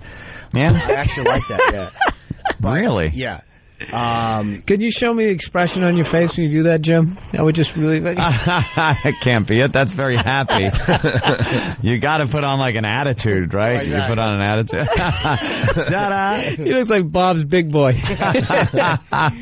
No, it's... Obviously, the girl enjoys this. Oh, without a doubt. And you hold her hair, and then we'll smack her in the face? Yeah, well, I would never How do you do that? that? I would never do that because it's abusive. Only if a girl likes it. No, even if she likes it, how do you bring yourself to actually do that? My question is, how do you not? I can't, Only when it's for real, sexy, and she's into it. It's never to be abusive. It's always because some girls are perverts and like that, and it's just to me, it's so taboo, and it's so dominating. I like a good submission. I'm incapable of doing that. I can't smack a girl in the face. I had one girl ask me to do it, and it came up by accident, right? We were laying there in bed, and I was like joking around, like I go, yeah, shut up, bitch, like, and jokingly went like that, and then she goes, ooh, I like that. I'm like, what? Did you marry her? No, I'm not. I don't even know why I answered that. Yeah, so she was doing the whole, slap me in the face, but don't leave a mark, and it was like, I'm just like, I can't do this because I'm gonna fucking knock you unconscious inadvertently, and then the cops are going to show up, and you're going to be half naked in my bed, and I'm going to be sitting there going, oh, she wanted me to do it. And then I get dragged out. There are some things that just don't work right. There was me and the rest of my band, Rotcut. We were up in Kingston, I think it was, somewhere around there. And we picked up on these girls that were at the club we were playing at and brought them back to the band house because we were playing there a whole weekend. So the place had this like condo with bedroom, bunk beds, all kinds of things going on, and we just partied there all night. So we drag a couple of girls back there, me and my brother. Now the whole band is there, the road crew, everyone. There's 2 girls, me and my brother. And like we had done all the legwork and stuff, so my brother does whatever the hell he does with his girl, and I'm kind of fooling around a little bit, getting things going, and we're laying on the bed, and I'm trying to be like this whole attitude, like I don't give a shit, kind of, whatever, fuck this guy, because I didn't want this girl to think I liked her or anything. And you were the like lead that. singer, so. Well, no, not at that time. I wasn't even the lead singer. I was on the fucking road crew. It was no, it wasn't even Rockcut. You're right. It was a different band. It was the one with Hugo. It was Quebec or something. Hargrave. Ew, you were in a band called Quebec? I didn't name it. It was spelled with a K. I have no idea. Oh, that makes it cool. No fucking idea why. A C for cunt. You're right. I have no idea why. But this girl rolls over in the bed and hits me like with her elbow, and I went, you hit my fucking head. And she goes, well, fuck you, and gets up and fucked the drummer. I was like, wow, she's sensitive. Was it Def Leppard, and she figured that he wouldn't be able to fight back as hard as you? I was just like, you hit my fucking head, or you fucking hit my head, or something like that. And she just was like, well, fuck you. She got all pissed, all pissy. I was trying to just be like a tough guy. I should have went like, oh, I'm sorry. Oh, rather than being the sensitive guy that you were? Yeah, because I was, I'm a pretty sensitive guy, pretty nice, and I figured I'd just be what was Quebec? Was it like a hair metal? What was like? It was, kind of. A lot of Journey covers because the guy looked like Steve Perry, and Zeppelin because he sang, he had a good high voice. Stuff like that. But then there was other stuff that was thrown in there, like, a Joe Jackson song or something. It's just this mishmash of whatever was going on in the 80s. It was really bad. How did you do that transition from, like, Whole Lot of Love to... to Lovin', Touchin', Squeezin'? I don't know. It worked, though. My job was just to run the light show and blow things up. That's all I did. You were looking for a Joe Jackson song, right? Yes, I was. Stepping Out. Yeah. Oh, okay. Thank you, Opie. Or, Let's go to Jay in Tennessee. Jay. Hey, I was going to say, bacon strips for the pussy, and I saw Jimmy in Nashville 2 times ago, and I thought he did a great job. And during y'all's 30 days off, I bought my tickets for Bristow, Virginia. I'm going to see y'all there. All right. Ticket sales for the D.C. show or D.C. area shows, wow, doing very well. Yeah, it really is. And we got Mohegan Sun coming up. Oh, well. We got Mohegan Sun coming up the 30th. All right. Jesus Christ. Did they just get nervous on the phone? I don't know. Maybe he couldn't hear. I don't know. Aneurysm. What were you saying? Doesn't matter. 30th, we have Mohegan Sun. You go to Ticketmaster, and we're going to go up the day before and broadcast from the station up there in the Mohegan Sun Casino. The Wolf. Yes, we'll be there Friday morning. So maybe we should do some kind of fun thing where we all run around and play cards and play, like, Oh, yeah. Old There's Maid. going to be cards being played. Old Maid? Old Is Maid. there an Old Maid table over there? Yes. Want to play that game? High stakes old maid. You High never heard? stakes Old Maid. You could bet either $10 or $650,000. I'll check. Let me check. Let me check. Can make you laugh all day. Love the new Steve bit. Eric and Indy. The Steve, I have no fucking clue. Yeah, boys. What I number can it is? pinpoint the last day my father loved me. Oh? Yes? Yes, it was similar to that story. I get dropped off with my buddy at the movies. We see a couple girls walking into Titanic. We decide Titanic, that's fine. We'll follow the girls in there. 30 minutes after the other movie was supposed to end, I have the balls to walk out to find my dad and ask if we can stay to finish the other movie. He tells me, if you hurry, I won't embarrass you in front of your friend. Get him the fuck out here. Wow. What an asshole. Well deserved. I thought it was pretty fucking ballsy to ask that. Hell yeah, dude. I'm trying to think of how you could get a movie out of it.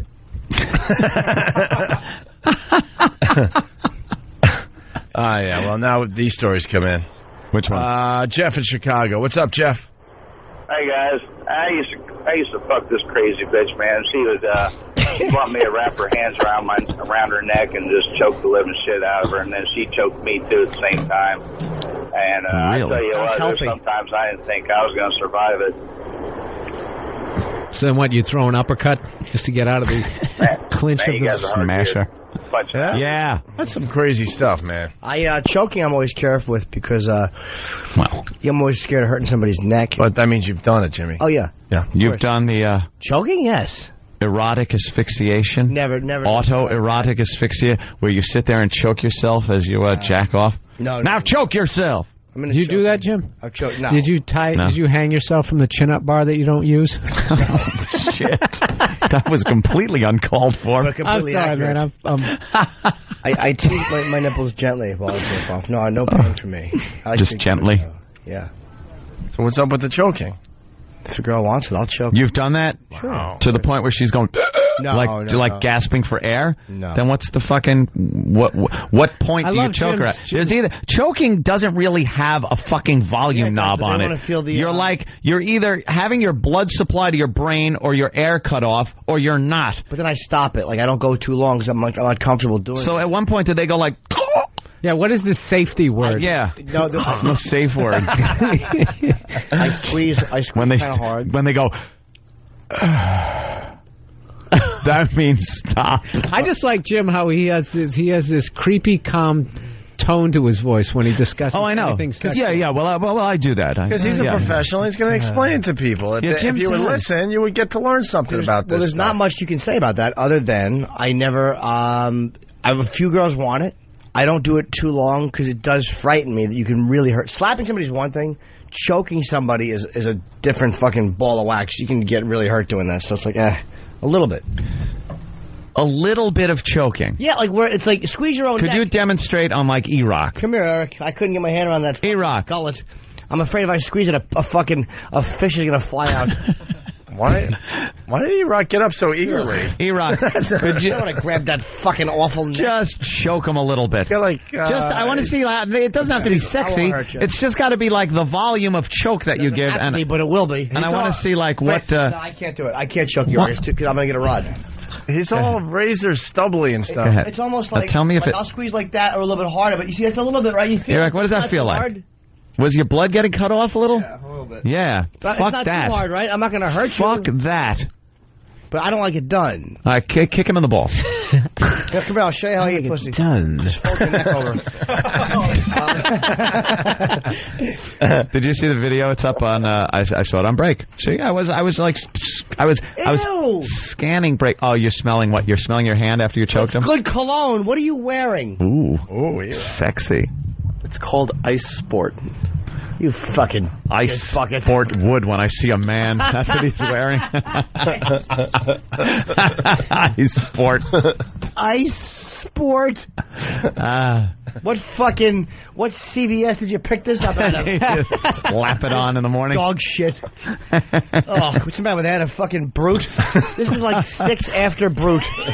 When they're out of Old Spice and you can't get a fucking dachshund to piss on your neck. You're like, you got any ice sport? And they're like, yes, we always have it. No one's ever asked for it before. But it smells like, this is the cheapest shit. Wow, is it really cheap? He's nodding, yes. It's by Aqua Velva. Aqua Velva. He's an Aqua Velva man. From the makers of Icy Hot. Why didn't you get High Karate? This is something you dump on the floor to cover up a fucking murder. Like if you're afraid the fluids are going to smell on the rug. Ew, it's on my hand. Why couldn't you wear something else for my choking, like some polo or something that would be pleasurable? Breaker 1, 2. Yeah, good buddy. Breaker. Alan, what's up? Yeah, Alan. Yeah, your phones really suck. But back when I was a teenager, I had this girl that started off saying, hey, just give me a slap, give me a slap. You slap her a little bit, and next thing you know, I ended up full force punching her in the face, and she wanted it all the way through. Broken nose one night, and just bloody every time. See, that's not sexy or anything. That is like, that's a girl that's got major mental problems that likes... that needs abuse, might not even like it, needs to be abused for some reason. That has nothing to do with sexy. I like how he was going like, no, that isn't healthy. But no. But I like wailed her, yeah. And I was like, this is so fucked up. As I was breaking her jaw. Just breaking her bones in her face and her eye socket. I could never do that. No. I don't know how you do that. That's fucking, dude, that's violent, man. I can't even do the slight choke or the slap thing. I'm sorry. I could spit in a girl's mouth, any of that. One girl used to like, she'd lick, this is true, she would lick my ass. I would choke her while she'd lick my ass. This is true. Not hard. I would hold her neck while she, it was just a dominance thing. It wasn't to hurt. It was just hold her neck. It wasn't even really a lot of pressure. This is the way he explains that's creepy, right? Yeah. It's that he gets the whole look and and explains it like a serial killer confesses to all that. And then I chopped her head off. It's that Hannibal Lecter where your blood pressure doesn't go up. Right. His pulse doesn't go up at all. He can just. All right, I'll do it. I would straddle her face. And I'd plop my asshole on her mouth. Now, I'd be facing down by her pussy and so. All right. You make a good point. I'd reach down and grab a little gal's neck and I'd rub my asshole on her mouth and I'd say, lick, lick. And then I'd lean back and I'd say, open. And her mouth would open, and I would spit into her mouth. Wow. Or just on her face. She liked that, too. It was fucking hot. Seriously, that was sexy. That's some fucked up shit right there. I would never want to do it to a girl who didn't like it. Like, if a girl doesn't like it, that wouldn't turn me on. It's, I like high energy Jimmy, I gotta admit. Yeah, I did too. It was kind of fun. And then, pal, I'd put it right in her shitter. Back to you. Yeah. I saw this video on Break. It's this on what? Kid. Don't say it. Just. Oh, right. Break. Break.com. I saw this video. It was this kid, and he had a friend, or I guess he was a friend. I think he hated this kid. And they were doing this thing with the binoculars and looking at the sun, saying if you turn the binocular backwards and look at the sun through one eye, you'll sneeze. So this kid, he gets him to do it. I thought he was going to burn out his eyeball, but he didn't do that. He goes, no, it's not. He goes, you don't feel anything? And he goes, no. And he goes, well, shut one eye. So he shuts one eye. He's looking up. And then the kid kicks him square in the balls as hard as he can. Because the kid can't see. He's looking through the binoculars. He kicks him in the balls. The kid goes down, and then he punches him in the side of the face, and then takes the binoculars out of the kid's hand and throws it at his head. And the kid's down there going, oh, fuck. I don't know why he did this. It seems like they were friends, but when the kid kicked him in the nuts, it did not seem like they were friendly. Wow. Like he set him up for something really bad and nailed him. Friends, you sort of... Oh, here it is. Punch him in... I gotta see this. Damn. All right. You're gonna have to fast forward a little until he gets to the kick in the nuts portion. But he fucking wails him right in the balls. He's looking up at the sun, and so he can't see what the kid's doing. Damn. What the other kid's doing.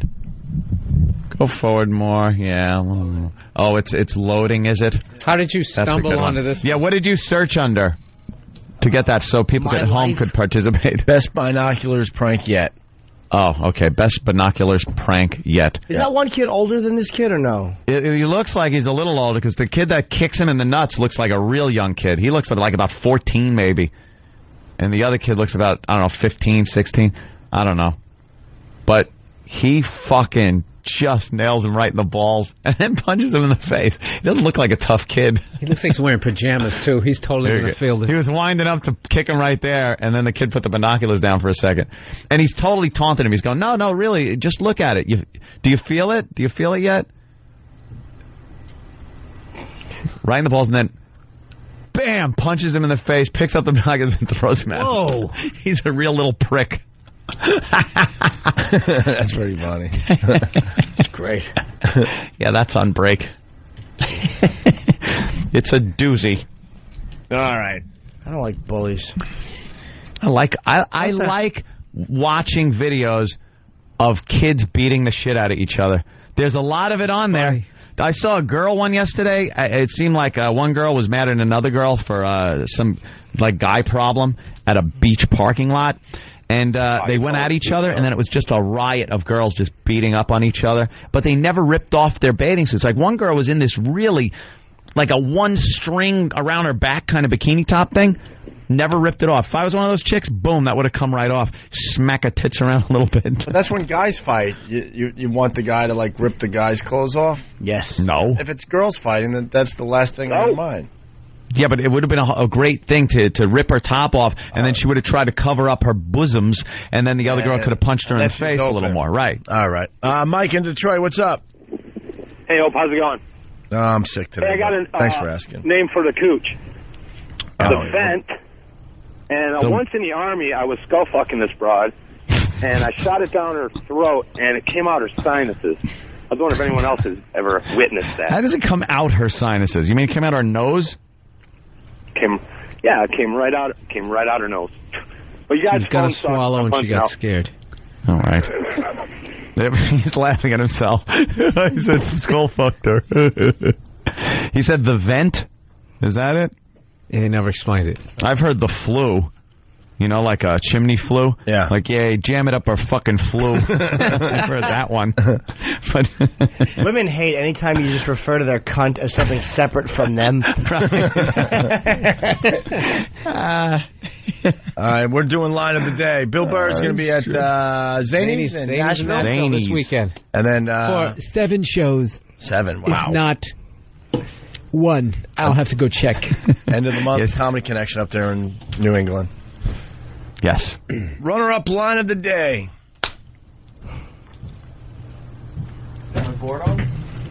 Is the board on? Uh-oh. Oh. He's taking a wrecking ball to our body is what he did. Oh, guys. He's going to have to find a grounds crew to get that course back in the Woo. Hey, I got a runner-up. Get a runner-up. Hey. I like that one. Sick boy did. Pop, I'm watching the OK Cable Girl. Yeah. Doing her stupid song. All right. And finally, here is your line of the day. Here comes line of the day. Line of the day.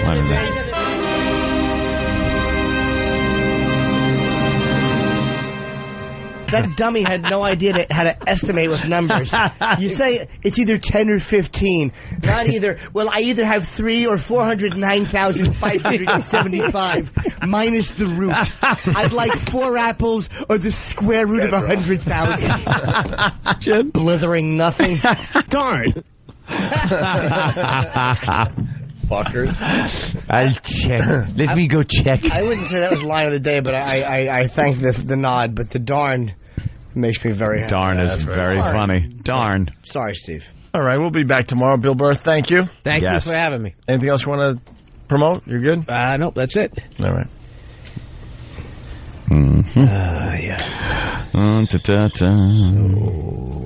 Is this a real show or fake show right now? I don't know. Yeah. Did someone jump the gun? I don't know. Why are they not? I don't know. I gave the cue and everything that time. You did give the cue. I couldn't possibly. I cued them and stuff. Make sure you go to break.com sometime today. We're featured on the front page, doing a little thing with them today. Yes. If not the second page, I'll have to check. Yes, we have a few videos up. The exact number is, I think, 5 or 6 million. I'll have to check. You can either go to break.com or thecatholicleague.org or Google. I don't know exactly what the site is. It's either www or there's an X with 2 Y's and a pound sign. I'll check. Just languishing in vagaries. Bite your fucking face. Shit. Wonderful. Someone else point, maybe it'll work better. Point. And Roger. End of the show. 5, 4, 3, 2, ignition sequence, 1, and go for end of show. Still the Anthony Show. The virus.